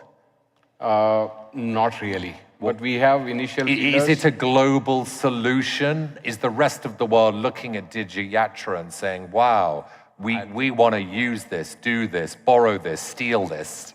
No, I think there is no borrow or steal this. This is an open source technology which is known to everyone. But what I would like to say is that, if you want to look at an implementation of self-sovereign identity at scale, at volume, we are the biggest. And the best? You have to come and experience it. Because I said the stat in the beginning, 3 out of 4 airports in the world, 3/4 use biometrics. Is that right? So I don't think so. That seems a lot, doesn't it? Yeah. So in India, at some of the airports, we've got massive adoption level, right? More than 50% of the passengers actually use DigiYatra, right? It's a great percentage to have, right? And generally, it is around 30 to 40% at most of the airports. But at some airports, it's like 50%, right? 50%. Yeah. And we hope to increase that level of adoption as well. Do you think it can transform the air travel experience? The use of biometrics and digital. Yes, it does. Is that it? Is that the essence? It does, because you're not stopped by anyone, right? And say, for example, you're coming for some meeting and you must be thinking so many different things in your mind while you're taking that flight. And then you don't want to be stopped by somebody asking for some documentation which perhaps is not looking right. Or maybe you're not able to find your boarding pass in the phone, right? In this case, with DigiYatra or self-sovereign identity implementation, you actually shared all your credentials in advance. Meaning that, your travel credentials, your identity credentials, if you want to share a health credential, you can share the health credential. Everything is shared in advance. All that you have to do is reach the airport and walk through. So it can't get more simpler than this. I read that you could use biometrics to enhance airport security beyond passenger authentication, such as baggage handling, employee access control, border security. I mean, how far can we take this? Yeah. So employees, any which ways, is a no-brainer, right? It is something which is easily doable. Yeah. Because it's the same process, right? It's only the restricted areas that the employee needs to go through, which again is something which is possible. Baggage, yes, there are so many different, proof of concepts, pilots which are happening on baggage as well. You started your journey, check this out. He was a fax service engineer in Mumbai many years ago, and then decades later, the CEO of DigiYatra. How did you make that journey from there to there? I know there were many stopovers along the way. What was the biggest lesson you learned in that journey? Because you ultimately became a telecom manager at Bangalore Airport, then you were enticed by the sort of public-private nature of the experience. You were lured by what India was trying to do. You knew you wanted to enhance the passenger experience. But what got you from A to Z? What was the biggest lesson learned? I think for me, it has been always about passion. I was quite passionate about, the innovation that we can bring in air travel. Passion, of course, does not give all the results, right? You need to have patience, perseverance, and persistence. The P's. Yeah. So it's like, imagine from 2015 when we actually started this concept to 2023 when we actually rolled out. It's been a journey with, of course, 2 years being taken away by COVID. But yes, I think it's passion, patience, perseverance, and persistence. The 4 Ps, I love that. You were in Saudi Arabia how many years ago? That was 21 years back. You were working for Aramco? I was working for an Aramco project. What were you doing then? I was a system engineer at Aramco. We were maintaining the multi-net trunking radio system. Did you ever dream that here we are sitting on stage in Riyadh at the Future Aviation Forum 20-odd years later, and you'd be speaking about digital identity, biometrics, data privacy, sovereign identity. Can you believe that here we are? I do believe because I dream big, always. Do you? I do. Is that the secret? I do, and I think that is something which is very important. Dream big and strive for it. You're a visionary thinker, you're a doer, you're an achiever. What's the takeaway for these beautiful audience? What's the takeaway for them today? As I said, dream big and nothing is impossible. I think you need to just keep at it. Yeah, keep at it, and that's what you're going to do. What's the next big achievement for you? You've basically introduced this amazing system, digital identity system. In 10 years, what will we be talking about? In 10 years, there would be a single processor airport where you just enter the airport, right? All these processes happen at the back end. You don't even realize that it has. Oh, wow, you just walk straight through. You enter and you enter into the boarding gate. Yeah. Today, it's like you enter, there is an entry check, you have to drop your bag, then there is a security check where your handbag gets screened, and then you reach the boarding gate. So in future, it will be just one single processor. So we're 10 years away from that, are we? I think so. Yeah. Less than that, perhaps, because technology has always been there. Technology will certainly be there for enabling these kind of things. It's the mindset that we have that we need to change. Suresh, thanks for joining us. You've been brilliant. Suresh, my pleasure. Karakbavi, CEO of Digital Yatra Foundation. Let's give him a round of applause. Thank you very much. Sit there, Suresh, for the moment. Just want to introduce our next panelist. Before I do, though, I think I've got a nice stat for you. Oh, yeah. You know what the largest country pair in the world is, as in which pair between 2 countries or cities has the most travelers on? You know what it is? It's Spain and the UK. 5 million seats alone this month. The second biggest country pair with 1 million fewer seats, so 4 million seats this month, is Mexico, USA. Mexico, USA. Capacity will reach 3.9 million. I'm amazed. Spain and UK, we love the Spanish, the English. They love going on holiday, especially in the summer. Thank you very much, Suresh. Stay there. Just want to introduce now Ty Osborne, Global Aviation Leader at Gensler in the United States, for a lovely discussion on the Airplace of the future. Thank you all. Thanks a lot. Thank you, Suresh.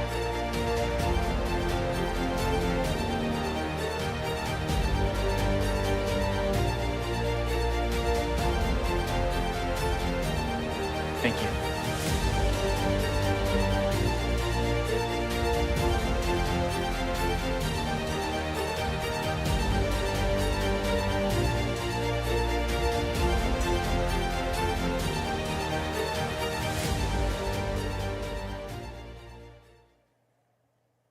Wonderful. Thank you all for the opportunity to be here.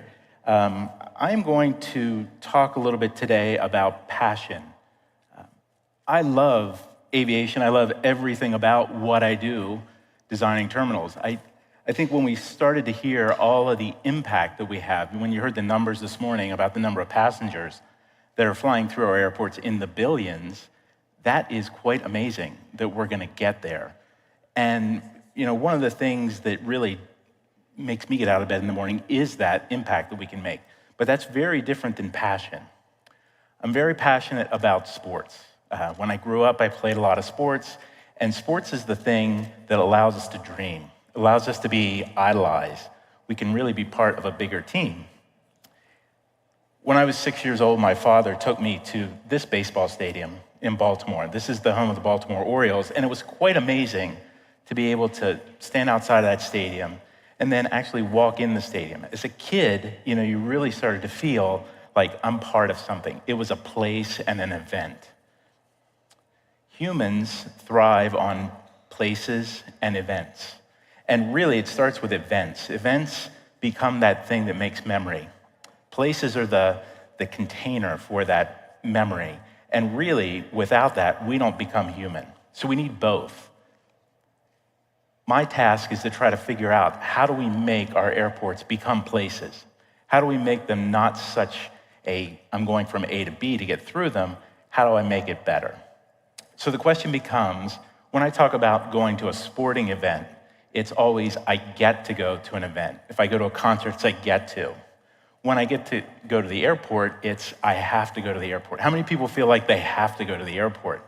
Well, that's the reality of the world that we're living in. How do we change that paradigm from I have to I get to?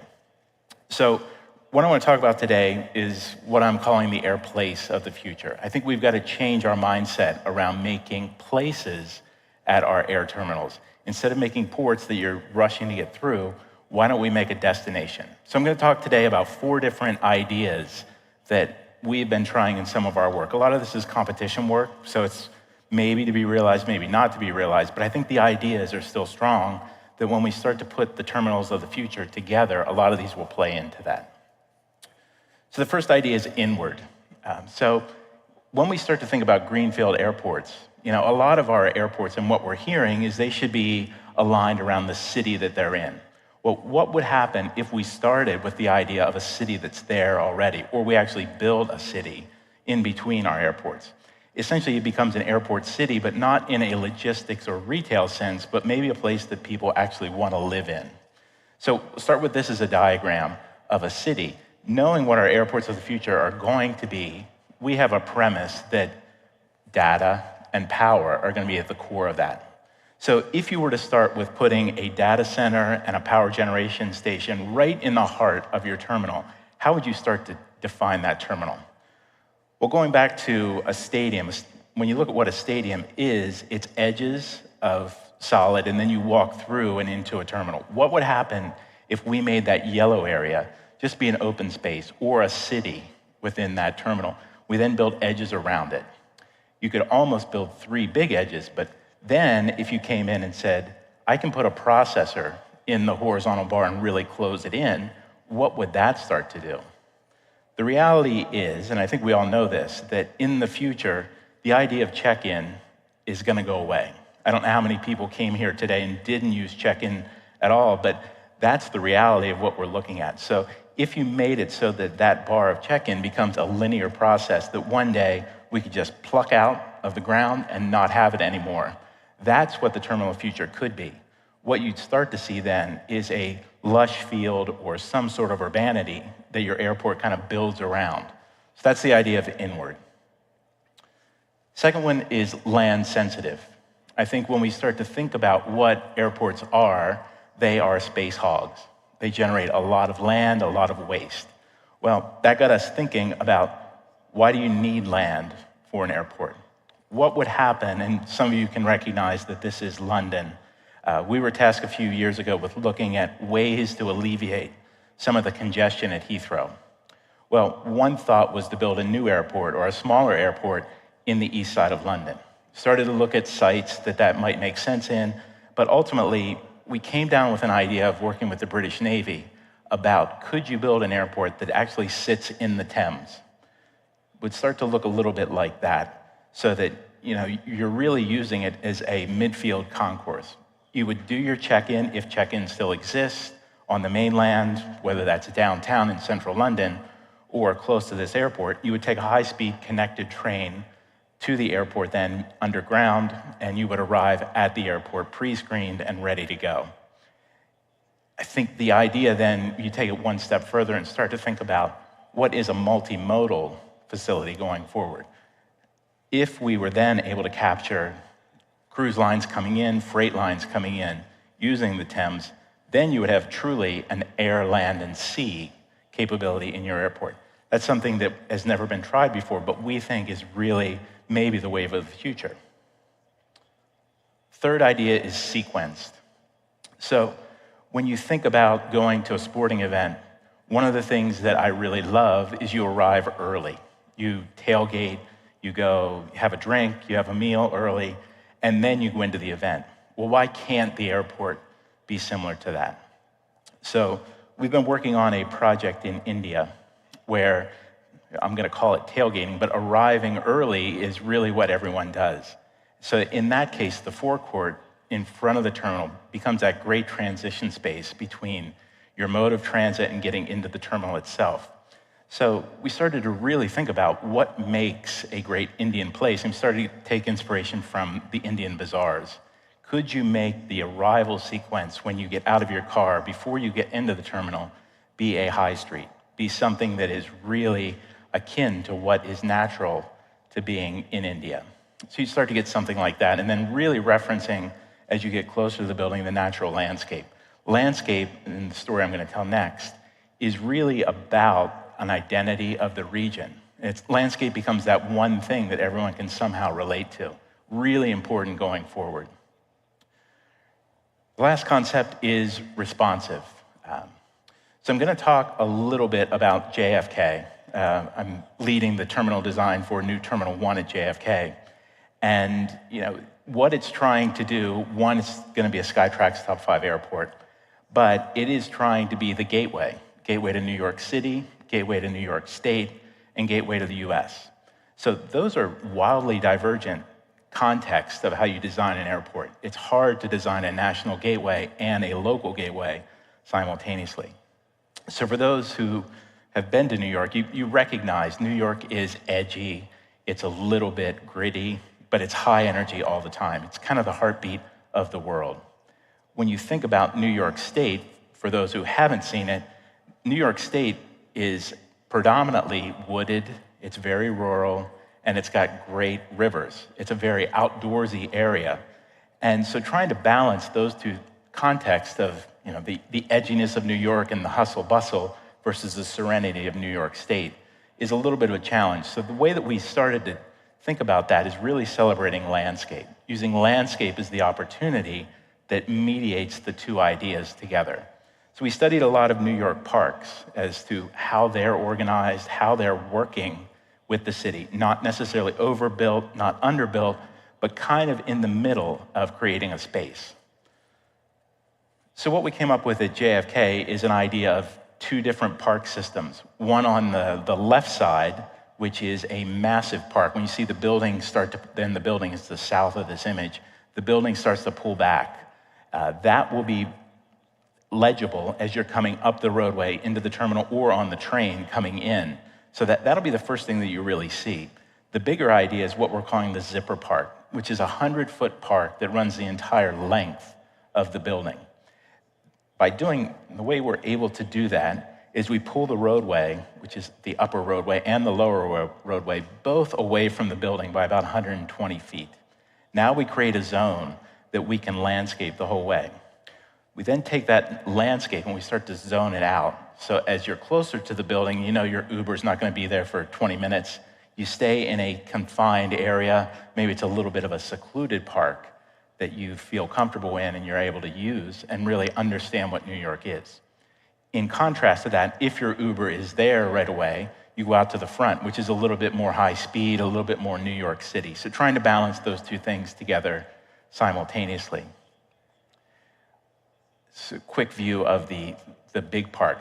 What this big park really is going to be is an amenity. It's going to be an amenity for the passengers, for the staff, but it's also going to be a programmed park. We've talked to the New York Park Conservancy about actually using this for events, and it becomes more of a community gathering space. It will be the first airport in the Port Authority system that's actually going to engage and really encourage or not even passengers, citizens from around the neighborhoods to come and actually use the space around an airport. We think that's really key going forward, is being able to tie your airport to the community itself. That landscape idea then permeates inside the building, and we really start to feel landscape coming down a central spine that's going to be landscaped, and then it ends at the air side. This is what it's going to look like in the end. scheduled to be completed in 2023.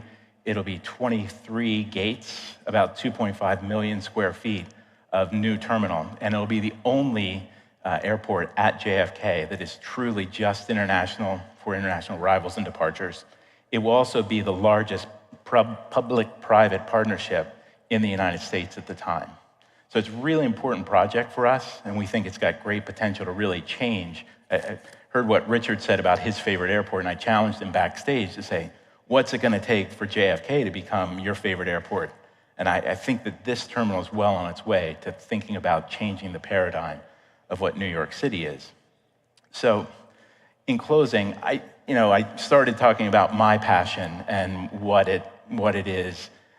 When I lived in London, I became an incredible Arsenal fan. I lived right next to the stadium. This is my son, who also is now kind of taken on some of those same passions. And I call this sustained passion because when we start to think about what our industry is going to be going forward, we all have ideas about what the future is going to be, but he's the guy that's actually going to generate the future. So we need to encourage, and I challenge everyone to think about how are you coaching your next generation to really push this industry forward. The industry that we love has to be with passion. Thank you.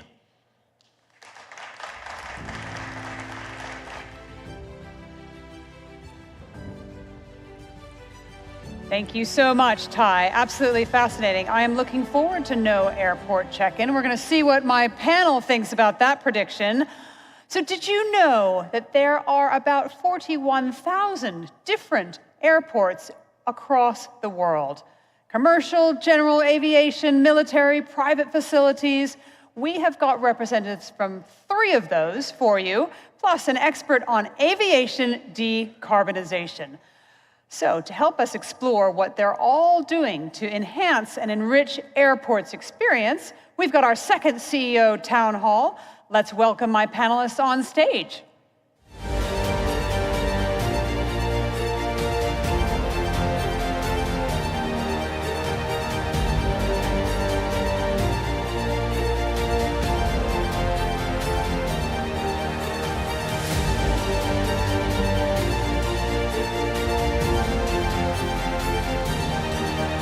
Welcome.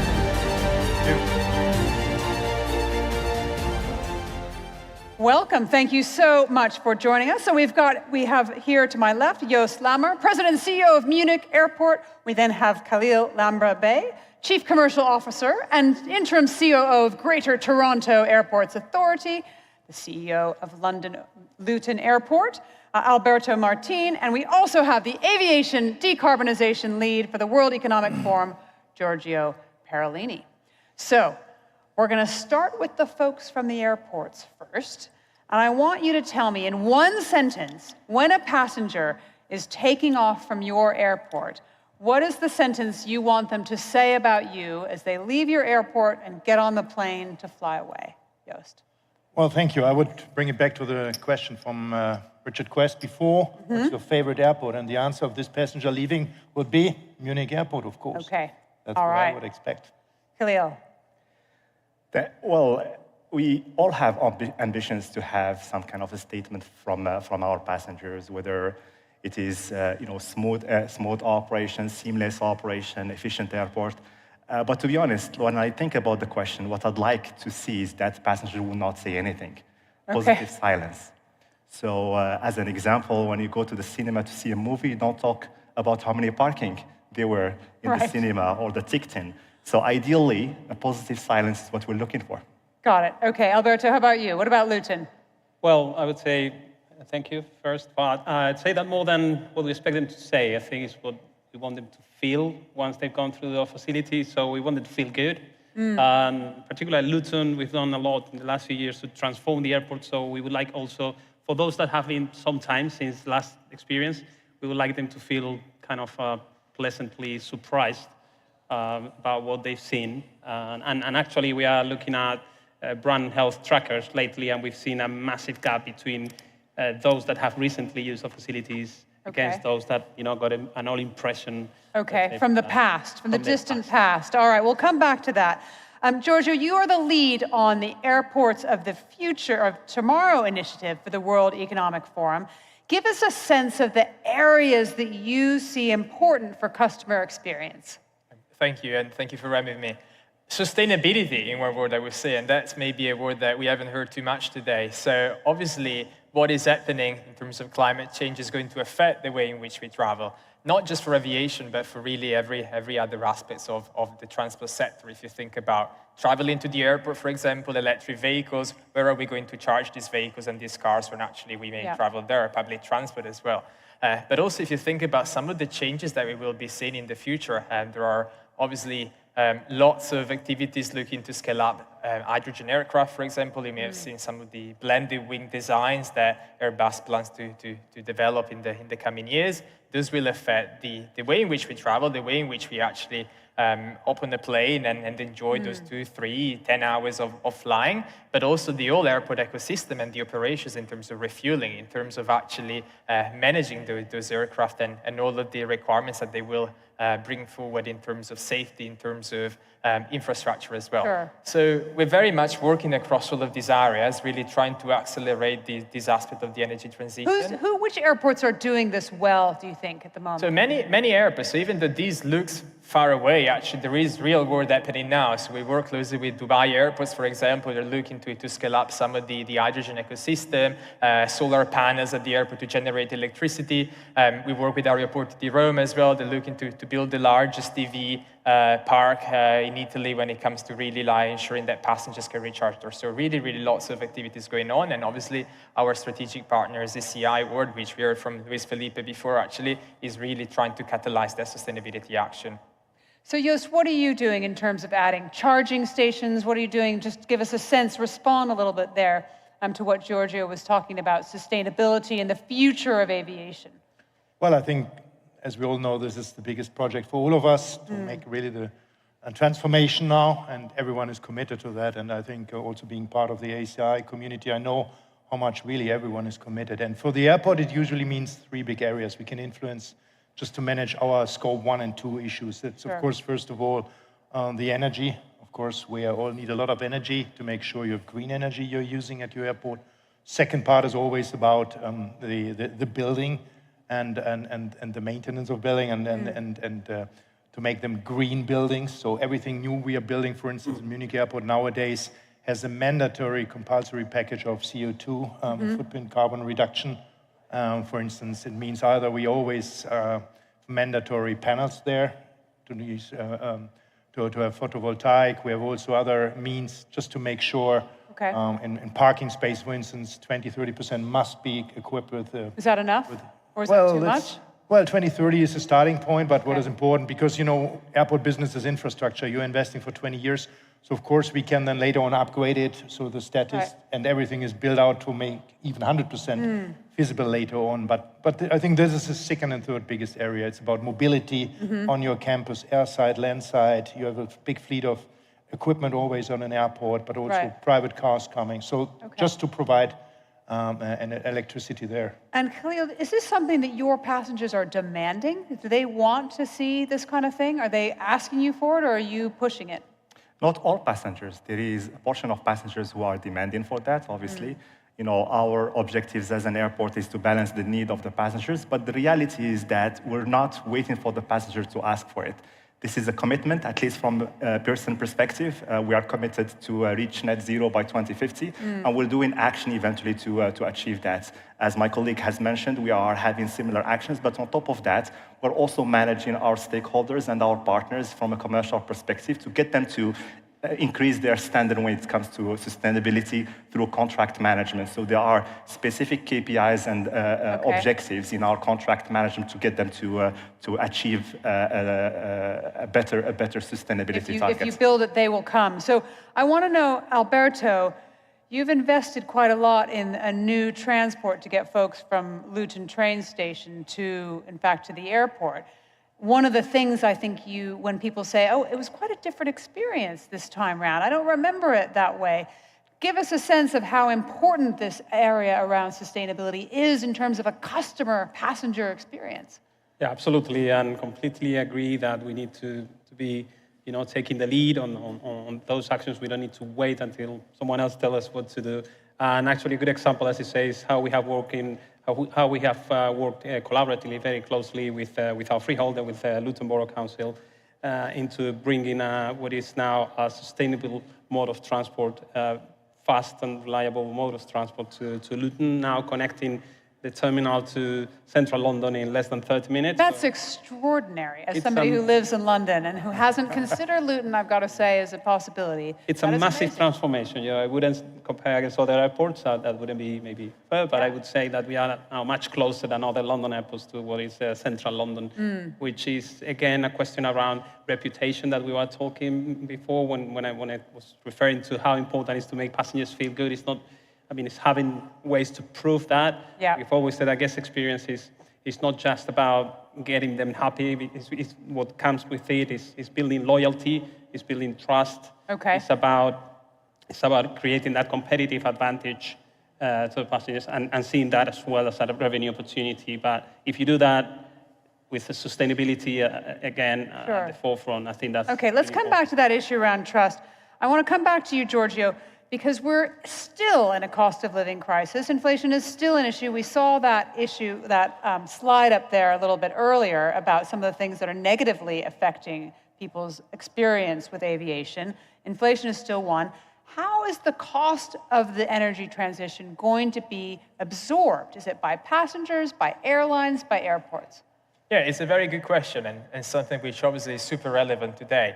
If I think about the cost of sustainable fuels, for example, that is likely at least twice the cost of conventional kerosene at the moment, which also means that we really need to work collaboratively to try to scale up as quickly as possible some of these technologies to really kickstart those economies of scale and try to drive down that green premium. But that green premium in the short term is actually there. Yes, mitigated by perhaps slower or smaller volumes of SAF fueling through some of the pipelines at the moment. But what we're seeing is the wider aviation and airport ecosystem trying to become creative in terms of how this cost is going to be passed on to passengers. We're starting to see, for example, some of the airlines voluntarily trialing some of the SAF credits, as they call them, like you can, as a consumer, purchase some of the fuel molecules as part of your ticket, or potentially... Do people do that? Do they want to do that? Some of them do it.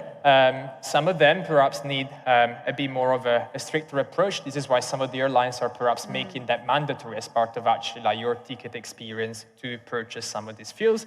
We've seen some of the trials in Europe, for example, on some of the routes that perhaps don't have too much of competition, where some of the prices could be potentially tweaked. And we started to see actually some of the demand not necessarily going down despite the potentially higher premium. And also we've got governments that are regulating and mandating some of these. It's interesting to see the case of Singapore, for example. A couple of months ago, they announced a new levy, which is going to support sustainable aviation fuel scaling in the region. Every passenger, regardless of where they travel, regardless of which airline they fly with, will have to pay a small levy that will be used to support the energy transition. So we're starting to see a full and creative approach to these. Airports potentially supporting through incentives, remodulation of landing charges. That's what Heathrow Airport is doing, for example, in the UK. But there will be significant activity that will be seen in the next few months on this. Okay, so give us a sense of how you are thinking about who's going to absorb that cost. Are you going to absorb the cost, Joost? I think everyone needs to take part in it. And I think as airports and airlines doing a lot already on this, I think very much what is needed these days, especially if you look into Europe, just to make the Green Deal happen, we need there more incentives. We need public funding, especially sustainable aviation fuels, as we all know. There's not enough incentives, not enough product. I mean, it's nice to set targets. What would you like to see from government? I would, for instance, see to really scale up and to invest into really the product, right? To produce a sustainable aviation fuel. You need a lot of green energy for that. So that should be subsidized, should be supported. I think there should be maybe tax credits. There should be incentives also on initial products. And that's all missing, right? I mean, that's really absolutely needed just to make it happen. Okay, so government not doing enough. Yeah, sorry, go ahead. Yeah, exactly. In Europe, you know, we have a Green Deal. We have set targets, just for instance, to blending now fuel from 2025 onwards. That means next year. And where should airlines and the industry buy these fuels if they're not existing on the market and there is no incentive for the oil companies just to produce this kind of products? Because it's minimum, as you said, I think it's rather 3 or 4 times more expensive than conventional fuel. So urgently needed money. we need investments. Khalil, is the situation any different in Canada? How are you going to absorb the cost of the transition? The situation in Canada is a little bit worse, I would say, than Europe. Okay. They are a little bit behind when it comes to sustainability. You know, we have as an ambition to get our airlines to use 10% of SAF fuel by 2030, which is common eventually worldwide in order to reach the net zero targets. However, we feel that that target is extremely difficult to achieve because there is just not sufficient SAF in Canada. Canada is a fuel production country, you know, like it's a producer of fuel, but we haven't yet, how can I say that, prioritized the production of SAF for that perspective. When it comes to cost recovery, I agree that everyone needs eventually to pay, and they need obviously to be some kind of a contribution from a government perspective, because that's government roles as well. We feel that this is not something that we are enforcing our ecosystem to follow, because our ecosystem needs it as well. Our airlines are aligned with that. Right. When we create new chargers or when we do any investment from a capital program perspective, we consult our airlines, we get eventually their endorsement, and they are supportive of these initiatives as well. Okay, let's step away from sustainability for a moment. I want to come back, Alberto, to that word you mentioned around trust and building a culture of trust so that you approach your holiday or your business trip with a feeling of, I don't even have to worry about the airport. Now, it's complicated because it's not just for you, people that you employ, but there's lots of folks who work at the airport who aren't employed by you, but as a passenger, I don't know that. Right? So how do you get everyone who's customer-facing on the same page so that the passenger has a seamless experience no matter with whom? Absolutely, and it's a very good point, and actually it's pretty much related with what we have just been talking about. It's the same thing, guest experience applies to sustainability. It's how we work together to achieve a common goal. And in sustainability, we have been doing that. We need third parties, we need government.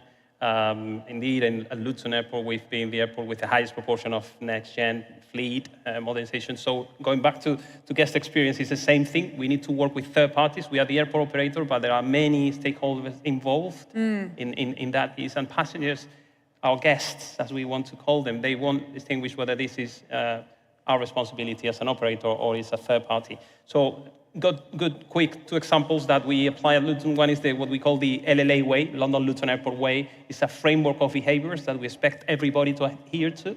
So that's a perfect way to make everybody see what we expect as a behavior. So we want to implement those values.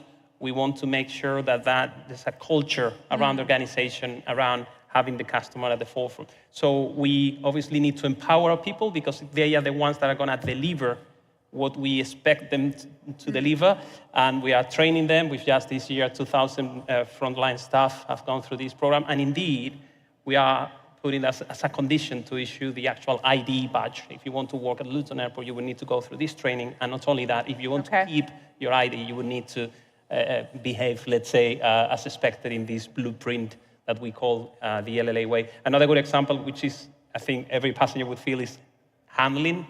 So, because there are many touch points that we cannot control directly. When you're getting your bags back? For example, or the check-in process. Yeah, and that's you really essential. want your bags fast. Like that is the moment when I get a little bit cross in my day. So my bag hasn't arrived, right? So that's a very good case. I'm sure many would be identified with. And indeed, when arriving to our passengers, the first two key touch points are not in our direct control as airport operators. We talk about immigration. We talk about package delivery. You need to work together. You need to work collaboratively to make sure that we all understand that the guest needs to be, at the heart of all that we do. Okay. And ground handling is a good example. We got equipment pooling. Equipment pooling. So it's different airlines using the same piece of kit. Same piece of kit, much safer. 50% reduction in incidents we saw the moment that was implemented. Quality, 20%. Improvement in baggage delivery time, 18% increase in on-time turn for airlines. And I think here is a key point as well. So because we have been talking about guest experience, but airlines is very important that we listen to our airlines and understand how we can adapt our processes to what they want, what they need, because we got the common customer, which is eventually our passenger. Did you want to say something, Giorgio? Maybe on the concept of trust, which is actually going back to the energy transition, which is my area of expertise. Actually, if you think about that chart that we saw earlier in terms of the number of passengers going up, that is particularly true in some of the regions which perhaps at the moment have not necessarily developed the aviation sector too much. We're starting to see lots of growth in Southeast Asia, in China, in the Middle East, in South America. And this is where trust is actually important, bringing passengers with us on that journey to sustainability and working across governments and across regions through the ICAO and some of the wider international organizations to really making sure that the transition can be affordable and can be accelerated. Okay. Did you want to say something? Yeah, I'll add on that. I'll just share eventually our experience at Pearson, because those are common issues from an airport perspective. Stakeholder management, stakeholder engagement in general is the objective of every airport. So particularly from an experience perspective, I want to share obviously what we're doing at Pearson. First, we are creating a movement, a cultural movement called I Am Toronto Pearson. In Pearson, in Toronto Airport, there are almost 50,000 employees in and around the airports, and those are not necessarily airport employees. We are the second largest economical zone in the country of Canada. The second largest economic zone from an employment perspective in Canada. Interesting. So it's really important. So we have created a couple of years back a branded movement called I Am Toronto Pearson, where all the employees in Toronto are behind. So they have, it brings a sense of belongings and basically generates a lot of activities, events as one community as opposed to the airport versus the other employers. On top of that, what we are doing also, as my colleague has mentioned from Luton Airport, we also have what we call Pearson Standards, which is a set of standards and KPIs and target for our stakeholders to meet from a customer experience perspective. Just give me one. What's one of those? It could be courtesy, as an example, training objectives, the way how, like we have standards from an operational perspective in terms of targeted turnaround time. How do you measure courtesy? How do you teach somebody how to be courteous? Survey. So we measure it based on survey, based on the feedback from our passengers. So we do survey our passengers, and we also survey our partners. We need to make sure, obviously, that we are listening to them and then we are reacting, because we may not necessarily be doing the right things neither. So there is a set of commitment as part of Pearson Standard from an airport perspective to our ecosystem. So it is a trust relationship, and we need to be transparent about it. So through measurements, through the sense of belongings, and then as well as what we're creating also focus group to inform our customer experience strategy. So the customer experience strategy is developed not only by the airport, but by the entire ecosystem to ensure that their voice is heard. So, okay, people can be courteous to me in the airport, but if I'm getting stuck in security, I don't care how nice anyone is, I'm again going to, I sound like a very cross person, I'm really not, but I don't like getting stuck in security, I don't like it when my bag doesn't arrive. So Joost, tell me about how technology is transforming the customer experience as we're moving through security. Is that going to make my experience getting from when I walk in that airport door at Munich to the gate more seamless, faster? Absolutely. I think we all know passenger security is one of the pain points. Always passengers are still nervous before they're getting from landside to airside. So it's a critical point. And we are at Munich Airport already started a year and a half ago to implement the latest generation of the new technology. You know them already. They are like computer tomographs, and it's also very nice, the whole experience. You have now 3-4 places to get ready, to prepare yourself.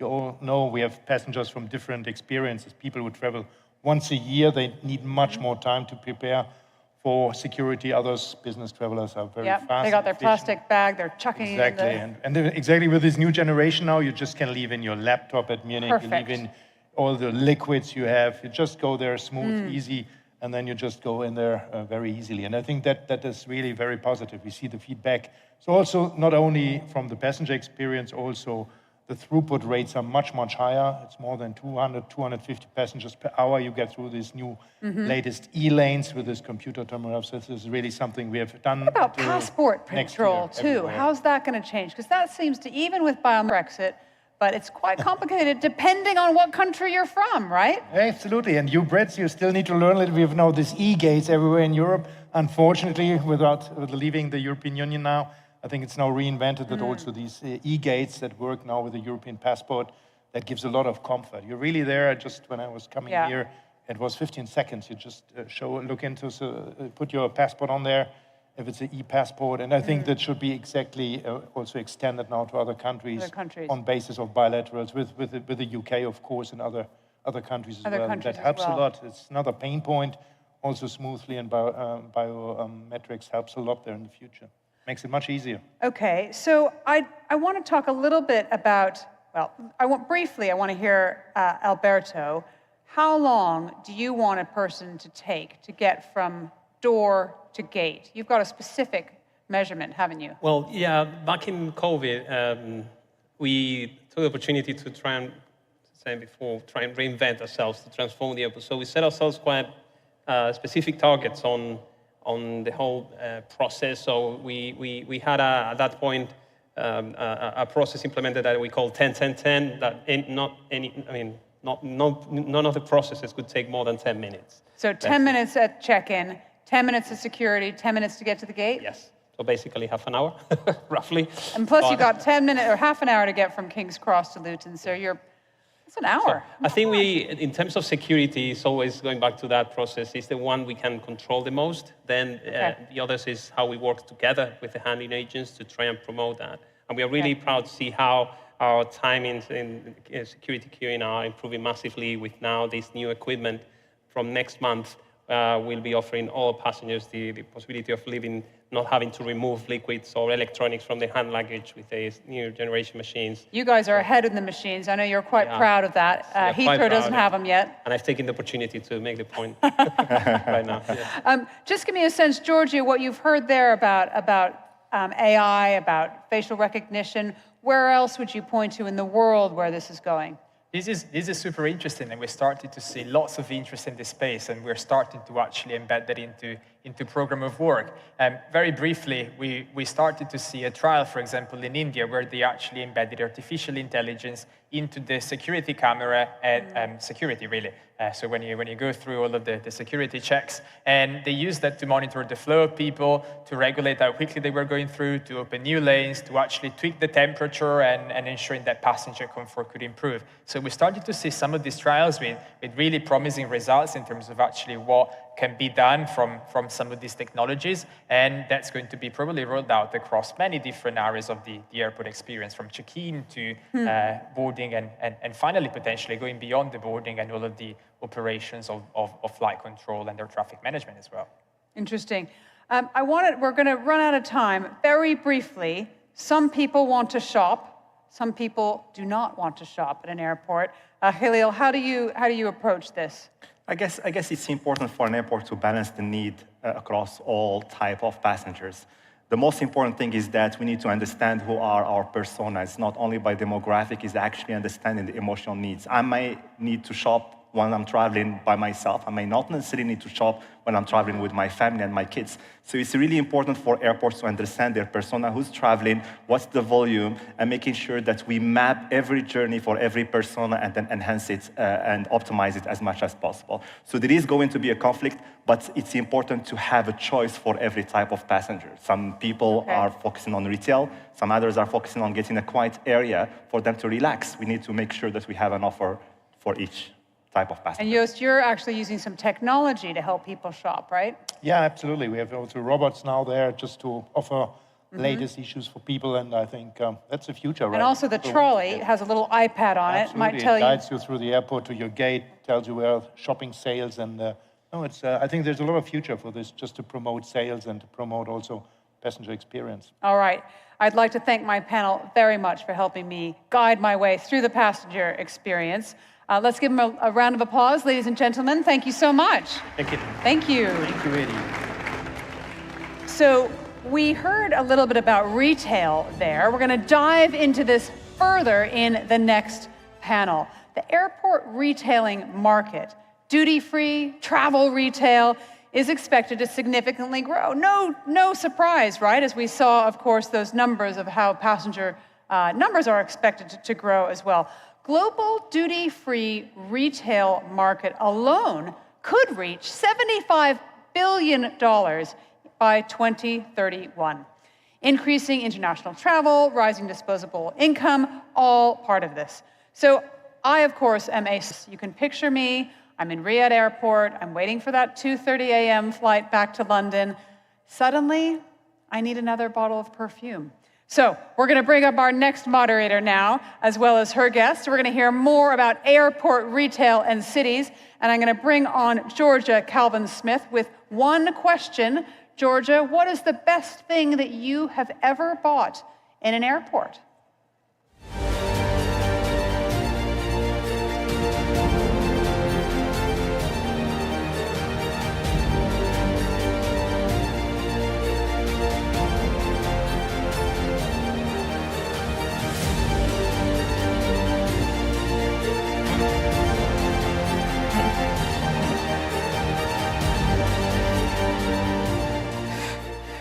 So I actually just used that little walk to consider Edie's question. And to be honest, however big my perfume collection gets, and I'm not joking, there's like a liminal space of travel when the minute I get into an airport, I'm suddenly like, you know what, I need another one. I may have like 3 or 4, and then I'm suddenly like, everything seems like it's a bargain and utterly necessary. So I would say the answer to Edie's question is too much perfume. I have a lot of duty-free perfume. That is an indication of how we're going to dive into the next conversation, because, you know, like for every ecosystem, looking at each of its interconnected but dependent aspects is important to its overall health. How do you find that balance? And I'd like to think that that ecosystem sometimes is me. You know, when you get to an airport, you've booked in, you're about to get your flight, but the other considerations that we have to take on board are bags, shopping, my safety, and my comfort. Now, we're going to be talking today to 2 men who can break down 2 of these essential aspects of the aviation landscape. On one hand, we have ground handling, with crews taking on physically and mentally taxing, process-heavy jobs that are really essential to making sure that everything keeps running smoothly, and that I, as a passenger, have the privilege of hopefully not even noticing is happening. On the other hand, we have retail, which is not only crucial to airports' revenue and competitiveness, and even, you know, an exiting traveler's impression of a country or place that they may be leaving. And we will be speaking about that with Xavier. So with us today, we have Fabio Gamba, the DG of Switzerland's Airport Services Association, ASA. Fabio, thank you so much for being here. And Xavier Rossignol, the CEO of Swiss-based travel retailer Avolta. Now, Fabio, we're going to start with you. I was saying there about how half the time when I get to airports, all I want to know is that the plane's going to taxi off when it's supposed to, that my bags get there, that everything is where it's supposed to be and not have to think about it. But what do you wish that I, as a passenger, knew more about when it came to ground handling and what goes into it? Well, thank you, Georgia. I think that's all that you need to know as a passenger. It's true that business aviation, ground handling, excuse me, I just spoke to someone representing business aviation before. Ground handling is an invisible part of the triangle that you have between the airlines, the airports, and precisely the third angle of the triangle. And it's fine with the passenger. They don't have to know that we even exist. As a matter of fact, we're a B2B business with terms and conditions, obviously. And on the other hand, we have contracts with the airlines that we're working with. And sometimes the contracts with the airlines are in contradiction with the obligations that we are under with the airports, which makes it extremely challenging with different companies, and different companies have different policies. And that is making the job very, very difficult. As I used to say, safety on board, which is the pillar of this industry, safety, I think no one will disagree with that in the room, starts on the ground and finishes on the ground. So it is extremely important that this business that is invisible to the layman is being done in the right conditions. And for this to happen, there needs to be standards. There are standards out there, but the way they are being applied is still not, let's say, the way it should be. And obviously, we're working on this. We've been working for decades now, and we're going to continue to work on this. but it's not quite there yet. And so in order for us to be delivering the best service to our customers, the airlines, but indirectly to the passengers, there needs to be more to be done with respect to standards. And as said, this is something that we're really trying to work hard on, with some hope, definitely. One being that we're seeing, as a matter of fact, a number of regulations cropping up. And that will, and that's the hope, help this standardization to happen. GACA is a good example. They have a regulation in place for ground handling. They're one of the few visionary states that have regulation in place. EASA in the European Union has just started with an opinion, so there will be a regulation in the coming years. And the hope is that the regulation will not be, one regulation here, another there, and then in the end, what was supposed to be unified is going to be, continue to be a patchwork. The hope is that at one point, and this is a call for ICAO, the ICAO take over the matter and make a universal regulation that, looks at ground handling as an essential component of this triangle. Do you think part of the problem is that there's not enough appreciation, perhaps, or understanding of the importance of the work that is done by those working within the ground handling sector? And appreciation not from passengers who get to swan around ignoring it, but from the rest of the aviation sector, aviation industry, excuse me. That's an interesting way to put it. And I would say perhaps yes, indeed. And that also is because, or is a resultant of the fact that we are an unregulated business at this stage.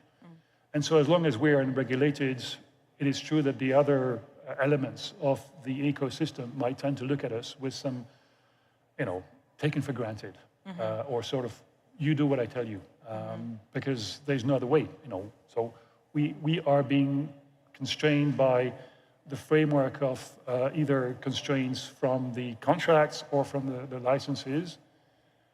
The fact that we will be someday, hopefully, regulated universally is going to change that. I'm sure of this. So, yeah, undervalued or underestimated, perhaps. It's an interesting way to put this, but I would say this is much more a resultant of the current situation. Xavier, you don't have that problem. I mean, airport retail is pretty flashy, pretty fancy, and you've been doing pretty well post-pandemic, I understand it. What do you put down the pretty spectacular recovery of airport retail since the pandemic? What do you put down that success to? Well, first of all, thank you for having me here, and also the organizers of such an event here in the Kingdom. Look, travel retail and travel F&B, that is what Avolta is doing, as you said, is already fully recovered from the pandemic. But what is even more important for me is the future. The number of international passengers globally will double again in 15 years. But on top of that, we believe that providing the right experience at the airport, which is the retail, but it's also the F&B, is the retail and the F&B combined? Why not, as you have limited time when you are at the airport, why not to facilitate that you can have your coffee, your pastry, and also do some shopping of something you might need? It's about entertainment. The newer generations is all about entertainment, how they enjoy the experience. It's about local. People want a sense of authenticity. If you look at what airport retail was 20 years ago, was all a little bit the same. And now that is not possible anymore. If you are here in Saudi, you want the airports to have some of the international global brands, but you also want to know you are somewhere that is not Paris or London, and you have the local flavor. Combining all that, it's not easy, because you need to understand what the different passengers want. And as how do you break all that down? How do you understand it? It's data. The only way you can adapt the offer, assortment, brands, pricing, to what you need is about data. And it's not only about the type of passengers, it's even the moment of the day. It's if it's sunny or not sunny, or if it's hot. Because if it's super sunny, maybe people forgot the sunglasses. one of the largest corners of sunglasses we have is in Seattle, US, and everybody thinks it's raining. Exactly, because it's raining, nobody brings their sunglasses, and the days that they are sunny, they want a sunglass. We are today in 73 countries, 1,000 locations, 5,000 points of sale between F&B and retail. And that allows us to gather more information than anybody else, and we adapt the store not only on a yearly or quarterly basis, but on a daily basis. So when did you start doing that? When did you start noticing, you know what, we need to get real-time information about our customers' shopping habits in order to stay relevant and make the adjustments needed to keep on making a profit? Look, the challenge, I think, for almost anywhere in the world is that everything goes faster now than it used to go. Before, certain trends would last for 10 years. Something will be fashionable for 10 years. Now, a brand can be fashionable for a season because it's in the right TikTok, and 6 months later, it's gone and nobody remembers. So the acceleration is much faster. What you used to do before, it was to have highly qualified people on the store, knowing their store. This is 8 o'clock, there is a flight from London, it's basically business people, I need to adapt my store. Now data can accelerate that. We introduced a couple of months ago a Volta GPT. GPT is a technology you can buy, it's proprietary information. And now our shop managers have on their device, they say today's Tuesday morning, it's raining outside, those are the flights, because that's an advantage you have in this industry. You know who is going to be in your airport in advance, because they come by plane. And then we adapt the shop several times a day. Of course, you need to do it in a cost-efficient way, so you cannot adapt the shop 25 times a day, but you adapt it along the week, along the month, to be more meaningful for the passengers. If you offer something they want or they need, they shop. It's your job to adapt your offering to what they need. Talking about adapting offering what they want, what they need, there is a huge staff shortage when it comes to skilled workers within ground handling. Huge amounts of people disappeared from the industry during the pandemic. How do you adapt your recruitment strategy to be able to give what potential workers want and need, to look at it again as being a viable option when they're looking at where to go? Well, looking at the time that is remaining is going to be a difficult answer to give, but it's gone so quickly. In a nutshell, and that is indeed one of the probably the most essential issues that we're faced with, is really how to make this job look sexy again. It used to be. It used to be sexy, ground handling. Working in aviation used to be very attractive. A lot of kids used to dream about going and working in the aviation industry, and I was one of them, as a matter of fact. If you're asking, kids what they dream of today, I wonder if they would still have the same answer. So it's really, an issue that we all have to face. Not only ground handling, it's all the sectors, throughout the ecosystem. And we're trying to start looking at responses together, because let's face it, we're not going to be able to, fix this challenge by our own, by ourselves, looking at only ground handling. It will be an across the sector effort that we've started. We initiated this immediately after the pandemic, where we realized that we were in shortage of pilots, we were in shortage of staff, air crew, ground handlers, people working at airports, all across the board. So there will be a number of answers, but this is really something that we ought to do all together. Well, I appreciate you. Thank you very much for all the work that you do in the background, even if I didn't notice it. Thank you very much for all the work that you do, very much in front of my face, dazzling me and doing some damage to my bank account. But Xavier and thank you Fabio, so much for taking the time to give me an insight into very different but important work that you both do.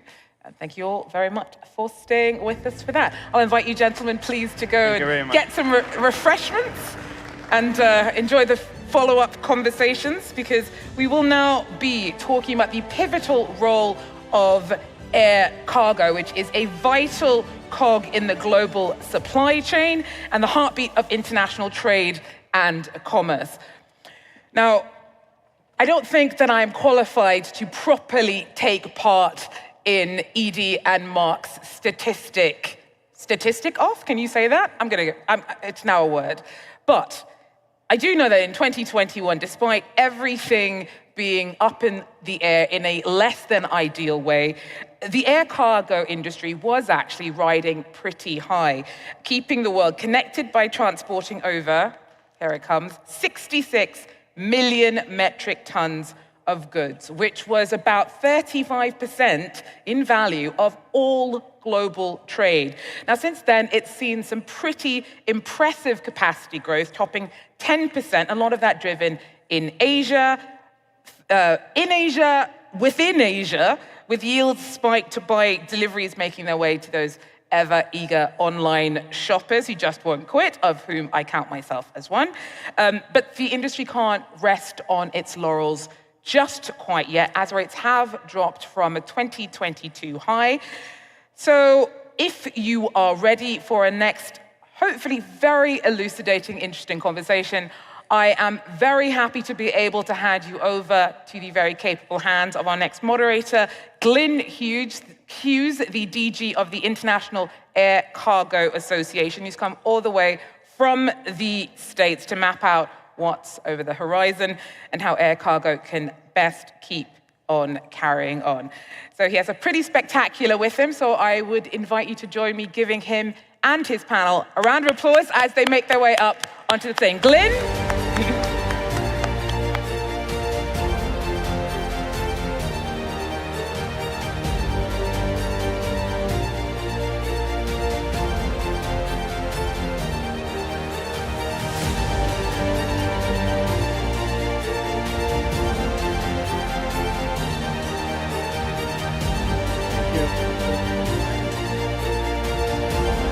Thank you.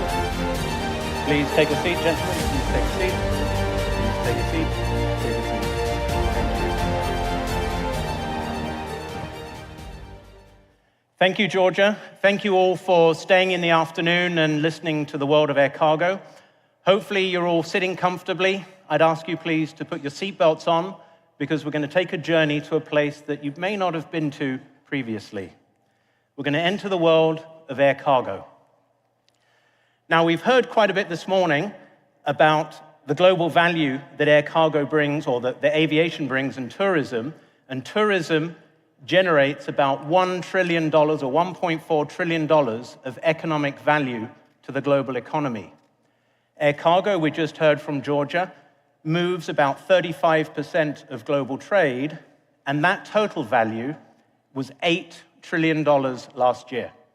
So the value of air cargo that moves in the bellies and the main decks of aircraft is actually 6 to 8 times more valuable to the global economy than the total value of tourism spend. But that's one part of air cargo. It also services the global community.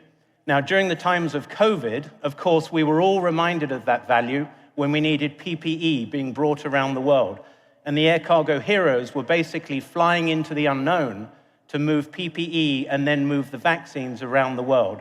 And again, some of these pictures just illustrate some of the activity that was performed. Also, when it comes to humanitarian crisis, again, the value of air cargo is visible for the world to see. When we had the terrible earthquake in Syria and Turkey, air cargo is really the first responders bringing in the humanitarian relief and aid that keeps people alive. But that's times of special crisis. We also, as an industry, move vaccines around the world during our day-to-day business. And in fact, every year, 30 million children's lives are protected because of the vaccines that are moved in the safe conditions that only air cargo can provide. Temperature-controlled, temperature-sensitive. Again, the heroes that are behind me, who we'll hear from in a few minutes, effectively make this happen every day. E-commerce. Statistically speaking, during the next 30 minutes, at least 2 people in this room will be ordering something online. If my daughter was in the room, it would be 2 things every 30 seconds online in the next 30 minutes. The option to move that doesn't go on a ship, it's air cargo. 20% of all air cargo volumes today are e-commerce, and that's growing. Fashion. When I was a small boy, 150 years ago, fashion for us was walking along the high street and walking into a shop that had 4 seasonal change of fashion. We then had the invention of fast fashion, Inditex, 7,500 stores around the world, air cargo supply chains, 29 changes of fashion trends and styles throughout the year. We now have ultra-fast fashion, no retail outlets, factory to person wearing the item. Again, this is purely based on the fact that air cargo's speed reliance. Last weekend, 90 countries celebrated Mother's Day. 400 million homes around the world celebrated with tears of joy and happiness about being given flowers to celebrate what a wonderful occasion. Air cargo brought that. Air cargo transporting fresh produce grown naturally, flowers in particular coming from Kenya, from Ethiopia, from Colombia, from Ecuador. And it's not just the value they bring when they're presented at destination. It's not just the value they bring to the industry moving them around. It's not just the value they bring to the wonderful role of the ground handlers to move them safely, but there's 18 million livelihoods who are reliant on the purchase of these flowers to put food on their tables, send their children to school for a better tomorrow. Air cargo makes that happen. So with that, I'm now actually going to hand over the floor to this great panel. Let me see if I click that and we can remove that screen. Thank you. We have an excellent panel lineup, some real experts in this particular area, and we're going to jump straight into the questions because timing is quite short. So, Faisal, I'm actually going to start here with a question for you, please. Now, I encourage everybody to go through the event app and actually see the great experience and the current role of these individuals. But please, just say a little bit about the organization, what you do, and in Sal's case, please, can you just tell us, as it were, the role that you're going to be playing in helping support the Kingdom's 2030 goal, please. Thank you very much. I'm actually thrilled to be with my esteemed colleagues today. Well, SAL was established end of 2019. SAL is a product of 2030 vision. If it wasn't for 2030 vision, SAL probably would not have existed. So what is it we did from 2019 until today? Well, we invested in basically we are the leading cargo handling in Saudi Arabia. We invested 600 million riyal in enhancing our infrastructure. We already launched our phase 1 in Jeddah and in Riyadh, focusing mainly on state-of-the-art cold chain facilities, supporting all the perishable, pretty much what you just presented earlier as well. And also we are going to spend additional 900 million riyal for basically phase 2 in Jeddah, which will start pretty soon, and also in Riyadh, which we are concluding also very soon, and also revamping the MAM facility and also brand new facility in Medina. On top of that, we connect all these main stations with the other domestic station where we operate with the RFS.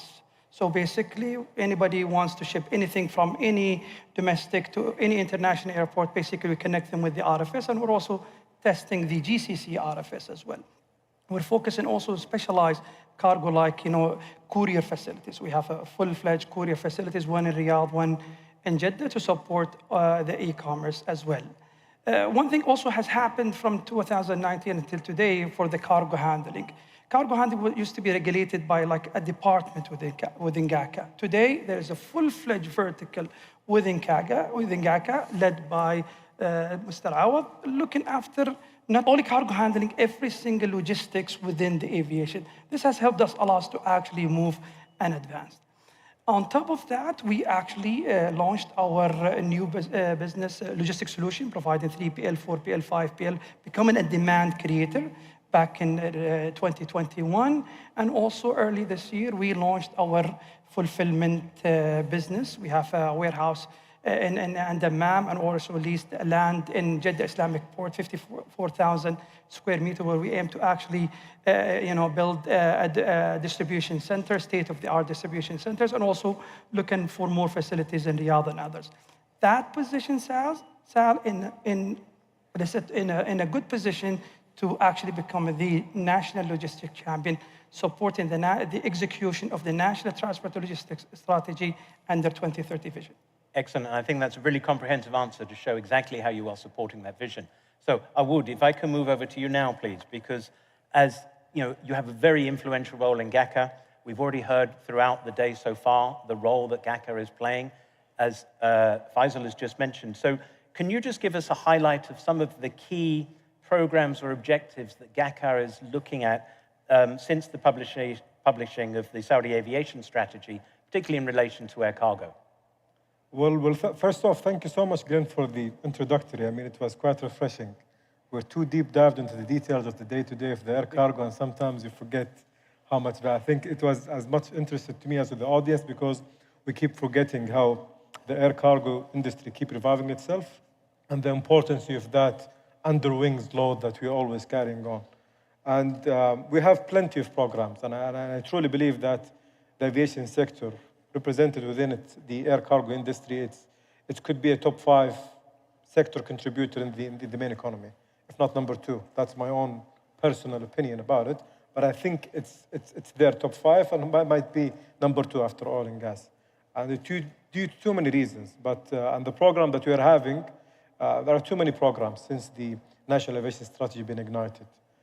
Some of it are related to the infrastructure, which my colleague Faisal they have done beautifully in that arena. We have another ground handler, which they have just announced their terminal in Saudi. It was a healthy approach, a good competition.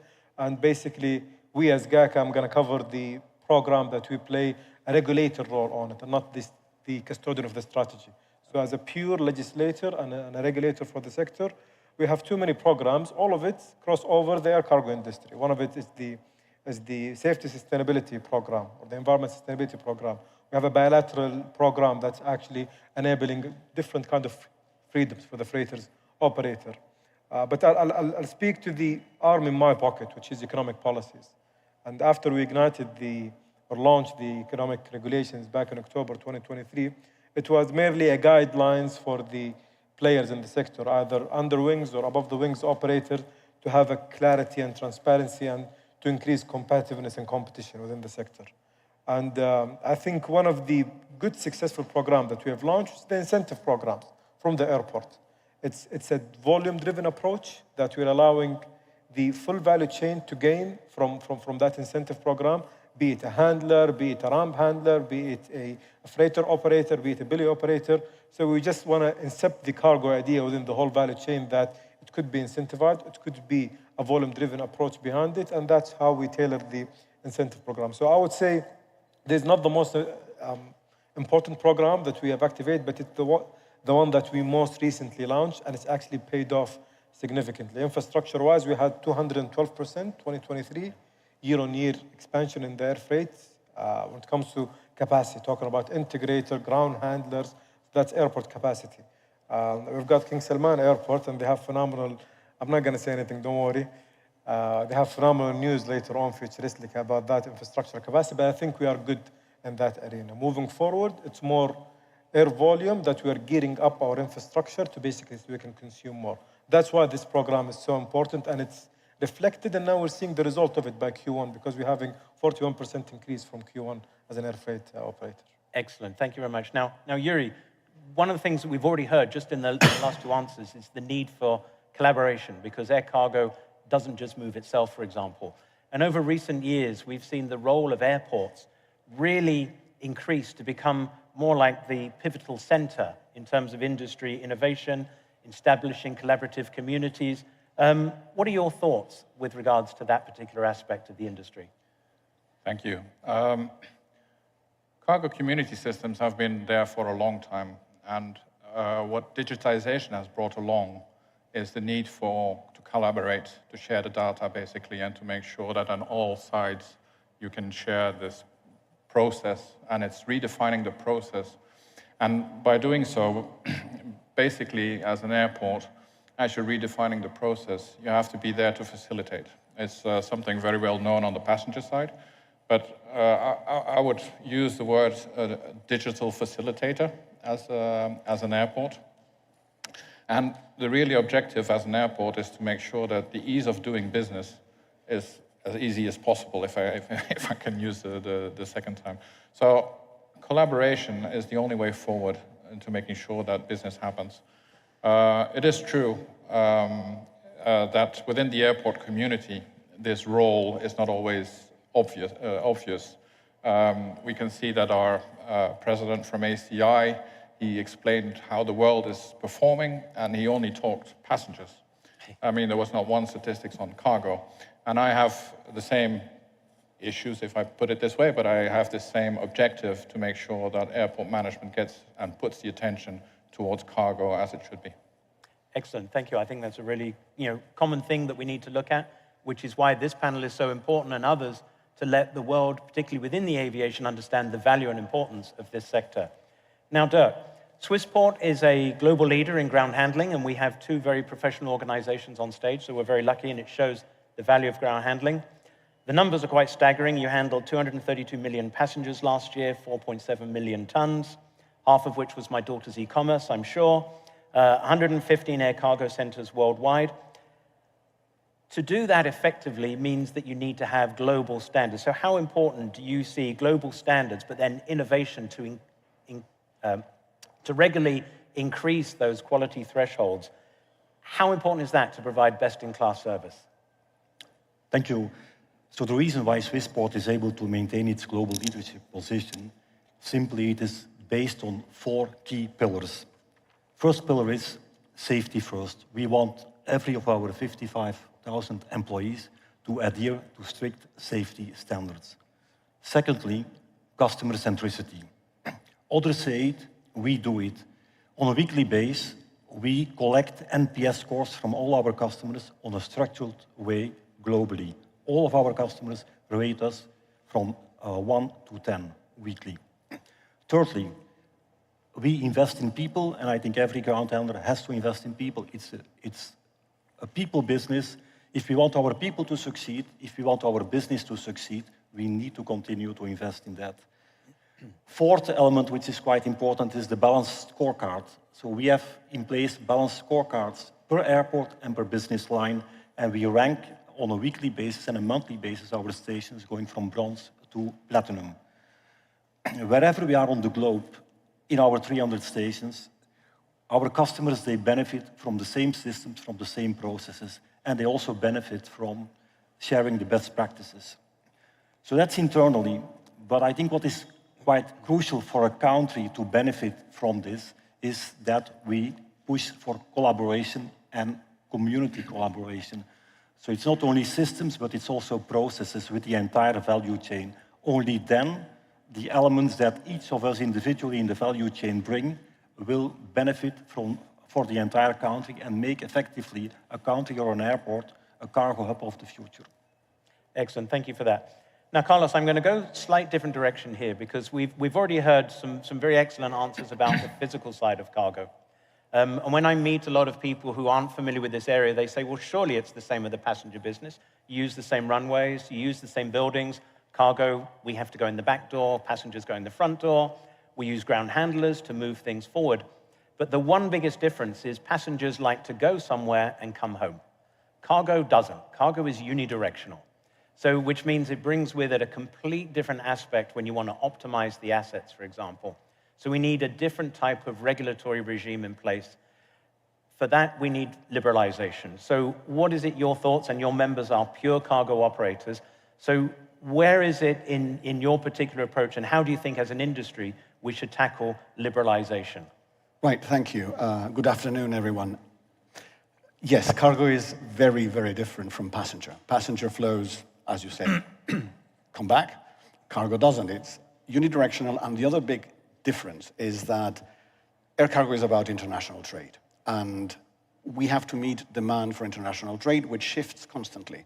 What we carry from where to where changes all the time. So the key word for cargo operators, be they traditional ones or integrators, express, is flexibility. We need the flexibility to deploy our assets in an optimal way to meet the demand where it is, add or take, depending on the situation, and deploy those assets in an optimal way. For that, you need very open regimes, a liberal regime. And I think the pandemic was kind of a litmus test for all that, showing the difference. 45% of the air cargo capacity, which is carried in the belly hold of passenger planes, disappeared. Cargo planes kept operating, but they couldn't go everywhere. So this has led many, many people to think about it. There was an extremely successful experiment in Latin America, where now 11 countries have turned what was a temporary memorandum of understanding on opening cargo markets completely amongst themselves into a permanent one. And that, I think, it's inspiring ICAO, amongst others, to really now recommend that air cargo should be liberalized. And with that, we hope to see more flexibility. Remember that the OECD still says that they have this index called the Services Trade Restriction Index. Well, air cargo, for a number of reasons, is in the top 3 of the most restrictive services worldwide. So there is a lot of scope for improvement. Okay, excellent. I think that's definitely food for thought in terms of we're there to enable trade. And Faisal, I'd like to come to you with a question related to that, because in one of your previous capacities, and you've had a wonderful career, I enjoyed reading through the various areas, but you've also worked for the Saudi Development Authority, looking at global economic growth, for example, excuse me. So my question to you is, with the great infrastructure that we've talked about, and particularly here in the Kingdom, where you relate it to the Vision 2030 to set up manufacturing, do you think as an industry, we could do more to try and encourage and promote international trade? We saw the numbers before that just the movement of flowers is effectively creating 20 million prosperous livelihoods based on just that one product. Can we do more as an industry to promote more trade? Well, if we look, logistics basically is the backbone of the trade and this and everything else. And I think the pandemic, COVID-19, showed that exactly at that time, with all the difficulties in supply chain, cargo actually delivered and make sure there is a supply chain everywhere. And also this depends on the nature of the business. We've seen, if we look at the e-commerce today, it's evolving. We have 2 facilities, one in Riyadh, one in Jeddah. What we have handled in Q1 this year is literally 100% of what we used to handle in Q1 last year. So that the e-commerce is evolving. Definitely, instead of things going bulk, they will go in parcels. That definitely will support the air cargo and everything. The other thing is basically with the plane, when it comes, there are 3 main types of cargo in it. There is the import that would go straight to the economy. That will, depend highly on the consumptions. And, with the e-commerce, definitely more will come. And also the manufacturing more of the raw materials. You have also the transit in, which is very important. This highly depends on the connectivity. I'm sure that we heard today about more planes, Saudi airline actually buying 105 planes. That definitely will help with the Riyadh Air and others. That will help with the connectivity, that will help with the transit. And the last one is the bonded, basically, cargo. Now with the special economic zone being announced, with the ILBZ in Riyadh, more to come, definitely that would encourage more of cargo actually being flown by planes. Again, the nature of life, people, they can't wait. As you mentioned, every 1 minute you'll have so many people actually ordering online. I order everything online, and definitely the last mile also would support. So if you have a connectivity for cargo, well handled air cargo handle with the last mile, definitely more would come in as an inbound, and definitely more of the manufacturer would use the e-commerce as a platform to sell their products all over the world. Excellent. And I'm going to use that as a link to you, Awood, because the role of air cargo evolves as the global economy evolves. We're moving some of the highest tech equipment around the world, we're moving it in air cargo, some of the most valuable. So it's important that we continually innovate as an industry. It's important that we continue to digitalize. Yuri already mentioned digital communities, and it's important we're aware of sustainability. So in your view, where are we with regards to those 3 areas, innovation, digitalization, and sustainability as an industry, compared to perhaps other industries, compared to perhaps the passenger side? Although passengers, we prefer to call those self-loading freight. So where do you think we stand with regards to the others? Speaking of the self-loading friends, I second Yuri that I used to get very frustrated when air cargo has been slipped out, but I stopped doing that since I joined the government. But I appreciate that you've noticed that part. If there is one good thing that we took from the pandemic, from COVID, that most of the civilians now, they appreciate the air cargo. Now they're having pop-up question that these medicines and medicals and pharmaceuticals and perishable is not coming by coincidence, so it was a very appreciative approach. And digitization fall into that because we're having a lot of disruptive companies or disruptive industries that entangled with the air cargo sector. Back in the 90s when the e-com have started, the air cargo industry have a lot of difficulties dealing with that and integrating that part of as a platform into the industry itself. And till today, it's a problem. If you're asking me globally, what's the air cargo compared to other sector, I think we are 7-8 feet under the ground. I honestly believe that, compared to other industries. If I was speaking about the Kingdom of Saudi Arabia, no, we have leaps when it comes to digitization, especially at the airport, and we're still ongoing. I mean, we're targeting 4.5 million tons, and that's not going to come by coincidence. It has to prepare lots because you have the e-com operator, you have the integrator, which they own their own courier and parcels from end to end. Then you have a line hauler operator, where they actually move the goods from one place to another if the integrator didn't use their own craft. Then you have a ground handler, then you have a last mile operator, and it's too complicated to have one digital scenery and connect everything as a seamless process. So I think part of it, and don't get me wrong, Faisal, I know that you're going to panic, but part of it needs to be legislated or mandated so we can make sure that this digital resilience is there when it comes to mandating the whole ecosystem to be in a certain standard. And the rest part of it is what Derek, I believe, have mentioned, which is liberalization. More freedom from both countries to have more air freight going. The maritime is getting higher and higher when it comes to speed. So I think the digital solution, it's one of the main accelerators for that to happen. And thirdly, and this is a program that I haven't mentioned because it's focused on the air freight, which is the free zone that Faisal have mentioned, which GACA have launched the first zone. And it's actually having one of the biggest ICT operator in the globe as a first time, which is Apple. So magnanimously, we have to kick up all of the digital capabilities and abilities to basically make sure that the whole ecosystem is integrated in a seamless way, rather than having cut and paste here and there when it comes to different players. Excellent, thank you. Now, Yuri, we've talked about evolving trends. Carlos referred to the fact that during COVID, of course, the belly capacity just disappeared. I was interested to see that you've actually welcomed a lot of new freighter operations at Paris. Do you see that as an evolving trend that, yes, we heard earlier, 67,000 points of connectivity, but belly cargo moves where the passengers move, but cargo sometimes needs to move to different places. Do you see a continued evolution to more freighters?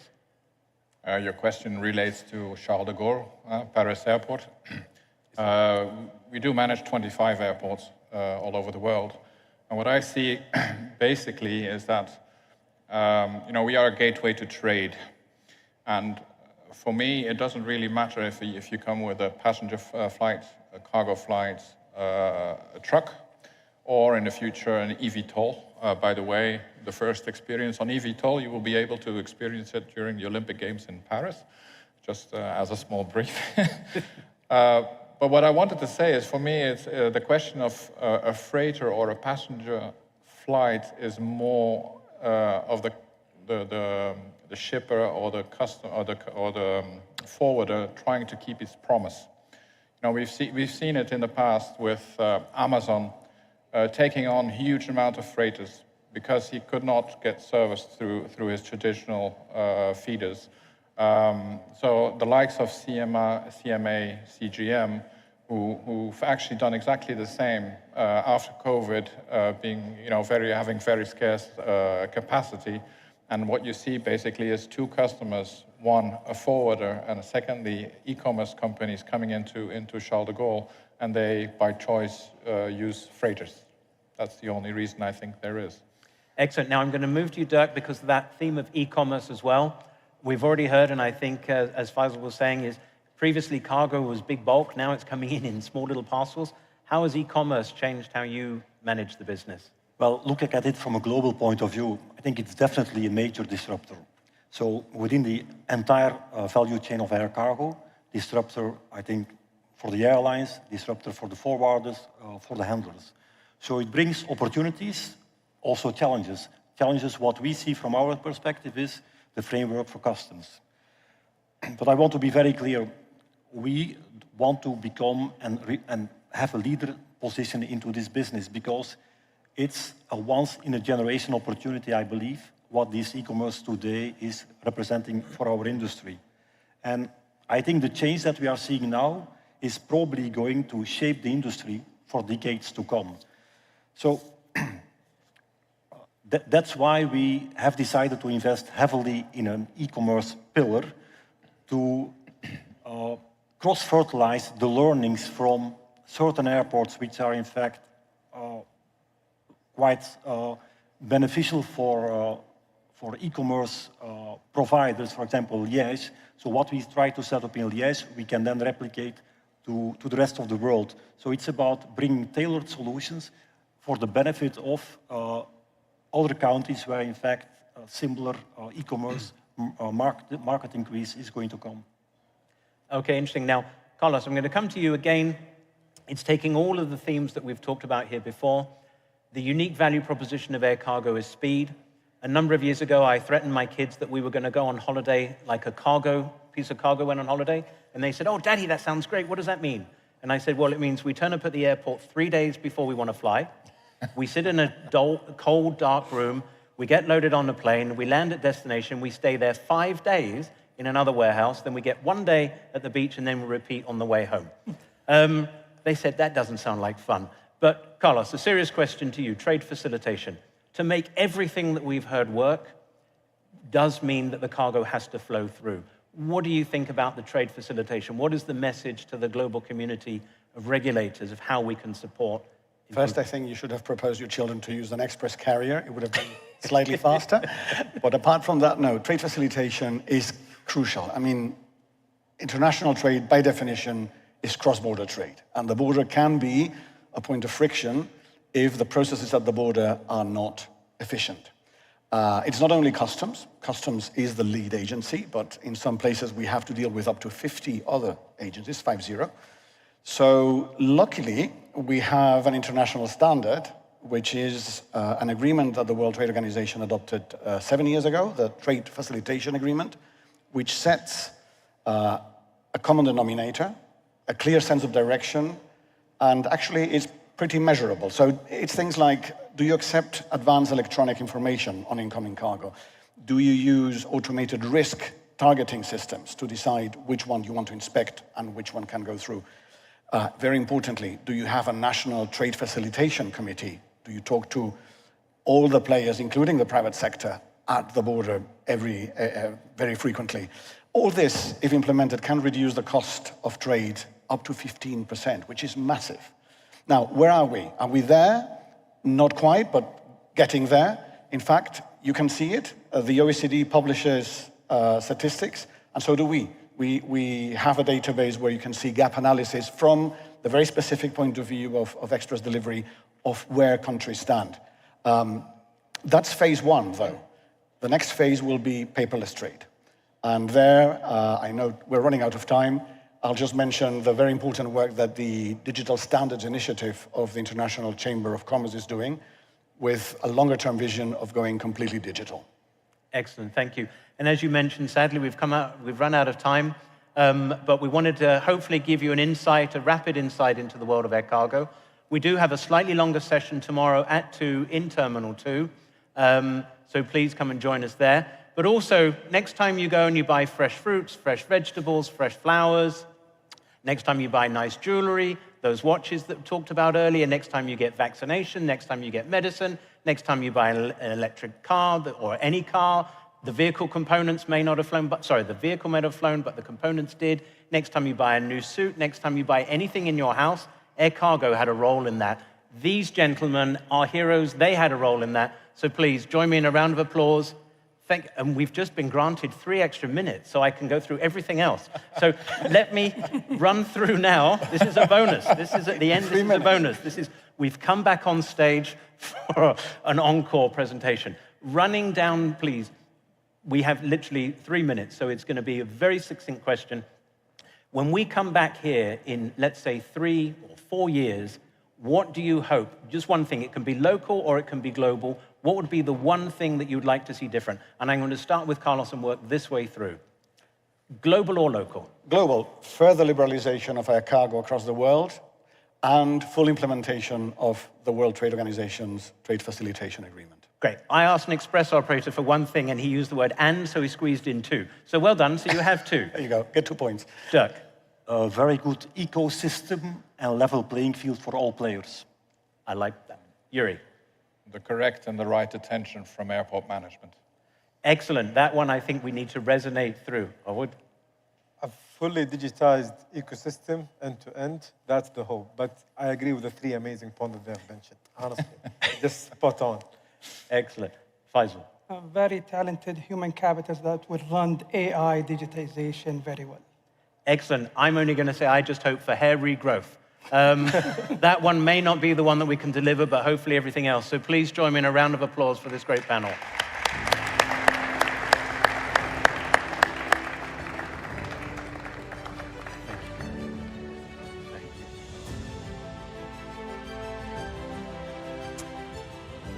Thank you so much. I am going to thank you guys for my fresh fruit, for my blueberries as they arrive. Absolutely fascinating there.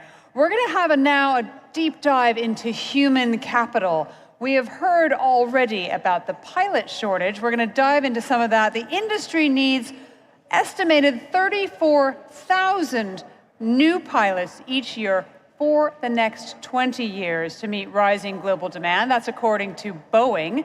As of recent estimates, the industry is actually facing a shortfall of several thousand pilots every year. And that gap could well widen knowing what we know about the increase in interest in air travel. There could be a shortfall of 12,000 to 18,000 aviation maintenance workers. That could rise to a deficit of 48,000. We're going to talk to the people at the sharp edge of this and dive into aviation human capital now and in the future. Let's bring on my panel.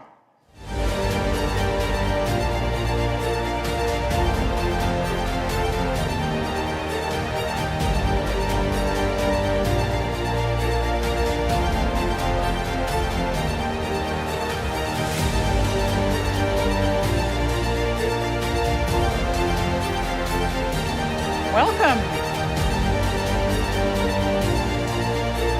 Welcome.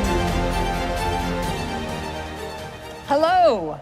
Let me introduce my esteemed panel to you. Very, very pleased to have with us. We have Steve Allen, the global CEO of Donata, which I'm told everybody knows what it means. It's based in Dubai, but has operations around the world.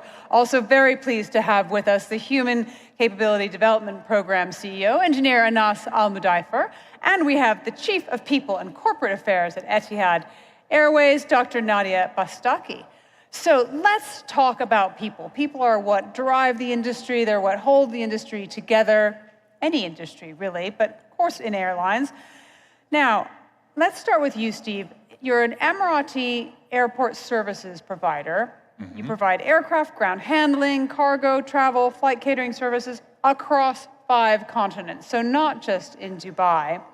Now, tell me what your single biggest challenge is in terms of aviation workforce or the surrounding industry. Well, thank you, and hello, everybody. It's great to be here. A very insightful conference, so great to be part of it. Yeah, I mean, I'm 30 years in the aviation industry. I love it, and it's in my blood, and I wouldn't be anywhere else. But that's not wholly true for everybody in the world. So, really trying to attract people back into aviation after COVID and making aviation fun and exciting to be in. All sort of type of roles that you're in. So you have, the junior roles, the low-skilled roles, right through to the highly technical roles like pilots and chefs and people like that. So various different challenges, but I would say probably attraction and retention of people in the workforce is really important to us. And the knock-on effect of that is also the experience that people have got in the workforce. If you have too much turnover, then the lack of experience can sometimes impact on a very dynamic industry. Okay. Does it differ between geographies? Yes, definitely.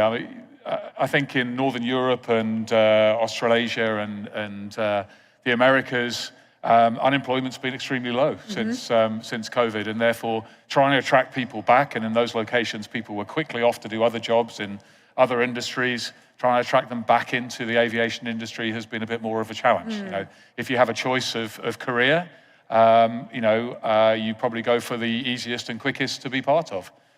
So we've had those challenges, and we've had to look at our wage structures and the things that we put in place to try and attract people. Okay. Whereas I think in this part of the world, for us, the lower skilled workforce is there through migrant workforces coming from the subcontinent. So that's been a bit easier, but the challenge has been to get the more technical resources. Okay. So different challenges, but I'll let others talk about the solutions. Okay, we'll come back to you on that. And Nadia, what do you think? What's the biggest challenge that you face in terms of aviation workforce for Etihad? I think I look at it from 5 sets of challenges. And I know you said 1, but I see it as 5. One of the biggest one is the generation change. So if you look at it, you have more people, experienced and aged population with new talent. And how can we fix that? New talent versus experience and age population. The second challenge we face is the AI and technology and how that is actually invading the space and bringing more challenges, not only from a choice perspective, but also from a perspective of how can we then navigate around that. I think the other thing is that we need to look at skill gap. And when we're talking about, do we have enough supply of pilots, or do we have technicians or experts, and how long does it take? And what the industry needs today, it's not what it was. So we have now a huge skill gap. And then we have to look at another concept, which is diversity and inclusion. And we're not talking about just female empowerment, but more of this new generation, the Generation Z, and what they're looking for out of workplace, and especially in aviation. Is that, as Theo said, is it exciting enough for them? And finally, there is a space that we're not looked after because we're significantly growing massively, 30% in Etihad, but globally there's a huge increase. There's mental and well-being opportunities that we're missing out. A lot of people are going to be burned out earlier, so our attrition rates are going to be higher than what we wanted. So there are these challenges that we're facing, and it's not going to be different from any other airline or any airports. It's going to be similar challenges, but everybody will have more of the other. Interesting. Yeah. And I'll just reflect from what you know about human development, about human capability building, around what you've heard around where some of the challenges are, and maybe touch on a solution. Sure. Thank you, Eddie, and thanks for GACA for hosting this amazing conference. I believe human capital is the backbone of the aviation. They drive efficiency, they drive safety, and also they drive innovation. A lot of challenges are around attractiveness of the sector for many reasons. Whether it's the challenges around the lifestyle that workers on this sectors have to go by. Airports operate 24/7. It's just a hospital. You have to be there. Also around the amount of education and training that you need, especially for pilots and technical team, and the opportunities that are available, especially in the region. So we have challenges with the capacity, and we're trying to expand that, especially with global collaboration. Last but not least, to comment on the inclusivity and diversity, I think we have seen a lot of changes, especially in globally and in the region, where aviation sector has been much more attractive, where we have celebrated a lot of female pilots in the regions, female flight crew joining the workforce. The beauty about the aviation sector, it attracts people from different disciplines. So if we look at where are we attracting talents, we would see in the technical team engineering, and we would see in the flight crew people from the service industry and digital as well. And as much as we penetrate and adapt to technological developments, we would see more tech people joining also the sectors. And I think the future is going to be much more attractive, especially with the expansion that is happening here in the region. The Middle East or the Gulf has been really driving the innovation on aviation and expanding. We have heard a lot of announcements today on the new airplanes that are going to join the Saudi fleet, and we expect this to also attract much more talents to that sector. Yeah.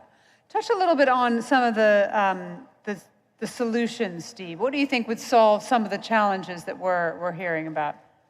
I think communication. I think we need to be actively promoting aviation as an industry and again, reigniting the excitement of aviation. I think the way we communicate is important. Maybe some of the traditional methods of recruiting and attracting people have changed, so we now need to be more on social media. We now need to be more... Are you recruiting on social media? We are recruiting TikTok? Yeah, TikTok, yeah. Wow. In fact, we had a campaign in the UK on TikTok using somebody that's well known to the aviation industry now, a guy called the Airport Guy. Oh, yeah. And he was somebody who used to work at the airport as a pushback operator, so he worked on the ramp. And we asked him to do a video of what it's like to work there.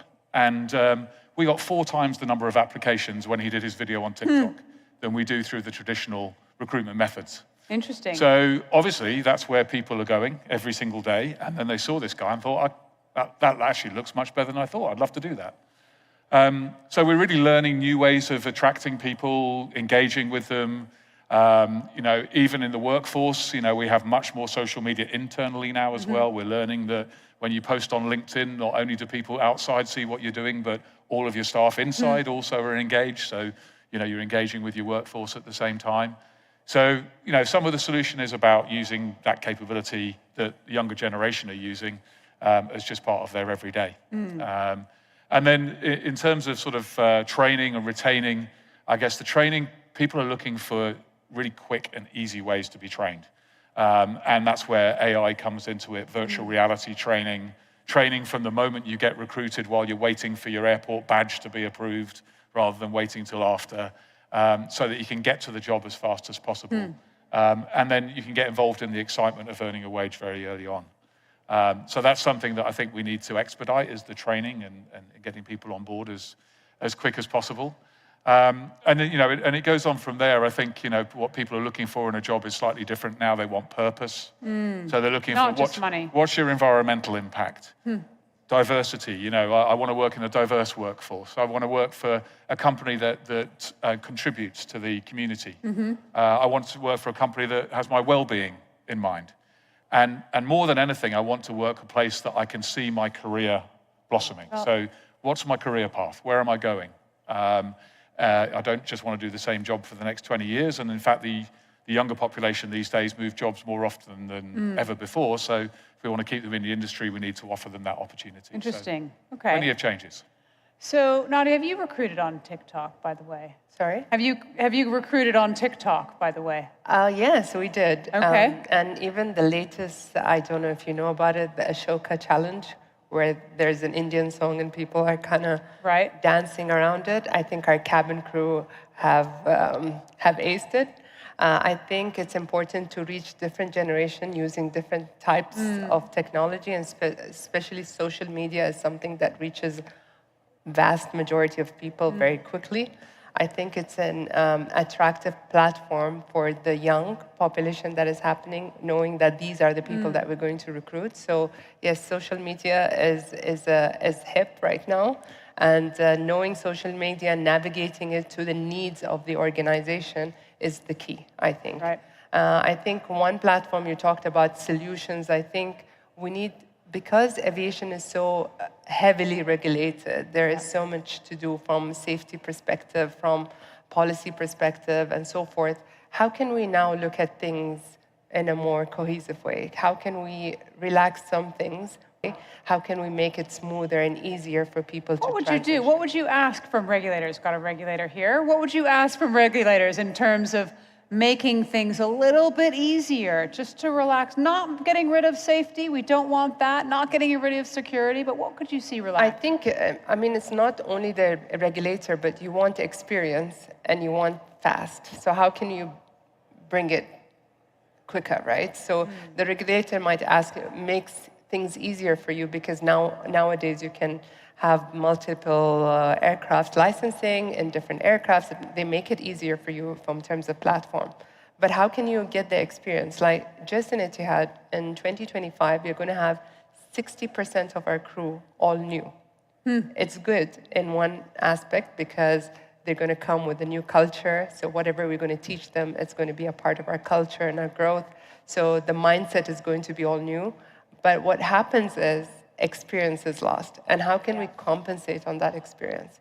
And even with the regulator changing their regulation, we can't compensate on experience. And experience comes with learning, you know, and learning comes with a themed thing. And we can't just force learning in a short period of time. Because you need longer period of time for people to kind of understand. It's not only theory, but it's practicality. So I think the regulators can help change a couple of policies, but I think we need to look at, and I and Steve were discussing backstage, what about having a single cockpit, if that's possible. If we're doing automation, there is vehicles that are now being driven without drivers. What if that is the new technology? And if we're looking at... so a single person in the cockpit rather than always having two. So we have two, and if there's long haul, it's usually four. So how can we look at that, right? But that's long term.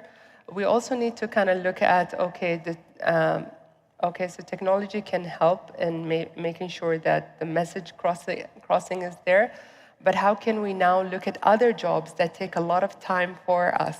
So example, there are frontline jobs, which are engineers, pilots, and technicians, but there's a host of back office support that require supporting these people, and how can we automate those jobs?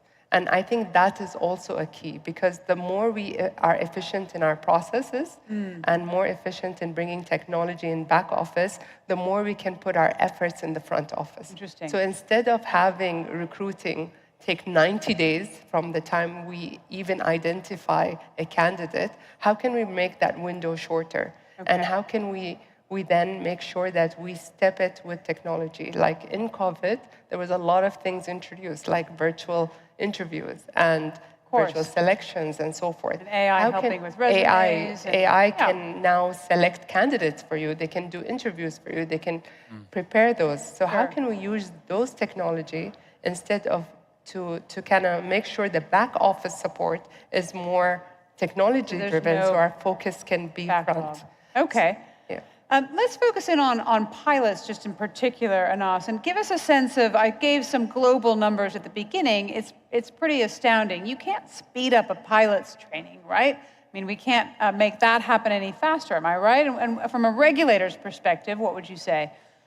Definitely, but at least in the aviation sector, we've seen adaptation of the new technology. So we've seen the simulation, we've seen so many other technologies being used to train a pilot. However, a doctor goes for more training, and if there is a medical error, maybe one patient is going to suffer, but a pilot is carrying hundreds of patients. But I think there is still have to be the same measures that is needed, unless there is a breakthrough, a technological breakthrough that could ease that. I think the risks are way outweigh the benefits, and I want to hear from our colleagues here. Well, I think what you can do is more standardization across the industry. So if a cockpit was much more standardized across all different fleet types, then people could switch between fleet types much easier. If there was much more technology behind them, so they're almost autonomous like your cars are now, then actually the pilot has to do very little to, has to learn very little to be able to just adapt to the extremes rather than fly the plane in every aspect. So we can really make being a pilot much easier. I know I don't want to belittle the profession because, got a few on stage, got a few lurking around in the audience. Exactly, but it should be easier with technology and autonomy. And then you reach the stage of the single pilot cockpit, which means that you're really there just to make sure somebody can take over the controls if something goes wrong. When can we see that, a single pilot cockpit? Well, that depends on the regulators, I think. Okay. I think if we could see doctors doing robotic surgery. And there was a big study, massive study, saying in 20 years from now, what are the jobs that can be replaced? There are multiple jobs that today can be, in 20 years from now, can be replaced because of humanoid, because of AI, because of learning platforms that are managed by bots. So I don't believe that this is not in the near future. I think we need to invest more time in looking at technologies in aviation sector and looking at innovations and seeing how we can really focus on introducing that, because if we didn't, we'll always be a step behind.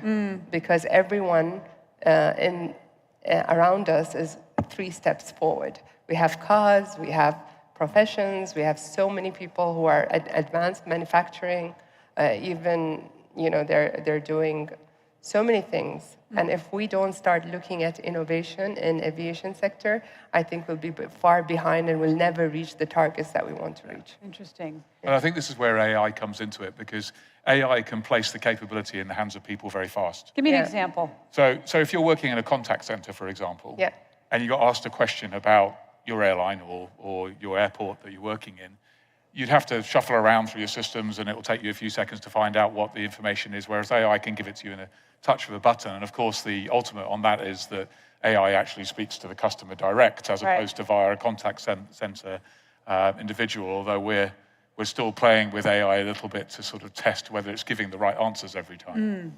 But that's the ultimate where that goes. If you're a technician or an engineer, having the manual at the touch of a button, or even on a set of Google glasses, or however you get the detail that will tell you exactly what to do at the time you need to do it, real time, means that actually you're just following instructions.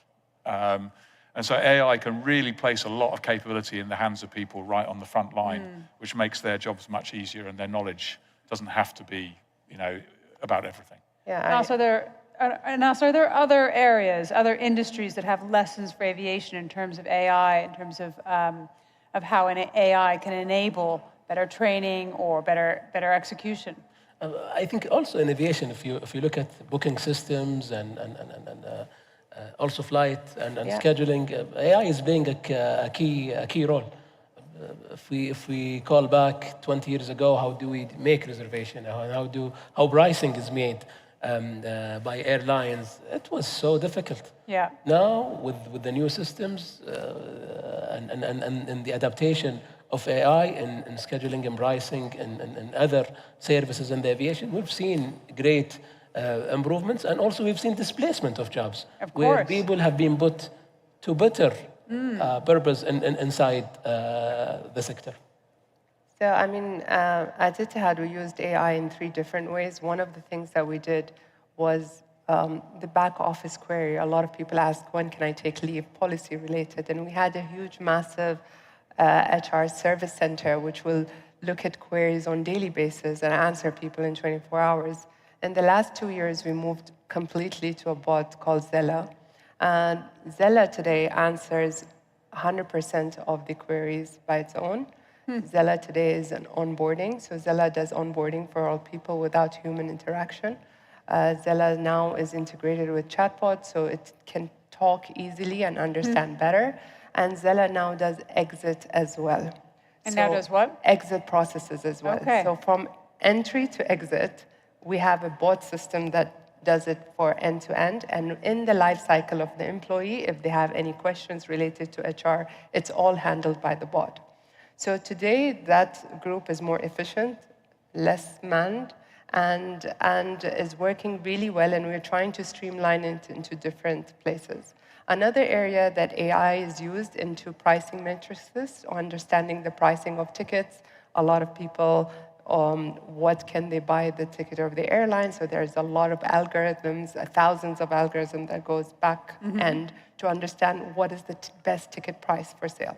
Another area that we used AI technology was in safety and training. Today, I know which pilot, where they are, what is the training requirements? How does our Sentinel look from a training perspective? How can I identify people that are nearly end of the training? How our risk profile looks like? So I think AI can really help us be more efficient and require less people to do the same type of job that we need. Interesting. If we step away from technology, or even include technology, how do we make these kind of jobs more attractive, Steve? Well, again, back to the excitement of aviation. I think, I think really, people have much shorter attention span. They want to be doing different things. So, as I go back to, they want careers. They want to know what their next step is in terms of progressing through aviation. Maybe more global mobility. Maybe people with the options to sort of move around between countries, making people, experience different cultures. If you're in aviation, you're inextricably linked with the fact that the world is small and it's a giant globe. And so can you move around between different geographies? I think also putting the technology in the hands of people, that's what people expect these days, that when you're at work, you've got an iPad or you've got a phone that does the majority of things for you, and you can work with technology sort of on a day-to-day basis. I think that makes you feel as though you're part of a cutting-edge industry and therefore want to be part of that. I think really we have to think about what people demand from their work life these days. But Anas, is that always true, do you think? Do you think that aviation is, of course, a global job? You expect to travel. But if we're going to be inclusive and think about people at all kinds of different stages in their life, you may not always want to travel. You might have smaller kids, you might have aging parents, you might have reasons that you don't want to get on a plane and fly today to Sydney. Anas, do you think that that's another area that we could look at? Absolutely. And that's why if you look at one of the issues that the sector faces is you're stuck. If you're a pilot, it's very difficult to switch career. And we're at a generation that we're pushing the agenda of multi-skilling. You could work in other fields. So if you are in aviation, it's not like other sectors where it's easy for you to switch. If you are in HR, you could just switch for another industry. If you are in finance, you could switch.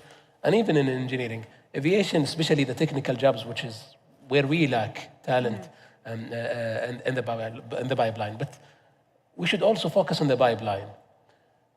How could we recruit more? How could we have started a lot of incentives with training or employment that starts with training. And we've seen a lot of demand in the international aviation technical college. We've seen oversubscription, although it's a vocational training because it starts with 2 years training, and then there is the job safety and security. But maybe after 5 or 6 or 10 years, those young adults would change their mind. They want to explore other opportunities because they're sick of either working on the ground services or also being on the air every now and then. So we should also have alternative options for them, either opportunities to mobilize within the corporates or some more alternative, scheduling that help them to look after their elders or their young children. Right. Nadia, talk to me a little bit about the Etihad Airways Medical Center, which you worked very hard to build. I know it's a subject close to your heart. What effect does that have on passengers and employees, thinking about human capital in a broader sense? I think when we started the concept of having a medical facility, it was about licensing pilots and crew. But we soon realized that is it only the licensing part that is important, or employee well-being is more important? And how can we balance that perspective? Why should I wait for the pilot to have their yearly medical to tell them that you're unfit because you didn't pass certain medical assessments? So we wanted to bring the concept of prevention, and we wanted to bring the concept of well-being. And how can we introduce that into workplace? For frontline workers, for people who are in core jobs, or people who are doing back office? And how can we start taking more care of their health, being more responsible? But in the end result, it's about productivity, right? So the more people are engaged, the more people are well, the more they give to the organization. And what we realized is, as we're going through a lot of growth, there will always be stress factors, there's always be financial issues, there always will be medical health issues that affect our employees. And employees spend at least 80% of their time at workplace. Right. That's where That's a lot of time. That's a lot of time. So how can we make it more healthier for them? Can we provide, so all our crew accommodation have swimming pools and gyms. We do licensing, but we do a lot of preventive testing. Okay. We also engage them with a lot of activities. So we do a lot of challenges throughout the year, whether it's Get Fit Challenge or let's beat the heat, let's do Ramadan challenge, whatever it is, to encourage people not only come together for a common platform, but come together for their well-being. And especially we looked at executives. A lot of executives spend a lot of time very stressed on the numbers, KPIs that they have to achieve. How can we make it easier for them? So we mandated them to kind of come and do their health check every 2 years. Let's see what's wrong. What do you need? How can we help you? So incorporating well-being in the employee life journey and life cycle is critically important. And in COVID, we understood how important it is to transfer this into passengers. Okay. So we were the first airline actually focused on vaccinating all our frontline crew and making sure that we have actually a designed service that people felt comfortable. So people were seeing food coming covered, they were seeing gloves, they were seeing hygiene standards going higher. We were looking at how can we spread people in the aircraft if we don't have enough capacity. How could we make them feel more comfortable? And today also with the technologies that we use in the aircraft for passengers as well, we look at the lighting, we look at the mattress, we look at the sense, the flow, how can people feel more comfortable? And in case they have an emergency, how can we deal with them better? So what are the technologies and medical equipments that we can have on board, and how can we train our crew to be more standardized in actually looking at those cases? Right. We also created a unit for medical evacuation for patients, a nurse escort that goes with the patient wherever it needs, whether it's medical travel or coming back from a medical travel. So we've invested a lot looking at well-being from a different angle around the organization. Fascinating. Yeah. Steve, I wanted you to tell me about a partnership that you've built thinking about human capability that you're proud of. Yeah, I mean, we have a partnership with a virtual reality training company that's starting to build simulators for our equipment in the same way that we have simulators for pilots. We now have simulators for the ground equipment. And I was visiting one the other day where we had a simulator for somebody who would operate a pushback tractor, so pushing back the aircraft, learning to do that, in a classroom using virtual reality. The simulators, they can really cut down on their training time. We can simulate lots of incidents that might happen, different weather patterns, different types of stand configurations, things like that, all from the comfort of a single seat. And if you start to integrate that within all of the training, then obviously, you can cut down the training time, you can get more experience very quickly, and also the refresher training actually happens much faster without having to block off large pieces of equipment to do it. So it's quite exciting. That refresher training that you were talking about, Anas, that sort of idea of the lifelong learning and continual learning. Anas, what's a partnership that you'd point to that you're proud of?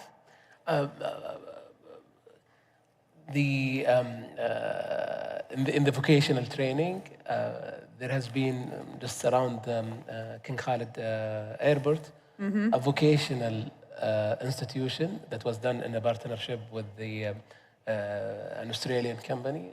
And when it started, people were questioning that. Now they admit 800 applicants every year. The applications they receive is more than 60,000. They have produced more than 7,000 technical experts to the market. And now we're expanding the coverage to serve other regions. So that was a great transition. And even the instructors now are locals who have been trained and they're leading the operation of that institution. Interesting. What about you, Nadia? What's a partnership that you're proud of? I think Couple, but I think if I have to name one, would be our partnership with the University of AI and Technology. And the reason we do that is both ways. One, we learn from them. Second, we attract people from them. So what we do is we actually get internship opportunities for people who have graduated from the AI Institute of Technology in Abu Dhabi. And we bring them as interns and look at all our challenges that we have. So example, if we had a challenge that we want a fixing from a technology or data perspective, the new interns come and work on it. The two-way thing is they actually fix our problem, and in end of while they're fixing the problem, they fell in love with aviation. So then we hire them. So I think this is a very, it's very close to my heart kind of things. Other things we do is we get young graduates to come again and work as an internship with us. And we do the same thing. We don't commit on employment, but we commit on training and making sure that they go through the process. And once the business is comfortable and see their outcome, we make sure if there is job opportunities, then they are the first people that are taken because they were with us, they were trained with us, they spent time with the business, there is deliverables. So we actually are fixing two things in one. We're actually fixing our problem and getting recruits quickly, but also at the same time, we're training young people, and at the same time, we're filling the gap of people kind of getting interested in the aviation sector. So these are the two things I would say is close to my heart. Interesting. So I wonder if we can cast our mind forward to 2030, lay out the change you've made and what effect that it's had in terms of your human capability, Steve. So 2030 doesn't feel that far away anymore. All right, 2040 then. I was going to say, I think 2030 will be on the path Okay. to much greater automation, integration of technology in everything that we do.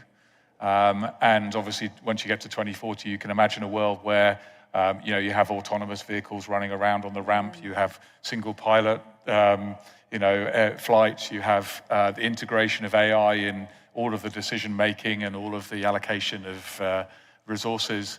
And then what you're employing are people who actually operate that capability, who understand it, who can build more and more capability in, people who are involved in data science, in computer programming and software development, who are delivering that. And your back office is more or less automated, so we can concentrate on the customer experience.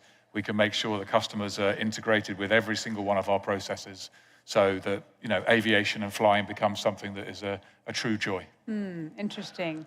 Anas, what about you? 2030, what's the change you've made? What effect has it had? I think it's the theme of this conference. Much more greater connectivity. Yeah. So we've seen the announcements today, and we're looking forward to see the reality of that happening in 2030, to witness that reality. Also, much more better passenger experience, and I think we're celebrating now the Excellence Award as well. So airport shouldn't be a hassle. We shouldn't be worried that we have a flight. And finally, much more innovative and well-trained workforce to drive excellence, safety, and efficiency. Interesting. Nadia, what about you? 2030, you've made a big change, has had a massive impact. I think the mindset. I think I would like to change people's mindset and deliver them to what can be done, to what should be done and should left to be done. I mean, a lot of people focus on the now and they forget the later. And I think the shift of mindset is how can we do work for today that lasts for 2030? And I think we're so much in the momentum of delivering today that we forget about the what's coming in. And I think the mindset change, but at the same time, how can we adopt a culture that is performance-driven, but at the same time, how can we integrate technology, performance, and human in the same culture? And I don't think we have the right answer today, but looking at it from a three-dimensional, because if we don't, we can have aircrafts and we can have technology, but if we don't have the human factor and we don't have everything integrated together, we won't be delivering the 2030. So mindset and culture, I think, is the two key things that I'll work on. And look back and say, we did a good integration. Yeah. Couldn't have said it better myself. That's a perfect note to end on. Thank you so much to Nadia, to Anas, to Steve for being here with us discussing future of human capital within aviation. Let's give them a round of applause, ladies and gentlemen. Thank you. Thank you so much. Thank you very much. I'm going to bring my co-host, my co-conspirator, Mark Barton, up on stage with me. It's been an amazing day, Mark. It has been an amazing day, and well done you. Absolutely, well done you. That was a lovely way to end. What was the highlight? What were the nuggets which you've taken away from today? I've taken away quite a lot. One of the things about passenger numbers, there was that graph that came up on the screen here about the She number said of... her eyes lit up when that graph came up. I love a graph. And so the numbers of people who are going to be flying increasing, doubling by 2042, quadrupling within 20 years later. Quite an extraordinary change, I thought. And of course, we have to balance all of that with the impact on climate. I have to say, sustainability can be paid for lots of different ways. I heard different ways: airports, passengers, airlines. Heathrow is actually absorbing the cost itself. Singapore imposing a levy, a surcharge on passengers. For me, as a space nerd, I loved the session on satellites, on space. You love your space. Exactly. 6,000 satellites up there now. That number is going to be times That's a by good stat. 6. So in the tens of thousands, that has implications for all of us as air passengers, and in fact for boats as well, because we have to know when a payload of satellites is going up into air, when it's going to come back down. So that could interact with that issue around aviation passengers. What about you, Mark? Yeah, I love the way that His Excellency Engineer Saleh bin Nasser Al Jasser, the Minister of Transport and Logistics Services, Chairman of the Board of GACA, opened today's event. He said this is not a forum, it's a festival of aviation. It's bigger than the word aviation, isn't it? This is a real festival. And there were some lovely phrases that came out of our guests today from the president of the ICAO Council. Aviation is a bridge between cultures and traditions, individuals and communities. We had Luis Felipe de Oliveira from Airports Council International World. They're having their Congress this week. The passenger is crucial for the development of the aviation ecosystem. And I like the way that he said that airports connect people, cultures, and business. I had a very interesting interview with the Boeing president, Boeing global president. You were excited about that, I remember. Yeah, I was excited because they're having a difficult year. And I asked him, when it comes to leadership, how do you face the challenges and both the opportunities? Because there are clearly opportunities for Boeing globally in the delivery of airplanes, but they have many challenges. And he just said there's one word: humility. Humility. And he also said it's not what you say, it's what you do. And this, I love this from Georgia before we move it on. Georgia did this wonderful panel on retail, on airport retail and cities. And one of her guests, the CEO of Avolta, said that this is very counterintuitive. He said that our biggest seller of sunglasses is in Seattle. And the reason why is because people come to Seattle thinking it's going to be cold. When they arrive, they didn't bring their sunglasses. So hence, sunglasses is their biggest selling city. You wouldn't think that, would you? No. Seattle, you'd think somewhere in the Caribbean or somewhere else. I love that. So we've got much more for you tomorrow. You got to buckle up. We've got 7,000 folks who've been coming through the doors, 150 countries, 120 panels, 120 speakers, 60 panels over 2 days. So got a lot. Yeah, 5 stages. And don't forget, it's not just happening here. This is a truly immersive experience, not just the plenary hall here, not just, the other rooms that we've got here, the other stages as well. We've also got at the Ritz, the Future Mobility Pavilion, and the Media Oasis, also showing giga projects. Go there, you'll be blown Check it away out. by the technology which is on display. Exactly. So we've got coming up tomorrow a whole lot more content for you. I've got panels on tourism and sustainability. I'm interviewing the president and CEO of Embraer from Brazil. I've got Mike Miller, don't miss that, disability and inclusion within aviation, and Mark, flying taxis. Yeah, flying taxis, yes. Coming your way. EV tolls, as they're known. We've got this lovely CO festival from the air mobility industry, and I've got a lovely panel I'm looking forward to tomorrow. I've got so many, but I'm looking forward to this one. How safe are our skies, in brackets, really? There you So we'll be go. asking that question. So important, isn't it? So stick around. We've still got the Airports Awards, the fourth Saudi Airports Awards, going to be hosted by the great Wim Al-Khil. That's coming up next. Yeah. And we will see you here at... Yeah, so 9:45, it kicks off again.